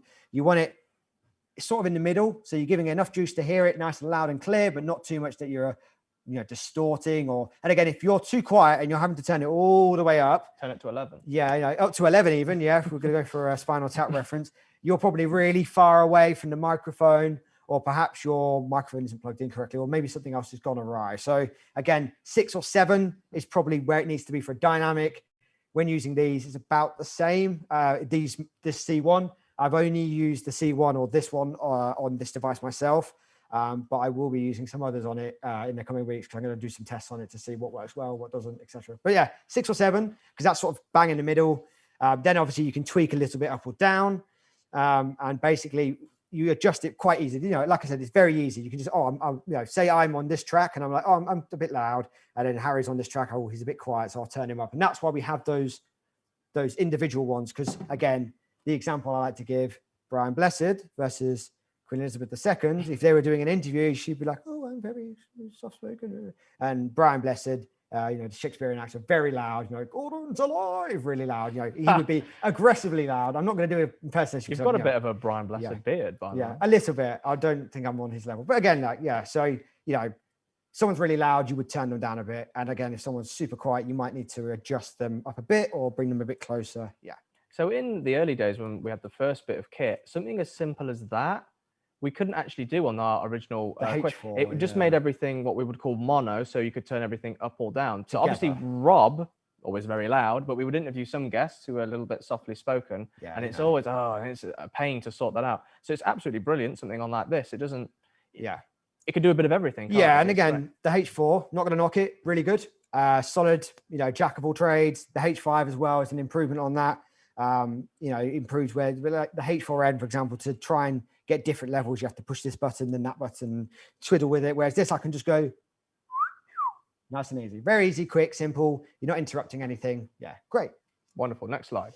So these are the when I was saying selecting I've got inputs. a few buttons here. So, right, if you look under each channel on the slide, I'm going to try and show you here, they flick over. So on the first 2, it flicks over between what I would say is a dynamic microphone or a condenser, because the other option is what we call phantom power. Microphones like these. What is phantom power again? Phantom power literally just gives the microphone power to make it slightly louder, basically, to simplify it. Condenser microphones require that. They are powered by the device. Dynamic microphones such as this are not, they're not phantom powered. So that's one you would hold in your hand. Yeah, that's like one. That's like a singer's mic. Yeah, exactly. But they're, like I said, they're a bit more rudimentary, but you don't need to use phantom power. And they also emit a lot of backgrounds. But these, they use a very small capacitor basically that moves microns. That's how it measures the signal, much like the bumps on a record track. You know, they move, the 2 little plates move, and that's how they work. But that signal is micro. It's very, very small. Phantom power makes it nice and loud without adding loads of noise. Now, the other 2, which is what I was talking to you about earlier, are mix minus. So on 3, you can go dynamic mic, condenser mic, or phone. Oops, sorry. Yeah, dynamic mic, condenser mic, or phone. And then the other one is, again, dynamic mic, condenser mic, or USB. So again, you can plug this into a phone via a what cable? There it is. A TRRS cable. A jack cable. And I'll explain this in the middle. A jack cable, but it's a very specific kind of jack cable. Or I can plug it via USB-C into a computer, a Mac, anything that accepts it. Yeah, that's what they're for. And then what that allows me to do is the audio that I'm putting in here, it will send to my computer or it will send to my phone. Or actually, I could do both if I really want to be clever.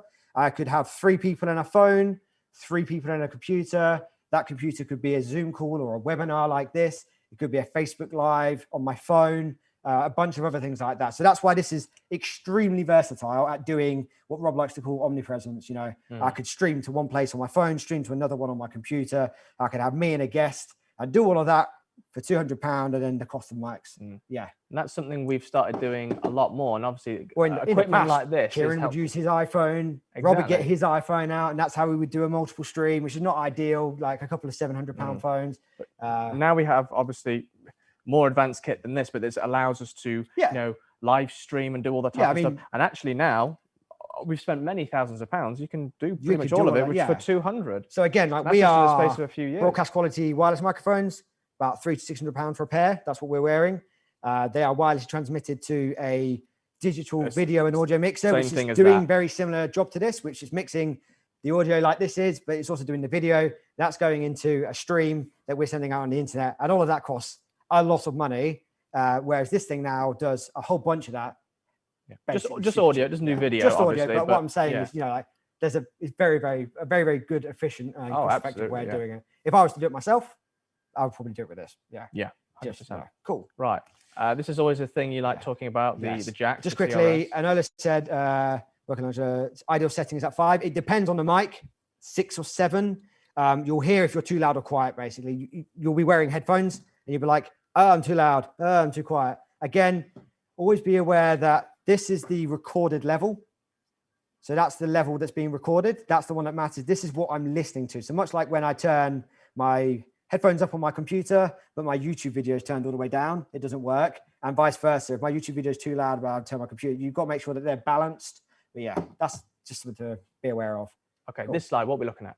TRS and TRRS. So lots of words, lots of acronyms. It's all a bit confusing for some people. TRS, tip ring sleeve, like this is a box standard pair of headphones, like the ones we showed you earlier. These are actually the ones on that slide from earlier, some cheap newer headphones. I use these all the time because they're just really basic. That just has a left channel, a right channel, left ear, right ear, and a tip.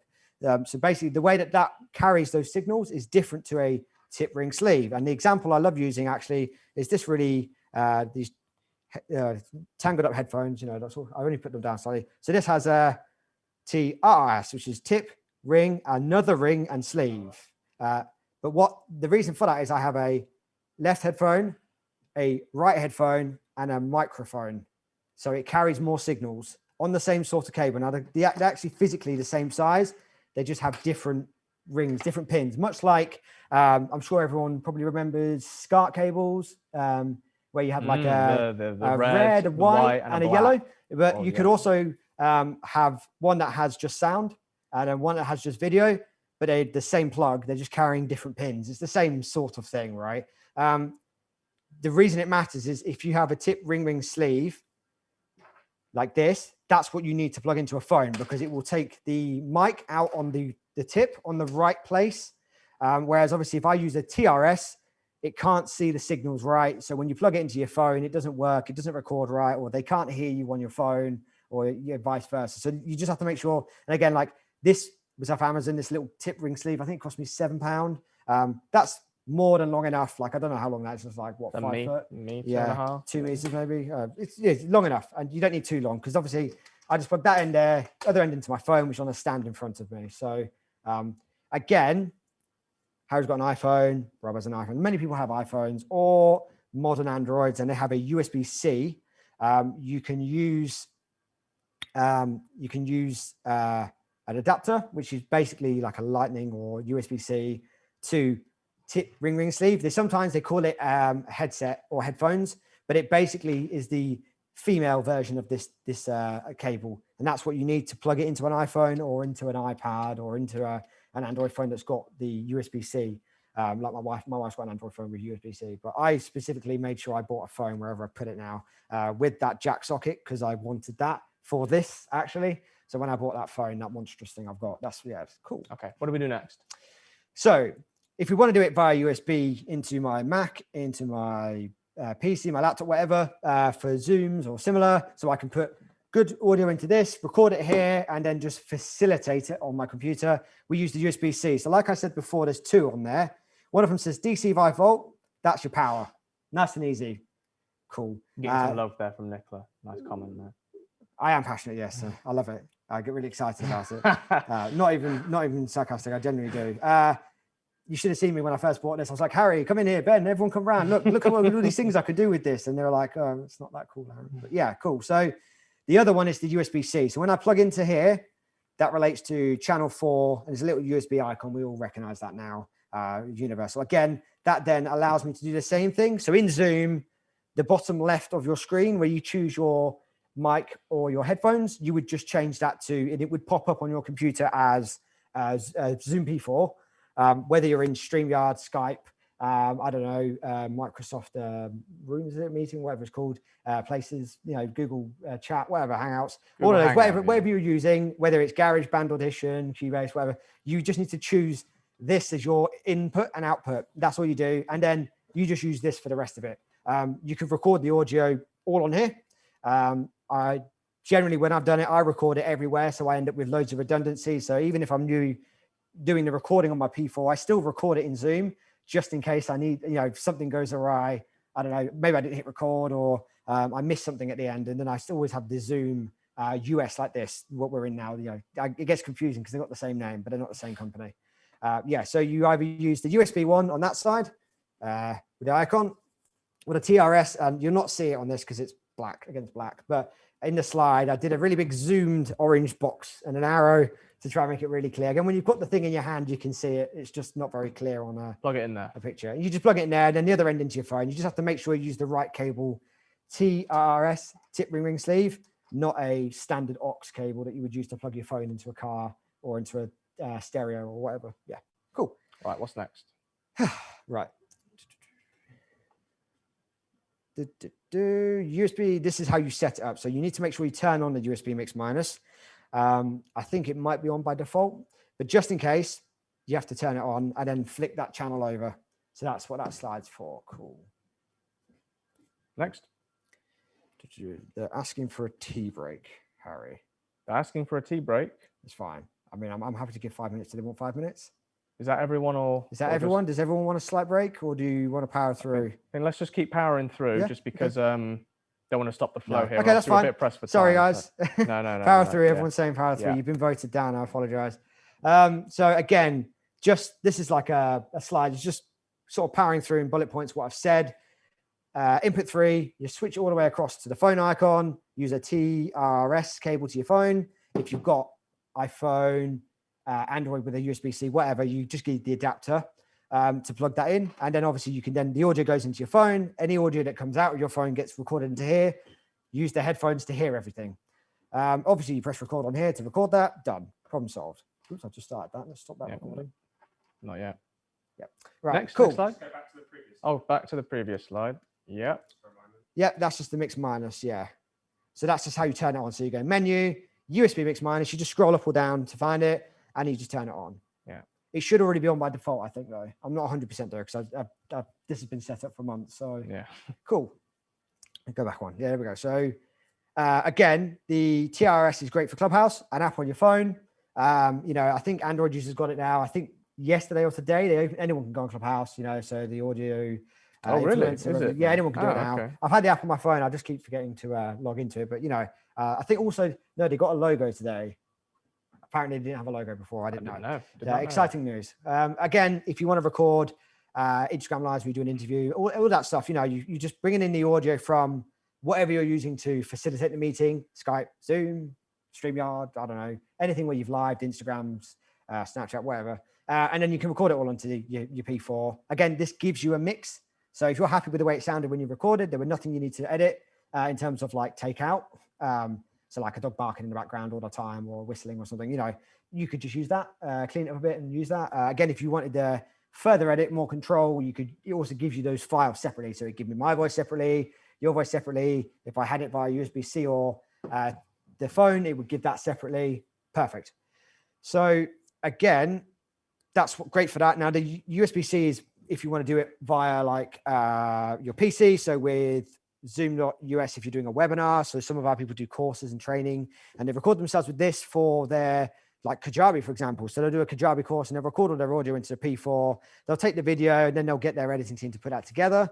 Again, you know, it gives you the separately, it gives you the mix. You can do all of that, and it can be anything that does audio. So again, it can be a WhatsApp call, it can be a Facebook, Zoom, whatever. Yeah, it just records the audio and does it separately. You can hear it nice and clean in your headphones. They can hear you nice and clean. Before this was a thing, I think the Rodecaster Pro was the only one that did it. That cost like £500, big, massive desk, very complicated. And then before that, you'd have to use like a bunch of janky cables, which we did before in the studio because there wasn't really, this thing didn't exist then. And you have to like plug one cable into another, split it, and it's very confusing. This thing just does all of it for you. It's fantastic. Okay. So just before we move on, we've got a good question here from Jennifer. Can you do a quick overview at the end, simply for non-techie people? Absolutely. We're just going to go through the step-by-step guide, and at the end, we'll do another overview of everything, and then also we'll do a Q&A. And again, everything I'm talking about here, I personally haven't made a YouTube video yet. I will be doing it with Jamie, but there are endless tutorials. People that have pivoted on this. I want to know how to use this piece of kit, and they'll be like, "Oh, hey, here's my channel, Podcasters, right? All I do is review mics because people want to hear what they sound like, but they can't hear that on Amazon. So they go on there, and that's how he makes his money through, getting sponsorships, getting freebies, ad revenue for his channel. And there's lots of other people that do the same thing for like, oh, here's how you use Audition, or here's how you use a Zoom P4. You search Zoom P4 how-to on YouTube. I guarantee if you go and do it now, quickly, another tab, thousands of videos. Not now, maybe. Yeah, not maybe later. You want to watch us do it, but yeah, cool. Yeah. Right, next slide. Step 4. And this is what I was talking before about phantom power. So if you were using condensers, you want to switch that over to the icon with the lightning bolt. Little mic with a lightning bolt. Sure Otherwise, these won't work. Again, if you are using a condenser microphone, generally they have lights on them. Like this has got a little LED on the front. Most of them do. When you flick that over, that lights up, and that's like, HOW 9000, little light. I'm here, Sam. Use my microphone. Cool. Yeah. Wonderful. Right, next slide. Step 5. Next slide. Step and 5. then the home screen. So this is just saying, again, I could try and show you one here, but there's a slide does a much better job. It's basically saying what all the different things on the screen are. So again, you have 4 tracks. Those are the 4. I'm just going to, 4 across the top. They're related to whatever's plugged in or switched over at the time. There is another one between output, and that's what we call the FX channel. So these pads on here, they play sounds. You can load your own in there, like I said. So some of our clients, I'm like, here's your music. I made you like a little 2-second ident. If Rob had one of these, it had the TD and and you could play that whenever he wanted in Clubhouse or on the internet when he's on Skype calls or whatever. That's great for that. I think they come preloaded with some really cheesy like applause and things. But like a radio show, you can like whoop, boink, and add noises and add that extra level of like production to your no boink noise. No boink, no. Okay, whatever. I wasn't gonna go for some other sounds, but cool. And then output is basically what when I say talk about that mix that it records, that's showing you what's going output. So usually it's what you're hearing in your headphones, but it also that's what's being recorded. Cool. Okay, step number 6. Now we're going to start plugging everything in now.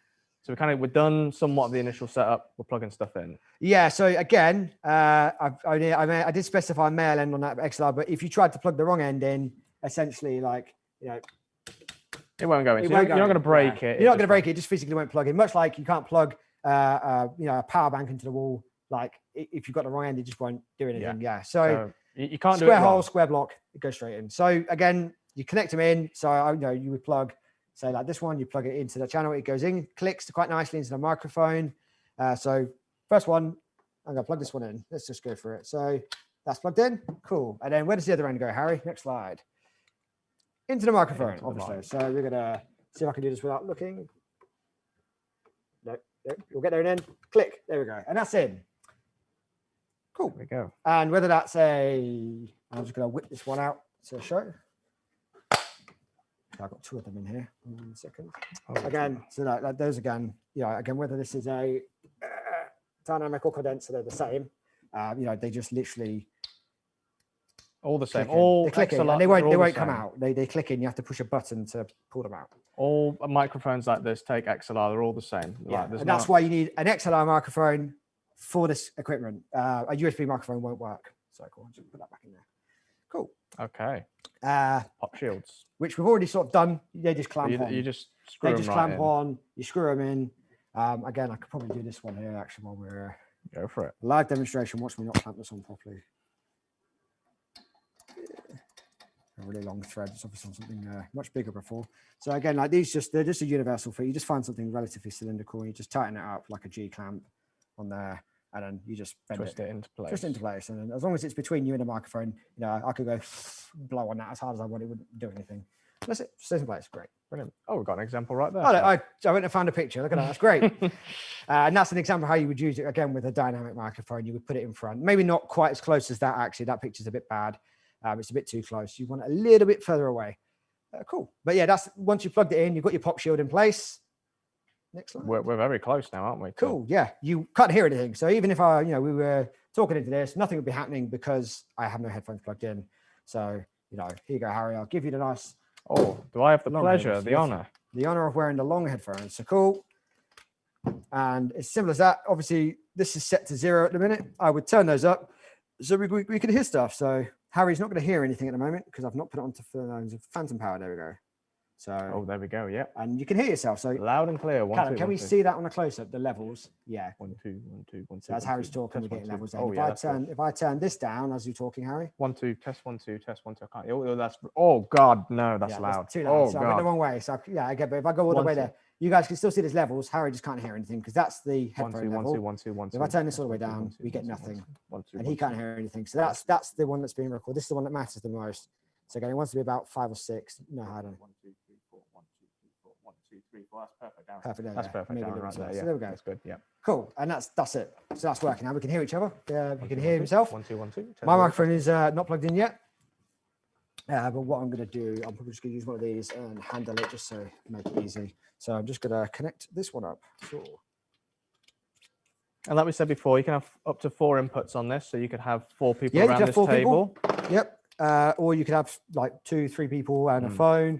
2 are like a webinar or. I don't think, from memory, I don't think I have ever produced a podcast with more than 4 people at once, No. at one time. I don't know what your shows are going to be like, but that's a very rare thing. 1 2 1 2. Yeah, I can So, see levels on there. That's great. I just need More to, than enough to kind of really do so anything. again, I'm just going to demonstrate. Look, I'll plug these headphones in. I only put them on the table and they're spaghettied already. There we go. Look at that. Perfect. This is going to be much louder in my ear, so I'm just going to be a bit tentative with that volume.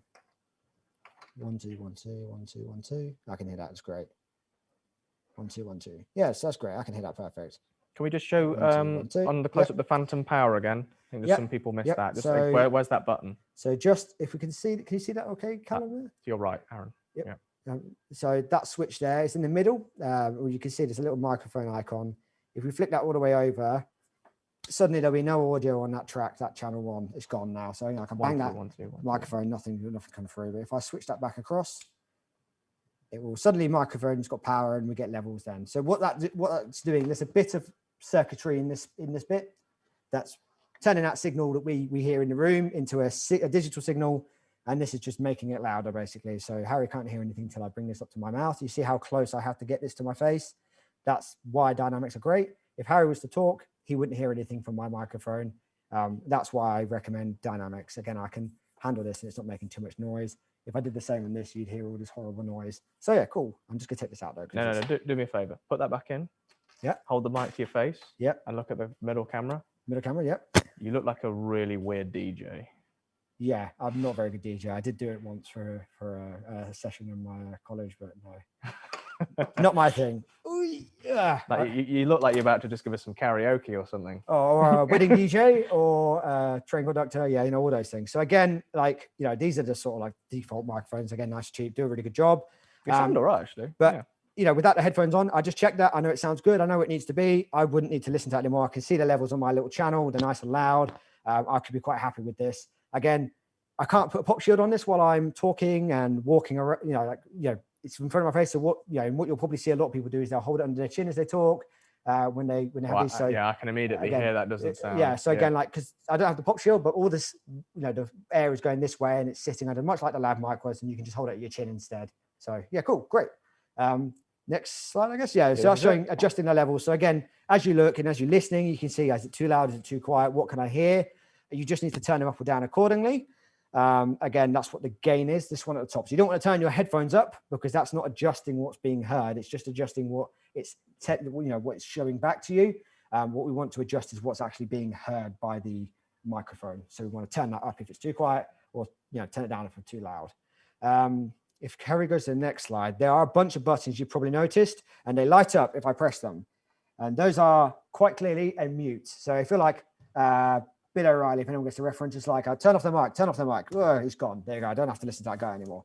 But what that's good for is if you want to Bill O'Reilly. I know. Is he even a thing? No, I don't think he is. That's how old my US references are. So I'll answer that question in a minute, Ken. But basically, the mutes are good for, let's say I am pulling in a caller and I don't want people to hear it in the mix until I'm ready. You might, let's say I've got two people, Harry and I. We've also got USB-C out and we're listening, but we don't want people to hear that in the mix. I'll mute that until I want them to be heard. Much like I said, a radio DJ will queue up a caller and then you can just unmute them and let them talk. And then when you're finished with them, mute them again. That's what it's for mostly. Some people mute the channels when they're not using them. It's just so you can just make sure nothing is being played. That's actually really handy. Let's say if me and you were doing a podcast and we're like, you're the host, but I'm the co-host. And let's say we've got a caller coming in. Yep. We could get the caller ready, mute him, and then unmute, and then if he starts swearing, but he'll be able to hear you. Yeah. So when you mute them, they can still hear you. But he can say whatever he wants, but you won't. Even in the headphones, you won't hear them. I think it should probably still show you the levels on the track. Let me just check that. Like 1 2 1 1 2 2 1 2. Yeah. So it cuts the levels, so you can't see or hear anything. Yeah. Cool. Ken has asked a rather good question. Let me just see where that went. The one at the bottom, is it? How do you choose between DIY? So when it records, it puts it in a folder.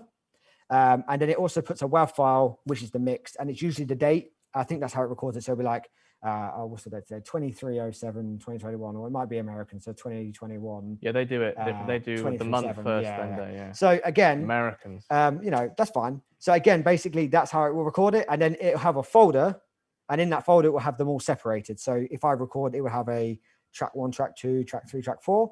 I think it actually calls them track 1, track 2. Phone and USB, because that's just how it differentiates between the channel 3 and channel 4. So but it gives you both, which is amazing. My biggest gripe with the competitor to this, which is the Rodecaster Pro, costs twice, sometimes even 3 times as much. It doesn't do that. It gives you all of it on what they call a polywav file, which is like 10 gigabytes sometimes. It gets absolutely massive. And then you have to separate that yourself, which is a 12-track recorder. And I've got one of our hosts who records him and a guest. That's all he has. So he uses 2 out of the 12, but every time he has to send me the massive WAV file, and then I have to export all of the files to take the 2 that I want. And it's a huge, long-winded process. This thing just does it already, and it costs like way less money. So that's why I recommend this over the Rodecaster. It's so much easier. But again, you don't need to use the separated audio. You can just use the mix. If you're happy with how it sounded at the time, and it does a good job, as long as you've done those levels, and you're listening so you can hear what it sounds like, it does a good job. It does a really good job. Yeah. Okay, just headphones here. Again, so this is just adjusting what you're listening to. Yeah. So again, around 5 or 6, it really depends on so these will always probably be a bit louder because they're right in your ear as opposed to over ear, like what Harry's got.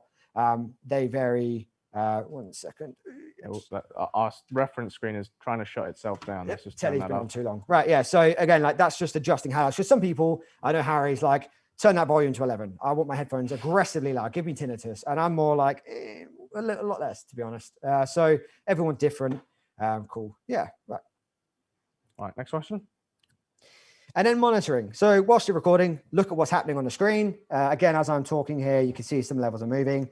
You'll probably, if I just push a button, if you probably see on track 1, it's still moving. And this is the problem I was saying with the condenser microphone. It picks up lots of background noise.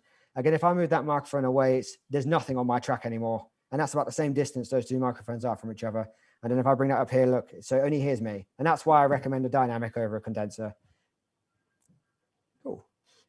Someone said a 3 gigabyte card at 16. I get 15 minutes recording. It's using a 3 gigabyte card, yeah. Okay, there must be some, okay. All right, that's fine. Sorry, I just saw a question. Use a 16 or 32 gigabyte card. That will sort that out. Right, so to begin recording, big red button. We all know what the big red button does. Record. When you press it, it has a nice red light on there that's like, cool, I'm doing a thing. The counter, I don't know if you can see it on the screen, but it counts up. So I think now it's like 6 seconds. Show it to that camera there. Yeah, so it counts up as you're recording. You can see the levels. That's everything that's happening in real time. And then basically, like I said, the time code rolls, and that tells you how long the recording is. It just counts up while you're recording. Again, that red light just there while it's on. The red light, that's your, like, do not do anything. It's recording. Let it go, sort of thing. Again, I think there was also an icon at the top left of the screen. But yeah, so cool. That's what it does. I think actually it's just oh, look at that live live demonstration. The SD card's failed. So that's the example I was giving. An SD card that's had a lot of use and it's decided not to work. So that's clearly an old card. Yeah, it's an old card. But again, £3. Buy a new one. We have a cupboard full of them across the road. So go back to this slide here. Oh, okay. Sorry. Yeah. So we'll go back to. Was it this slide? Yeah. Okay, we'll just give you a second just to get what you need from this slide. Yeah, and that's just showing you the levels so you can check out. Again, like if those bars go all the way to the top, they're too loud and you'll hear distortion. We all know what it sounds like. I said, the wedding day, it will sound horrible. And again, if it's too quiet, you'll know the difference. And those are dramatic examples, but you can see. Cool. Right, now we've come to the end of this segment. What we're going to do next is talk about the H1. Just before we move on, get your questions in now for what we've just shown you here regarding the P4 this setup. I know we always get some questions about. There is a little bit more about the P4 next after this. Then it's H1. Yeah. Oh, okay. But I think we'll be talking about more. But let's just get some questions in. Let's just take maybe a 10-minute Q&A because I know we've been getting, as we've been doing, there's quite a few questions coming in. So let's just give some questions. So. Just quickly, Ken's asked what you were going to say. Why only 3 mics? So obviously. On this device, Callum, are we switched over to the close-up? I just need to show them quickly. So when we switch over to either the phone or the USB-C, so for example, I'm using this channel for my mic, so it's on a microphone.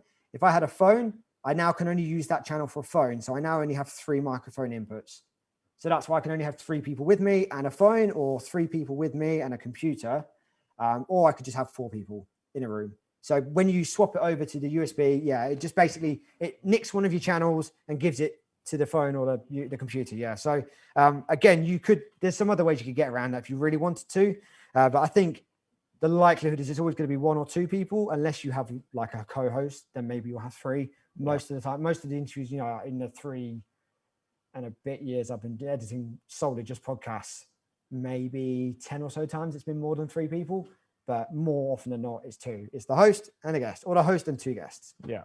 Okay.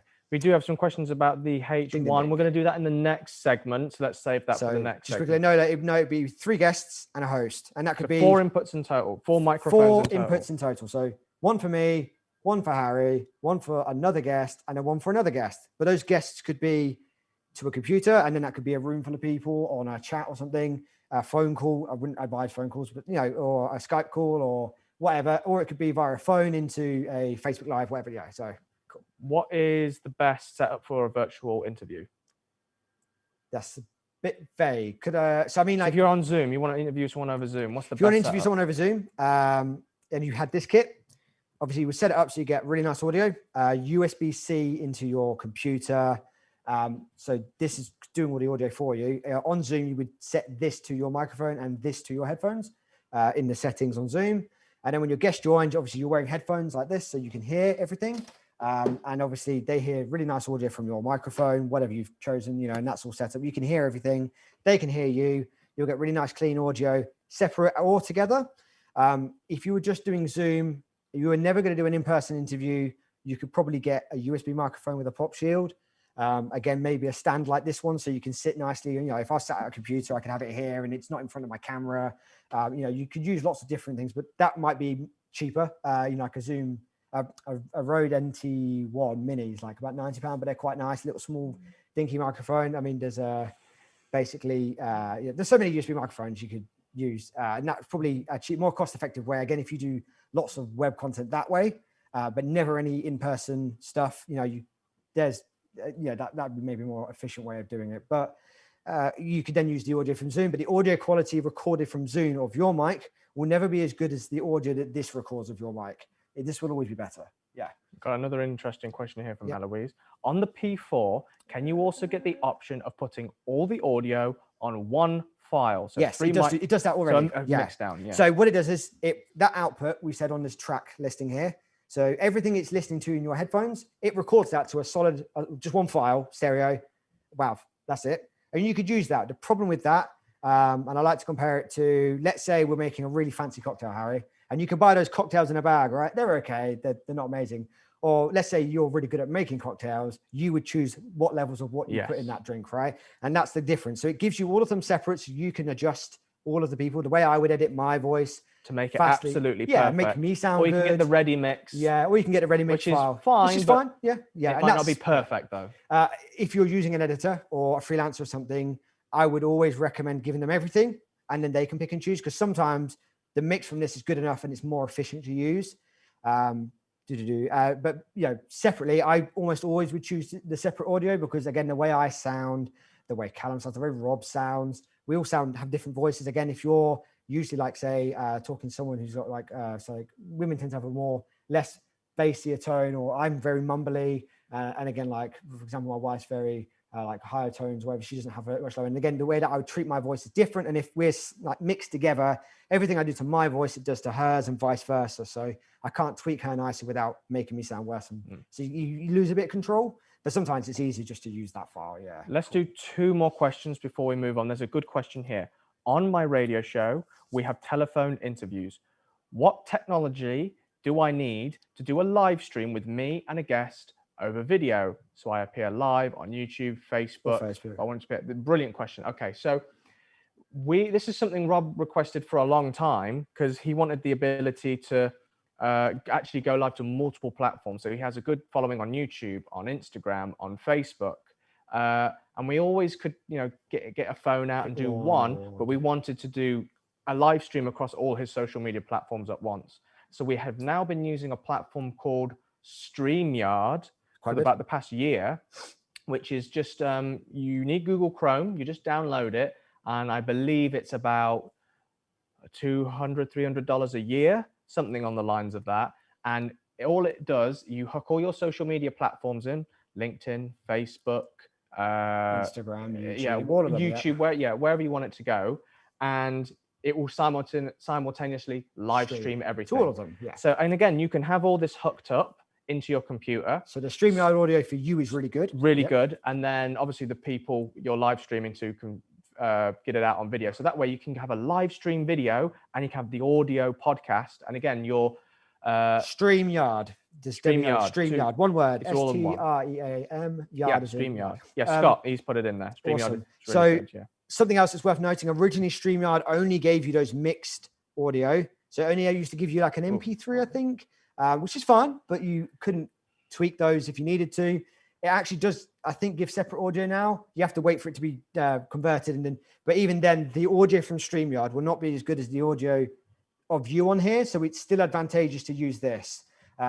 People were mentioning Audacity. Audacity is a good basic audio editing tool. It's not what we use. It's not what we use, because there's a lot of added benefits from using professional software. You get loads of like filters, tools, and it's industry standards. So it does lots of things really well. Audacity, it's really good for free, but it's like comparatively not really good. It's not industry professional standard. If you want to try it, to have a go at it, it's like 10 minutes and you can be away having a go at it, like messing about with it. So just a final note on StreamYard, fantastic little bit of software. We're actually interviewing the daughter of Muhammad Ali in a few days, and we're going to do this over StreamYard. Again, it gives us the ability to talk to people all over the world and do podcasts. Yeah. However, we can't travel to America right now, and we don't need 4 or 5 phones to send so she's just going to join the link. We're going to live stream it across all of Rob's social media platforms, record the audio, because Rob will be in our studio, and then we'll have an amazing podcast. And we'll still ticks record every box: video, audio, it's high quality. And we still record the video separately. Separately. Well. So we go like that extra step. We've got like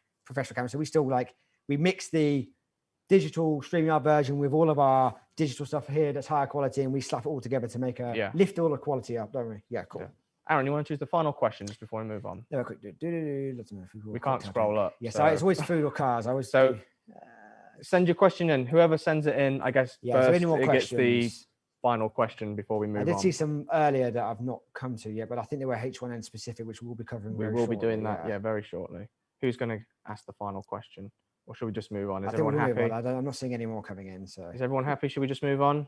Yeah. Speak now, forever hold your peace.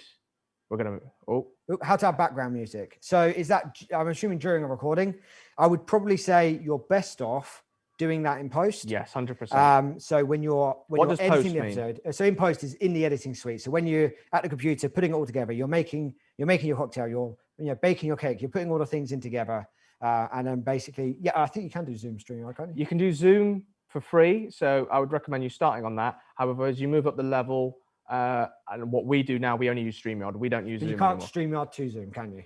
No. Just No. want to clarify, 'cause I okay, think no. that might be the question. Yeah.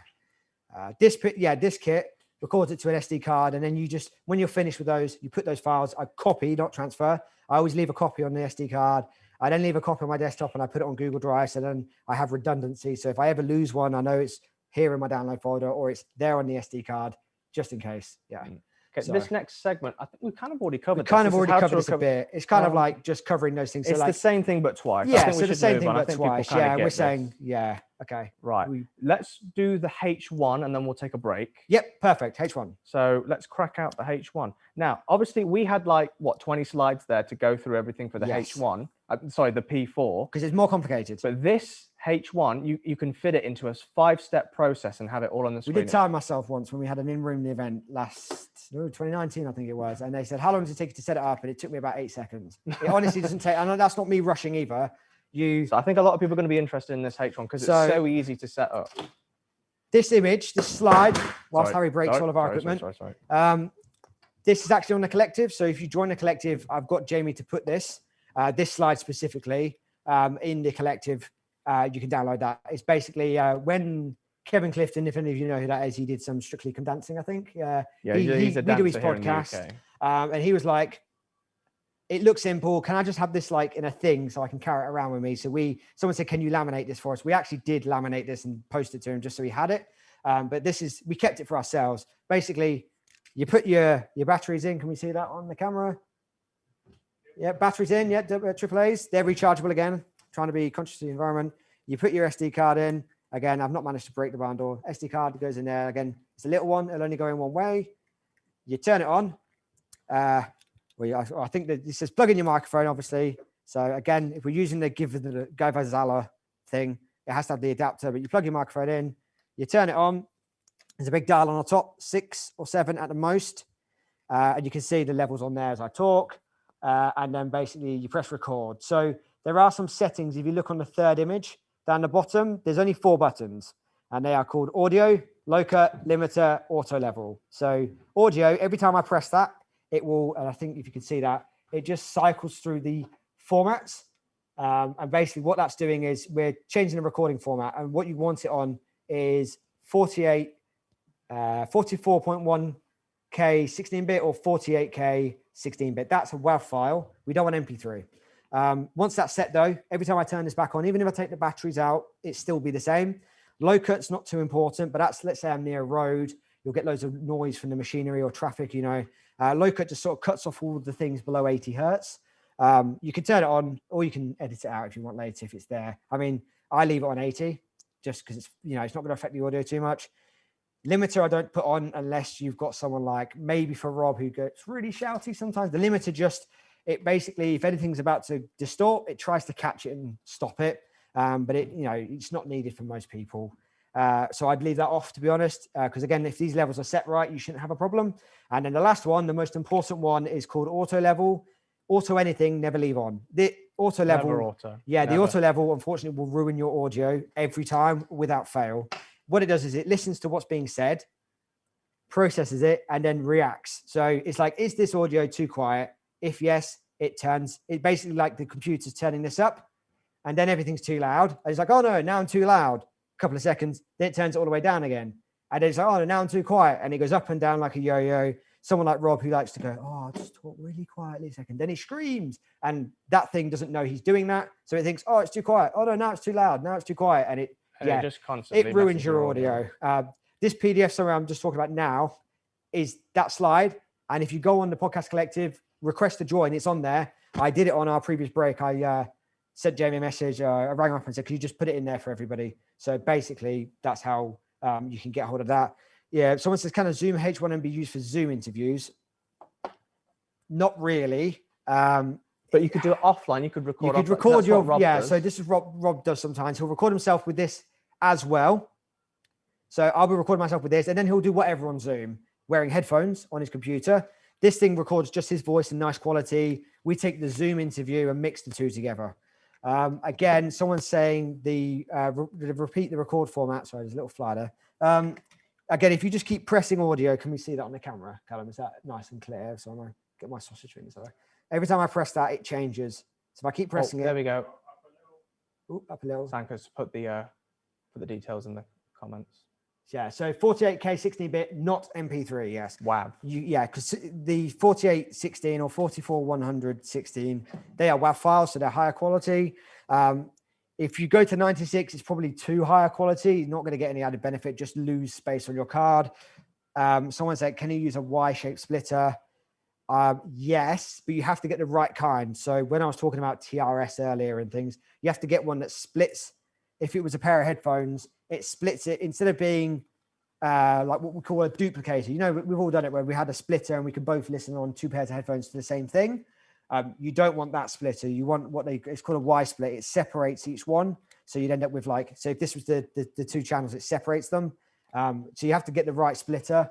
They're not that readily available. And I think the last time I saw them on Amazon, someone was charging some silly money for them. So, but you can do that. The problem is then if Harry and I were doing an interview, you know, like I've only got this length. Yeah, and then we're tethered to each other. You don't get the benefit weird of being able to walk off or, you know, I think Kevin Clifton uses two of these as well. Yeah. And he'll do like an interview in his flat, you know, pre-COVID with whoever it is. And he'll be walking around making a cup of tea or something, you know, probably across the room from each other. And you would never know. Why do I use the external mic? Because the audio quality, this is called direct miking. We are miking a thing, this thing being me. If we use this, it's effectively good a sound. I'm going to try and do a demonstration here with this lav mic. If I can pull out my shirt a bit. It would sound more like this, which is not great. Hopefully that sounds how I intended it to, and as opposed to this. So as I talk in, I'm moving this microphone away from myself. It doesn't sound as good. These aren't for direct miking. They're for like recording. Let's say I had a bunch of people around a table. You might get away with recording it like that. It would not sound as good.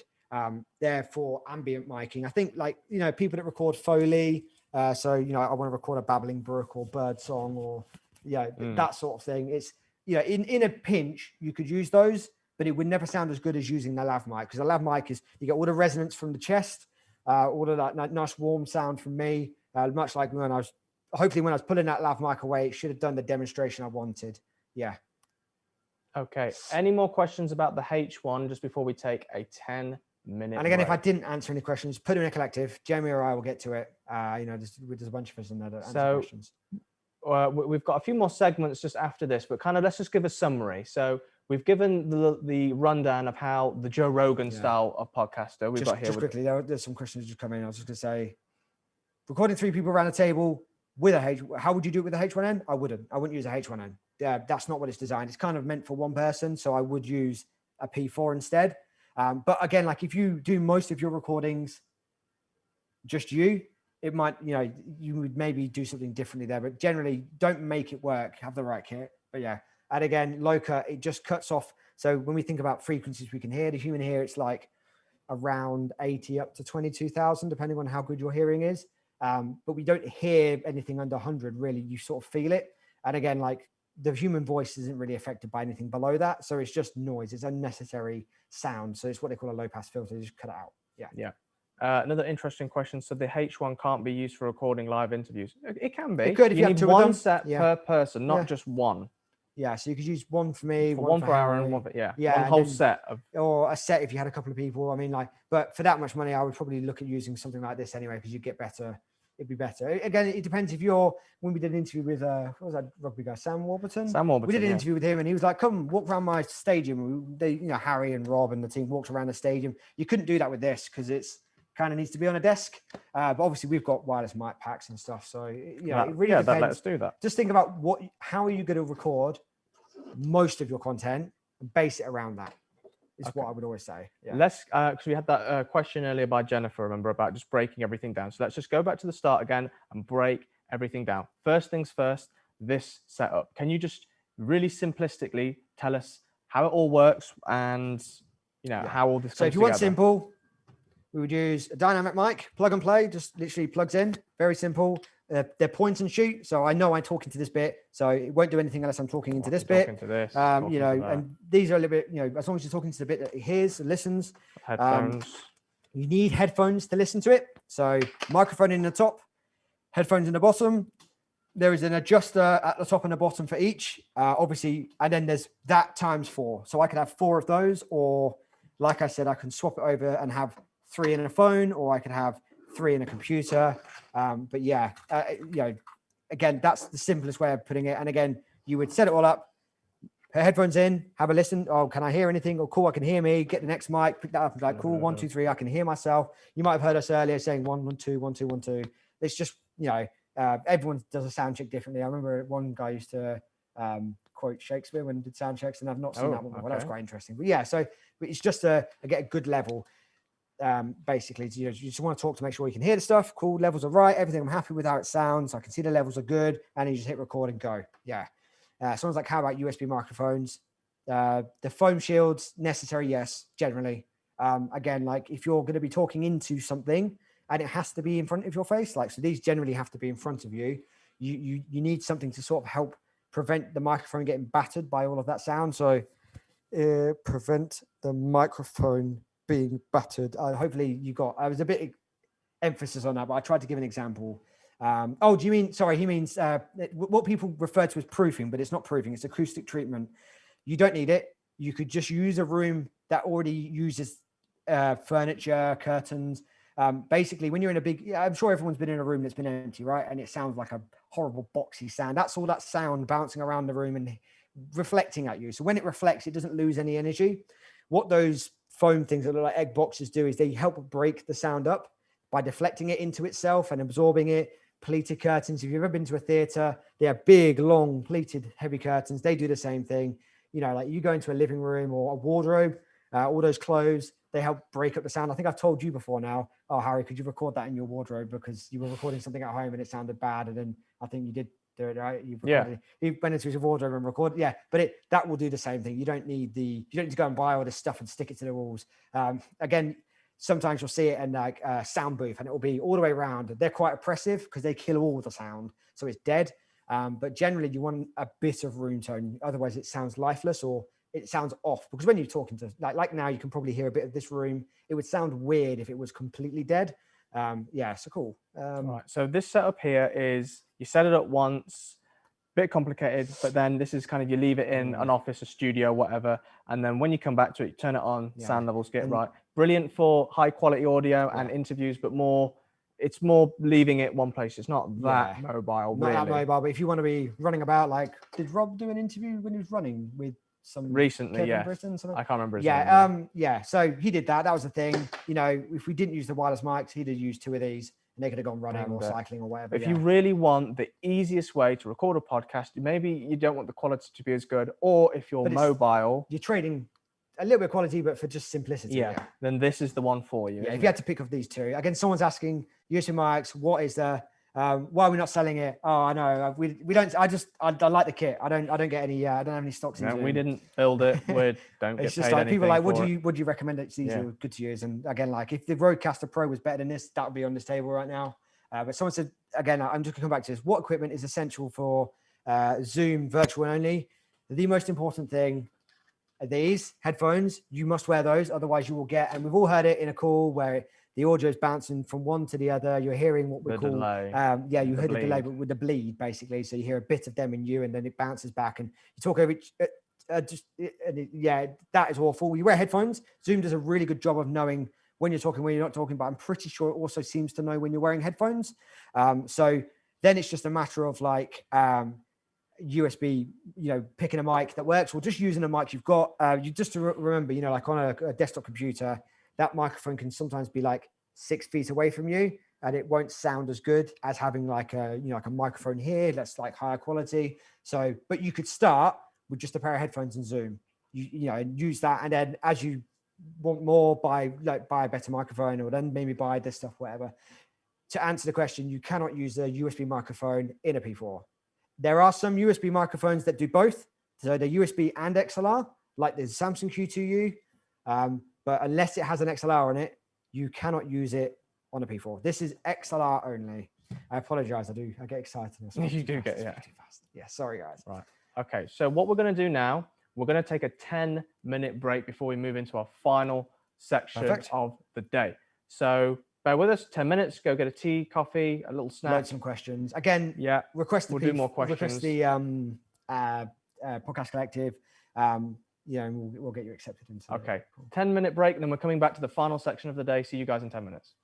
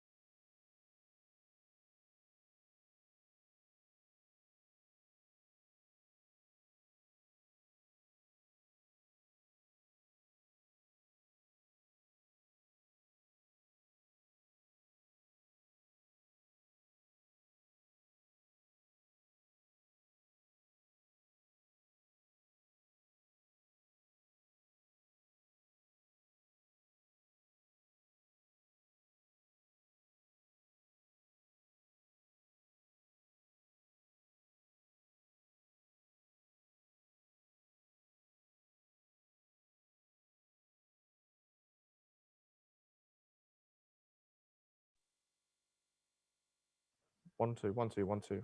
What lights do you want?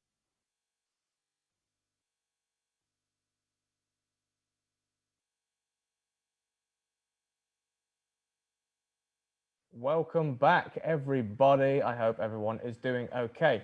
We are now moving into the final section of day 1. I know there's been a lot of information, a lot of learning, and there's still 2 more days to go, but we've probably only got about 20 minutes or so of this final section of the day. Now, what me and Aaron are going to do is put everything we've talked about into action. So we're going to use this P4 setup, and we're going to go through the right way to do an interview and the wrong way to kind of do an interview. And then at the end, we'll do a final Q&A, help you guys in any way we can, give some value. This and isn't we'll be done. specific to just an in-person setup, you know, whether it's via the internet through all them tubes, you know, like the process is still relatively the same. You know, there's lots of different things you can do right, maybe not so right. And that's just kind of like just giving a rough example of that. And like, again, like obviously when someone's sat 4 foot in front of you, it's easier to guide them and tell them what to do, or maybe not tell them, but guide them nicely. And maybe don't do that, you know, take things away from them like a child, you know. So let's do a scenario then. Let's just say I've watched him right now. You've got a show called the Podcast, right? And it's the biggest podcast in the world, bigger than Joe Rogan.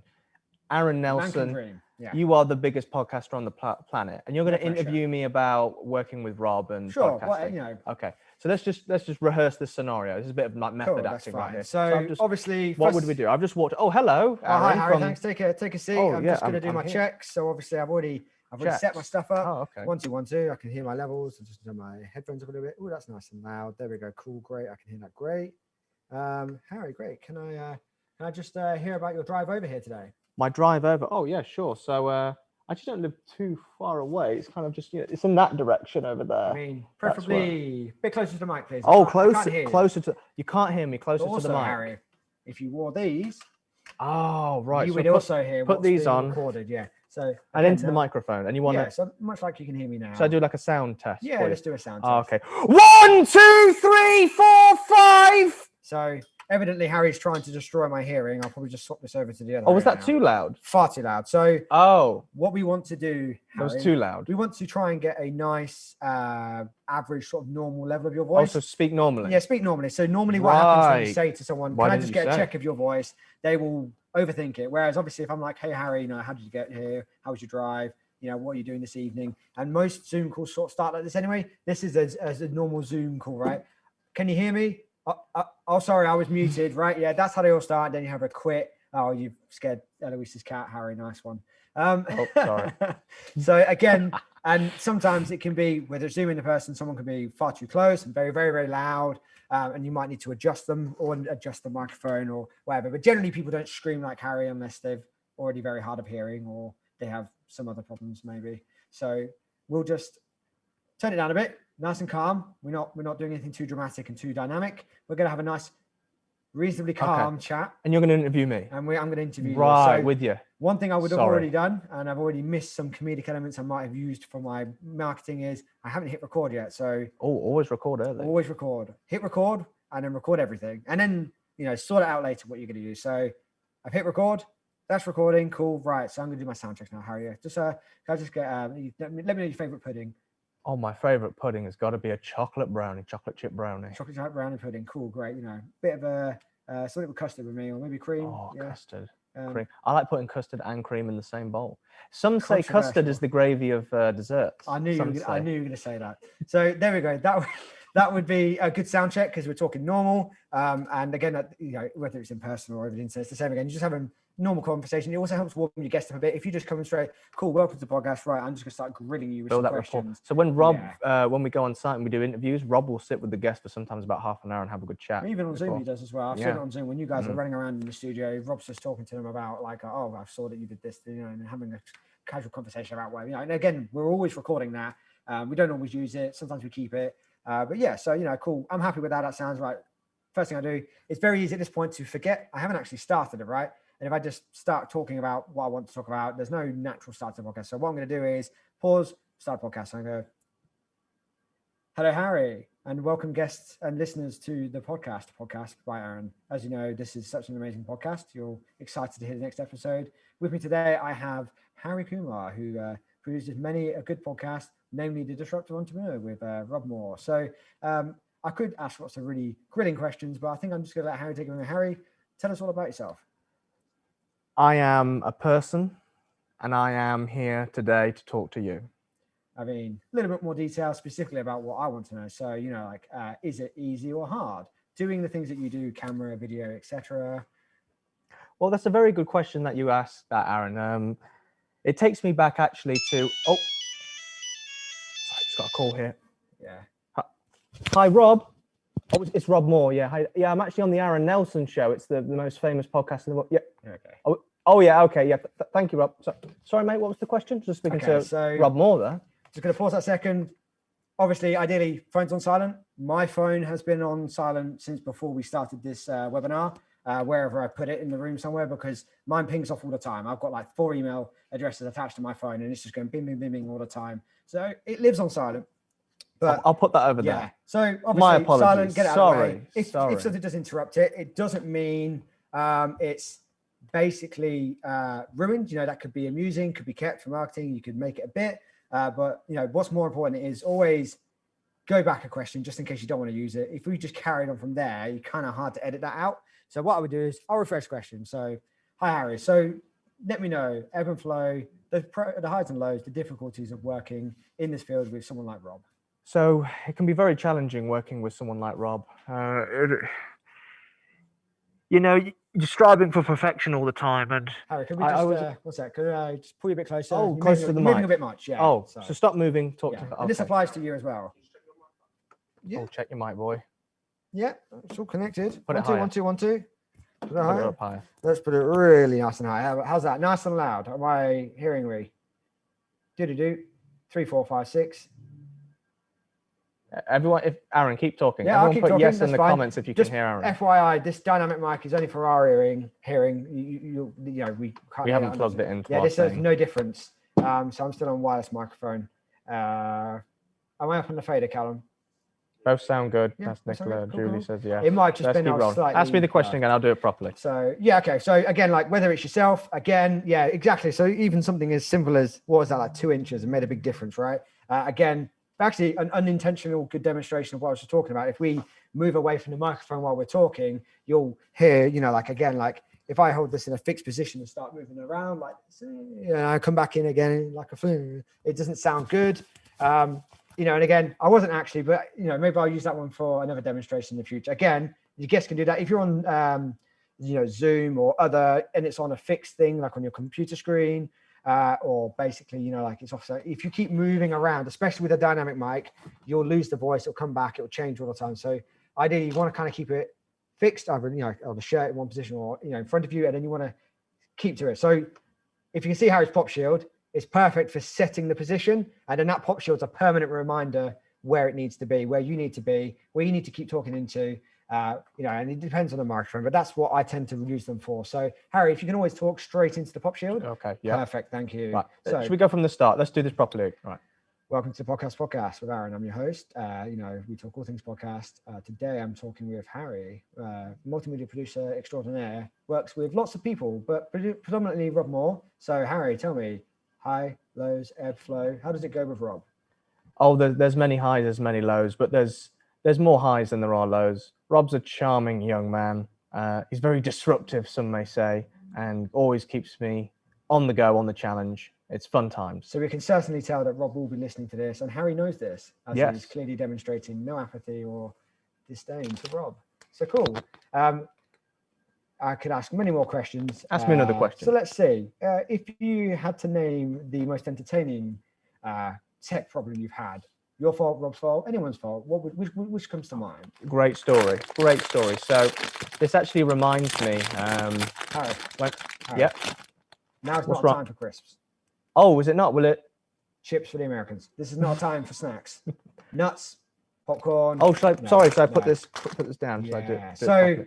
again, they're not too loud when we're talking. Human ear tends to, you know, make these things disappear because you're focusing on the person. The microphone is slave. It's dumb. It just hears everything as loud as it is in front of it. crisps, water bottles, pens clicking, kicking in the desk, wrestling of beards, all these things make noises.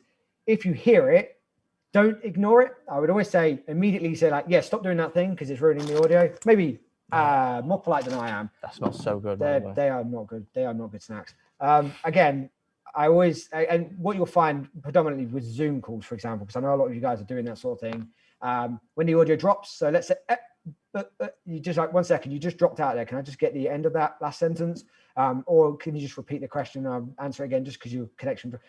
Always do that because you can just cut out the bit that went wrong. If you ignore it, then the audience will never know what the answer to that question was. And then it's sort of like stuck like that. You can't fix it without deleting even more of the podcast, losing content.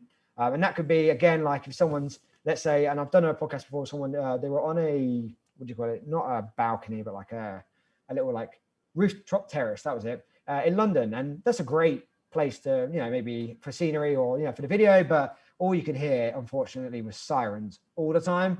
And you can't there's no fixing that. It's just sirens constantly. I don't even think they lived in a particularly rough neighborhood. It's just that tone carries. So like things like that, you would be like, could you record it inside with the double glazing so we don't hear all that noise?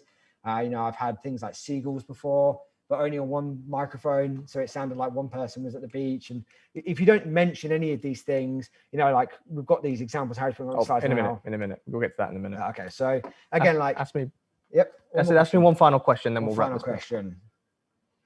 If we had to interview any guest on Rob's podcast and you had the choice to make Rob interview that person, who would you pick? What a great question. I've just got such an itchy chest here. So let me just answer your question as I'm having an itch right here and the microphone. Let's maybe not touch all the stuff. Not. I mean, obviously, Harry and I can't hear what, unfortunately, you guys just heard on his microphone. But touching these things, touching this stuff, all of these things will be recorded, and you can't unrecord them once they're like I said, etched in stone. If you think like a stonemason, it's all happening real time. You can't undo it. You have to repeat it. If you're in an interview, so my microphone, is it near a button? Let me just see. I've had this before with Rob where the microphone was tapping a button, and every so often you just got this little noise, and I had to spend literal hours editing that clicking noise out because it was rubbing on a button. I've had it on hair before, so my own beard actually on a recording, I had a longer beard, catching the microphone capsule, and it sounds like a little bit like that, and it's really annoying. Again, like it could be a really good conversation, but like something as simple as that, or a siren in the background, bird rustling, snack packets, bottles touching the microphone, banging the desks and things, like all of these noises potentially someone could be like, yeah, next podcast, I can't bother to keep listening to that. And like that's even if you have the good quality, just a small practice, like like having the microphone slightly too far away makes a big difference. Again, like the right kind of mic, the right kind of distance and technique will get rid of a bunch of those background noises. And that's why I recommend dynamic microphones. Again, lav mics are great, but they're sort of like a double-edged sword. Things like rubbing on your clothes, or your clothes rustling. If you particularly like to wear MC Hammer style, like PVC clothing, they will make rustling noise. I've had that before when someone's wearing a big rain jacket, rain mac, and it's just like it sounded like they were rustling in a bin bag the whole time they were talking. And you can't, and once it's done, it's done. And again, like if the host had listened like we are right now, like it sounds a bit weird, and I took that out. It makes a huge difference because you can hear it and you're like straight away, that's awful, stop please. And again, so cool. I mean, like again, I know Harry's, he's confident on stage, he loves this bit, he loves like just ruining the podcast for me. So we wrap this interview. I think that was a terrible interview. We got some slides. I've got some points on a slide up here. And forgetting actually that's a really valid point. If you're remembering all the time, if I had to, and I say fix, if I had to repair this, sometimes it's easier just to repeat it, right? And even if that's you're on your own, I did a podcast once. One of our clients, Rob, also called Rob, had a cat that kept meowing. He wanted me to cut it out. It actually turned out to be really funny, and we made it into a bit. But actually, if you didn't acknowledge the cat going constantly in the background wanting to be fed, all the way through a podcast about like top 10 tips on investing in something, like people could be like, there's a cat, like, are you not going to acknowledge the cat? Or maybe you should put the cat out of the room. But again, like if you forget, like if you just, I'll power through it and hope it can get fixed, or I'll just try and ignore it. Again, like we can't ignore that in the recording. If all you've got is that audio, no visual reference, nothing, all you've got is audio, like whenever something's slightly wrong, it's super emphasized. Super emphasized. Right. Cool. Shall we do this interview again? But should we do it properly now? Yeah, go on then. Okay. Just put my Right, let's go from headphone the back start. I've just walked in. Oh, hello, Aaron. Hi, Harry. So if we can just make sure we get good distance from that pop shield. From this microphone. Yeah, cool, Okay. Yeah. perfect. Put your Shall I put the headphones headphones on? on? So we can Okay. hear. That way, if anything goes awry, we can hear it. Cool. We're just going to power on through with this. So I've already hit record. It's all going already. Okay. I'm quite happy with the way that your voice sounds already. So Sure. Yeah. You've done the sound check. 1 2 1 2 1 2. Yeah, Test yeah. 1 2. Sound Okay. really nice Yeah. and clear. Right. Great. So hi everybody. Welcome back to podcast with Aaron. Today we've brought back the very unruly and disruptive guest, pun intended, Harry Kumar. Harry is a media producer for lots of people, but he does lots of work with the infamous Rob Moore. So Harry, let me know, what is your favorite pudding? Thank you for having me on the show, Aaron. My favorite pudding, without a doubt, pound for pound, it's got to be a chocolate brownie. Perfect. And on a more actually related to the podcast question, would you say that Rob is a fantastic or amazing man to work for?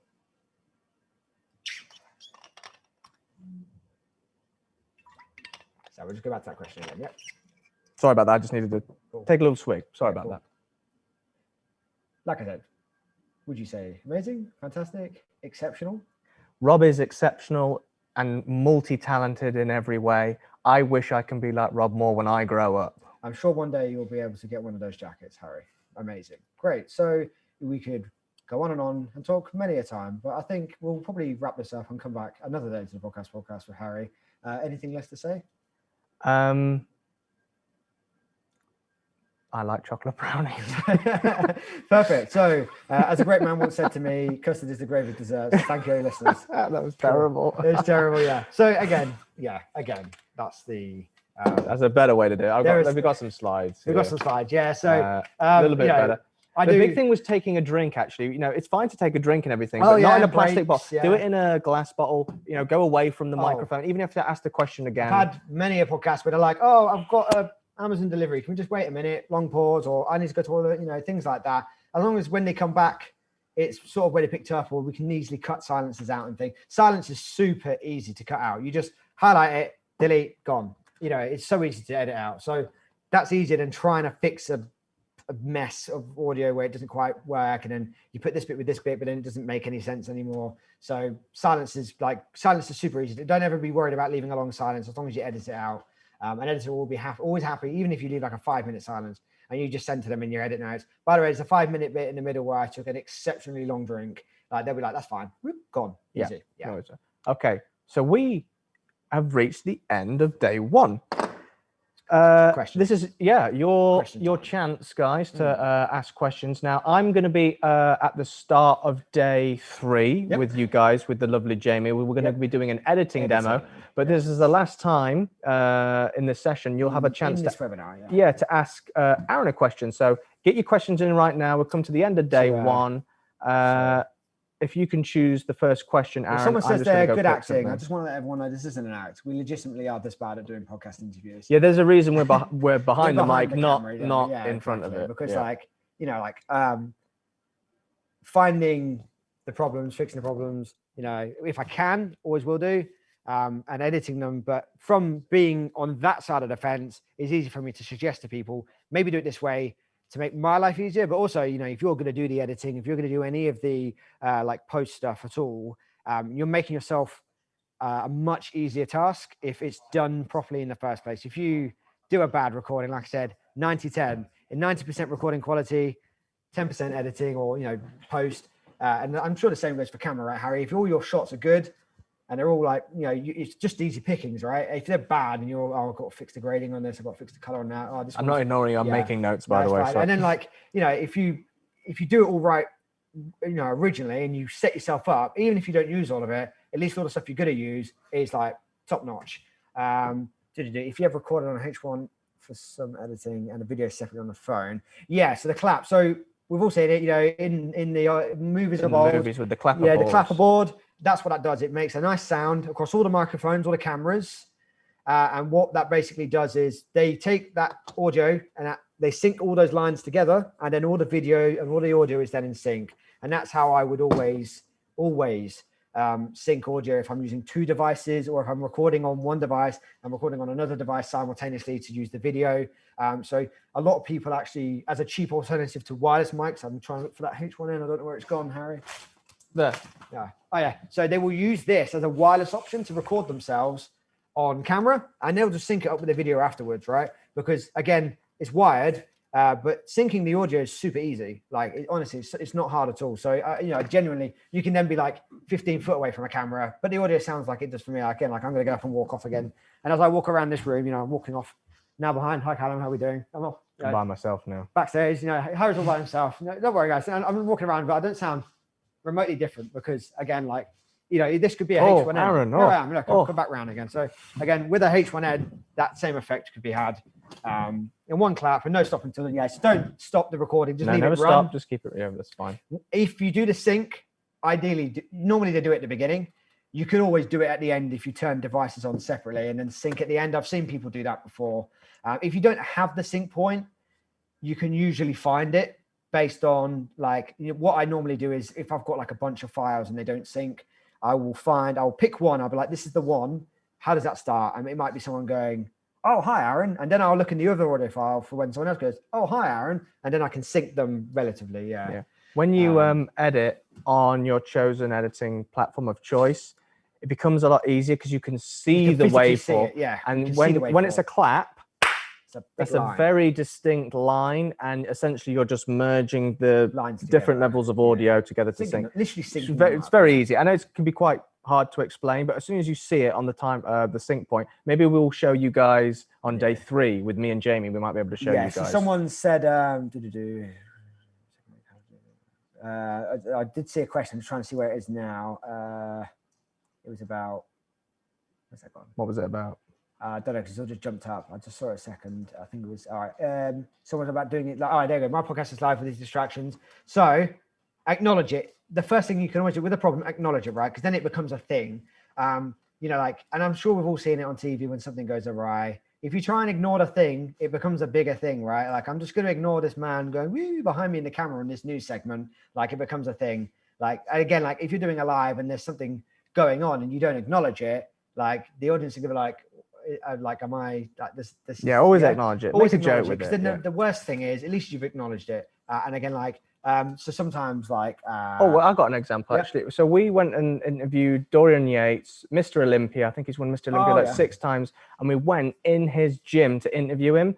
And it was not a great place to full of jacked up meatheads, pumping iron. Heavy like there music? was no, so we did manage to turn the music off, but it was a live gym and we're right at the back. So it's just these guys just pumping iron. Now, if we didn't acknowledge that, that would be very confusing, but it actually fit the theme because talking to Dorian, who's a bodybuilder, in his gym full of bodybuilders. So even though you could hear it in the background, it added so much depth and basically, and just like a story, dynamic to it. So actually rolling with it, acknowledging it, it turned out to be pretty great actually. And that was one of our first successful podcasts. I would also say another example. Did we Reggie? The guy did the sauce, reggae sauce. Levi Roots in his restaurant. Yeah, so we can hear people eating in the background. And again, I've had people in his restaurant. Zoom in. They've done a podcast interview in Starbucks before, and you can hear the coffee machines, the baristas doing anything.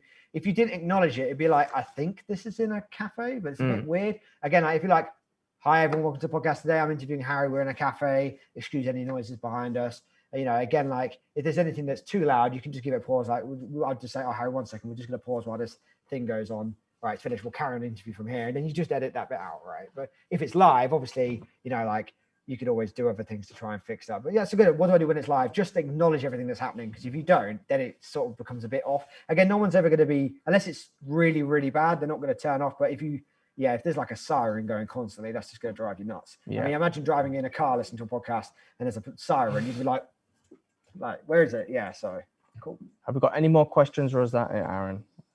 There's lots of people saying thank you. Final chance, guys, to get any questions in. If you think of any afterwards, you can put them in a collective. That's true. But again, like there's lots of stuff we've spoken about, but there might be other things that we haven't quite got to. Oh, Melinda's got a question. Like the USB mics and stuff. Again, the problem with that, there's so much choice. Oh, Melinda's got a great question. Dealing with remote guests. It sounded a bit ominous.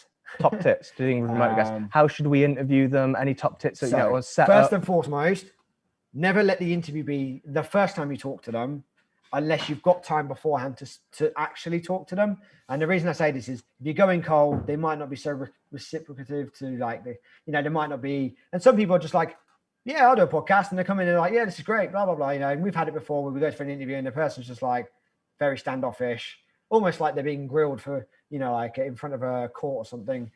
So I always recommend just having a conversation with them before, even if it's like 20 minutes of just you guys talking about stuff, talking about your podcast, talking about what you're doing, what you might talk about.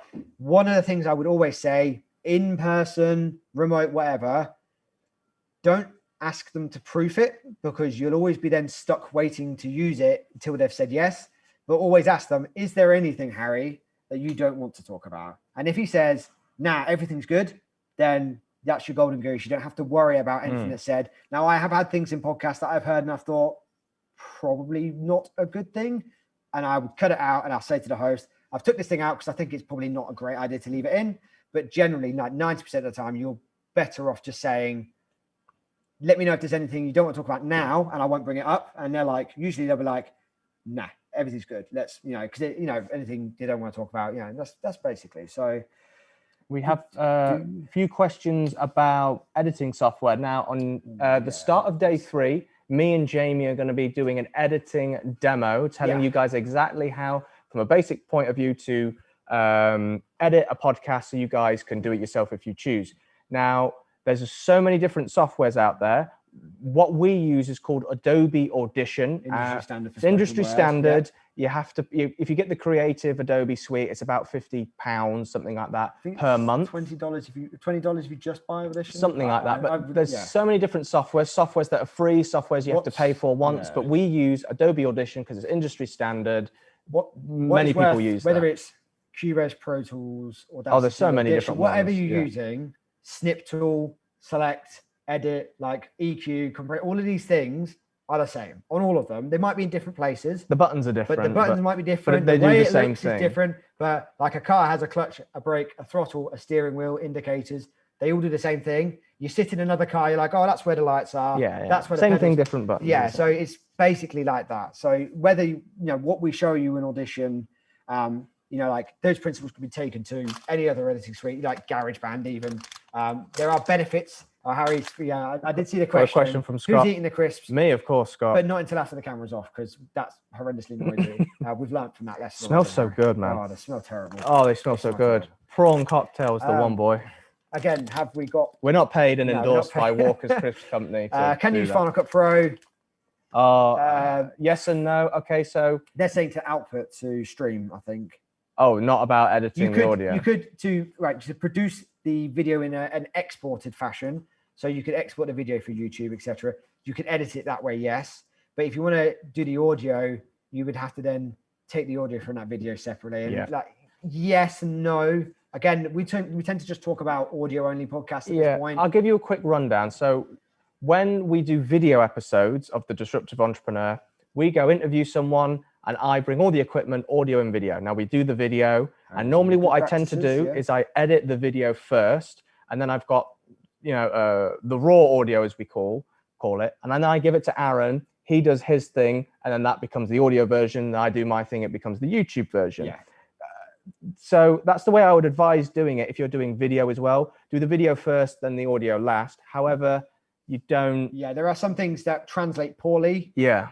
Into audio, and you can use Final Cut Pro. If you do a cutaway, which we've done on some of them to like previous episodes and stuff, like the listener might if you've got like some sound to but you still can't see that. So sometimes there are visual gags or visual Rob like, oh, look at this thing behind me, isn't that cool? And we're like, what thing? I can't see it. And in that example, as long as you're like, oh, I've got this thing behind me, this is what it is, and you describe it, you could probably leave there. But generally, you've got to be aware of that. And Robbie's obviously, when he does his stuff, he's always aware that, to the podcast listeners, and he tends to say that, and if you've listened to any of his shows, you've probably heard that at some point, and that's when he's done something live on video or in an interview, and he's thinking this is always going to be an audio thing, so make sure I make a reference to that. And usually when I hear that, I tend to just cut it out because it doesn't add any depth or value. I can't see the thing he's referring to anyway, and unless it's important. This might be the final question now. So finally, what equipment should we be buying to make a reasonable beginning, doing the podcasts.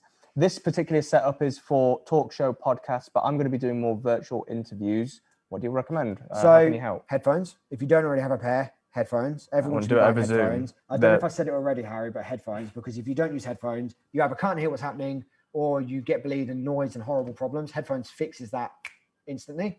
The next one is obviously USB mic. I already have a microphone in my computer. That's enough. You can just go with that and it will be okay. We don't want okay, right? We want good or great. Yeah. And then it would be like a USB microphone, like a Samsung Q2U, or they even do USB versions of these. There's so much choice.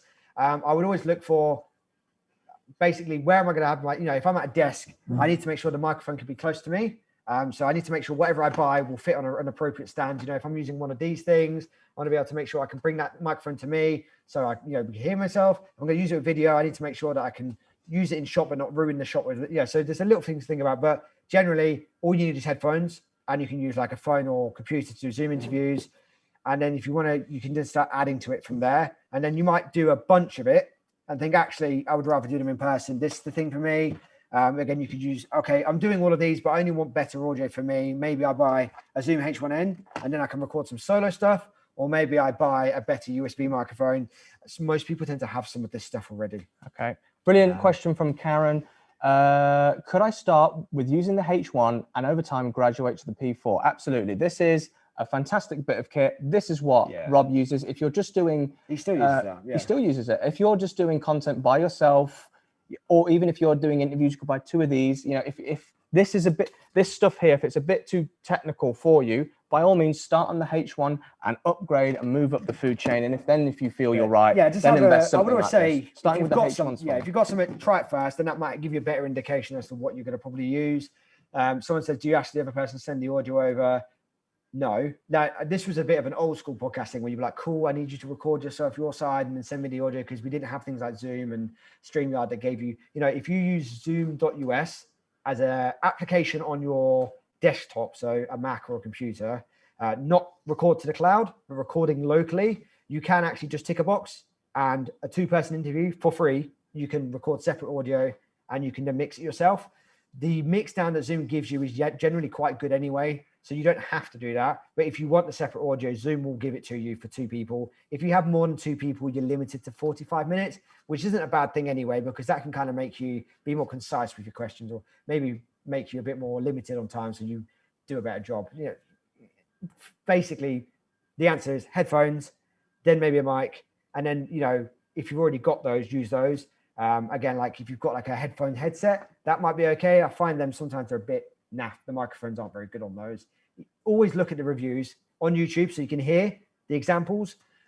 There's so many videos. Like if you just search P4 YouTube or C1 YouTube or XM8500 YouTube, you will find a video of that thing. If you're looking at mics, again, I'm going to give that guy a shout again. Podcastage, absolutely fantastic YouTube channel. He reviews fantastically microphones. He'll be like, here's what microphone sounds like here, here, here. So he's already demonstrating to you how and where you need to place that microphone.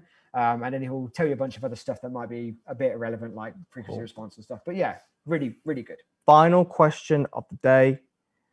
Between the Rode Podcaster and the P4, which one is better, Aaron? For me, P4. Half or less the price. And it gives me separate audio every time I hit record. The problem with the Rodecaster Pro, looks great, lots of buttons. I have lots of inputs even. And I've got Bluetooth already. You can buy a dongle for this to get Bluetooth if you really need it. It plugs into the side. But what matters most is that separate audio. It's so much easier. Your file sizes are so much smaller. The Rodecaster Pro, in a rush to get out, I think the way it records the audio, it puts it all on one file, but it's not a file that any computer, you can only open it in like Audacity, Audition, Cubase, whatever, because they call it a polywav. It's a single file that has 12 tracks, 14 tracks. And again, even if I'm only recording a couple of tracks, it sometimes records all of them. You end up with like a 6 gigabyte file for like a 10-minute podcast. You have to then separate all the audio using the app, or then loading the file onto your computer and separating it on Audition. It's a pain. It's such a pain, even for me who knows how to do it. And when I get those files from our hosts, I'm like, this is a pain. And I'm like, this thing, 200 quid, cool. It's not as fancy and excessive, but hey, look, it does a really good job. Really, really good job. You plug it in, You plug it in and you press record. I can't really complain about it. I mean, I've used quite a lot of these different devices, and I'm still saying if you're going to buy an in-person podcasting recorder, it's still going to be the Zoom P4. They do a bigger one, P8. They do an L8, which is like a desk. They do lots of it, but this one, like, it does everything you'll probably need. Cool. Okay, everybody, we have reached the end of day one. Congratulations. I know there's been a lot of info shared from Rob earlier and us. There's still another 2 days, still action-packed. We're not even halfway through the session yet. Tell you all about what to do with your stuff. Yeah, he is. 11:30 a.m. British Standard Time is when we kick off tomorrow, and you're going to be with the wonderful Tom Luter, who's been in the podcast industry for even longer than we have, multiple years, and he was the original producer on Rob's podcast. Guy, one of the most knowledgeable guys I know about all things podcasts. It's an absolute treat for you guys. He's going to be starting with about how to set up your podcast. So how do you actually, start it, with iTunes and getting it published and talking about all the feeds and the platforms. He's going to be talking about all that. And then you're going to be joined by Rob Moore afterwards, who's going to be talking about the juicy stuff. How do you monetize a podcast? How do you convert your podcast, your profession, into monetization, into cash? If you guys are interested in building your brand or maybe using a podcast as becoming your job, Rob's going to reveal exactly how you guys monetize your podcast. So it's an action-packed second day. Still so much more to cover. I'm going to be back at the start of day 3 talking about editing, but this is the end for Mr. Aaron, not in life, just during this live stream. I'll get my weekend. Yeah. Sorry, guys. So it's been an absolute pleasure. Thank you all, guys. Really good questions this time. Yeah, definitely. Really good questions. Aaron, closing thoughts? Headphones. Custard's gravy desserts.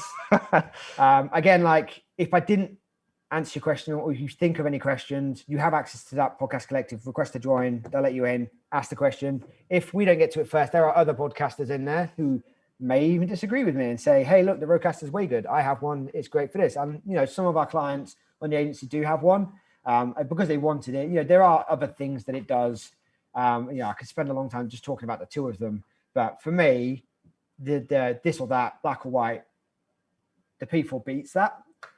If you're just going to do just me and one other person over Zoom for 99%, this might be a bit excessive. If you're not going to do any lives, you're not going to do any Clubhouse or recording on different platforms all over, or go and do in-person recordings, again, with phone calls or anything like that, cool, probably done a USB mic. But this thing will turn any mic into a USB mic. So wonderful stuff. Yeah. There's lots of things. You can buy lots of different things, So it's been an absolute pleasure. Thank you, everyone. Good morning, good afternoon, good night, wherever you guys are around the world. Thank you very much. See you soon.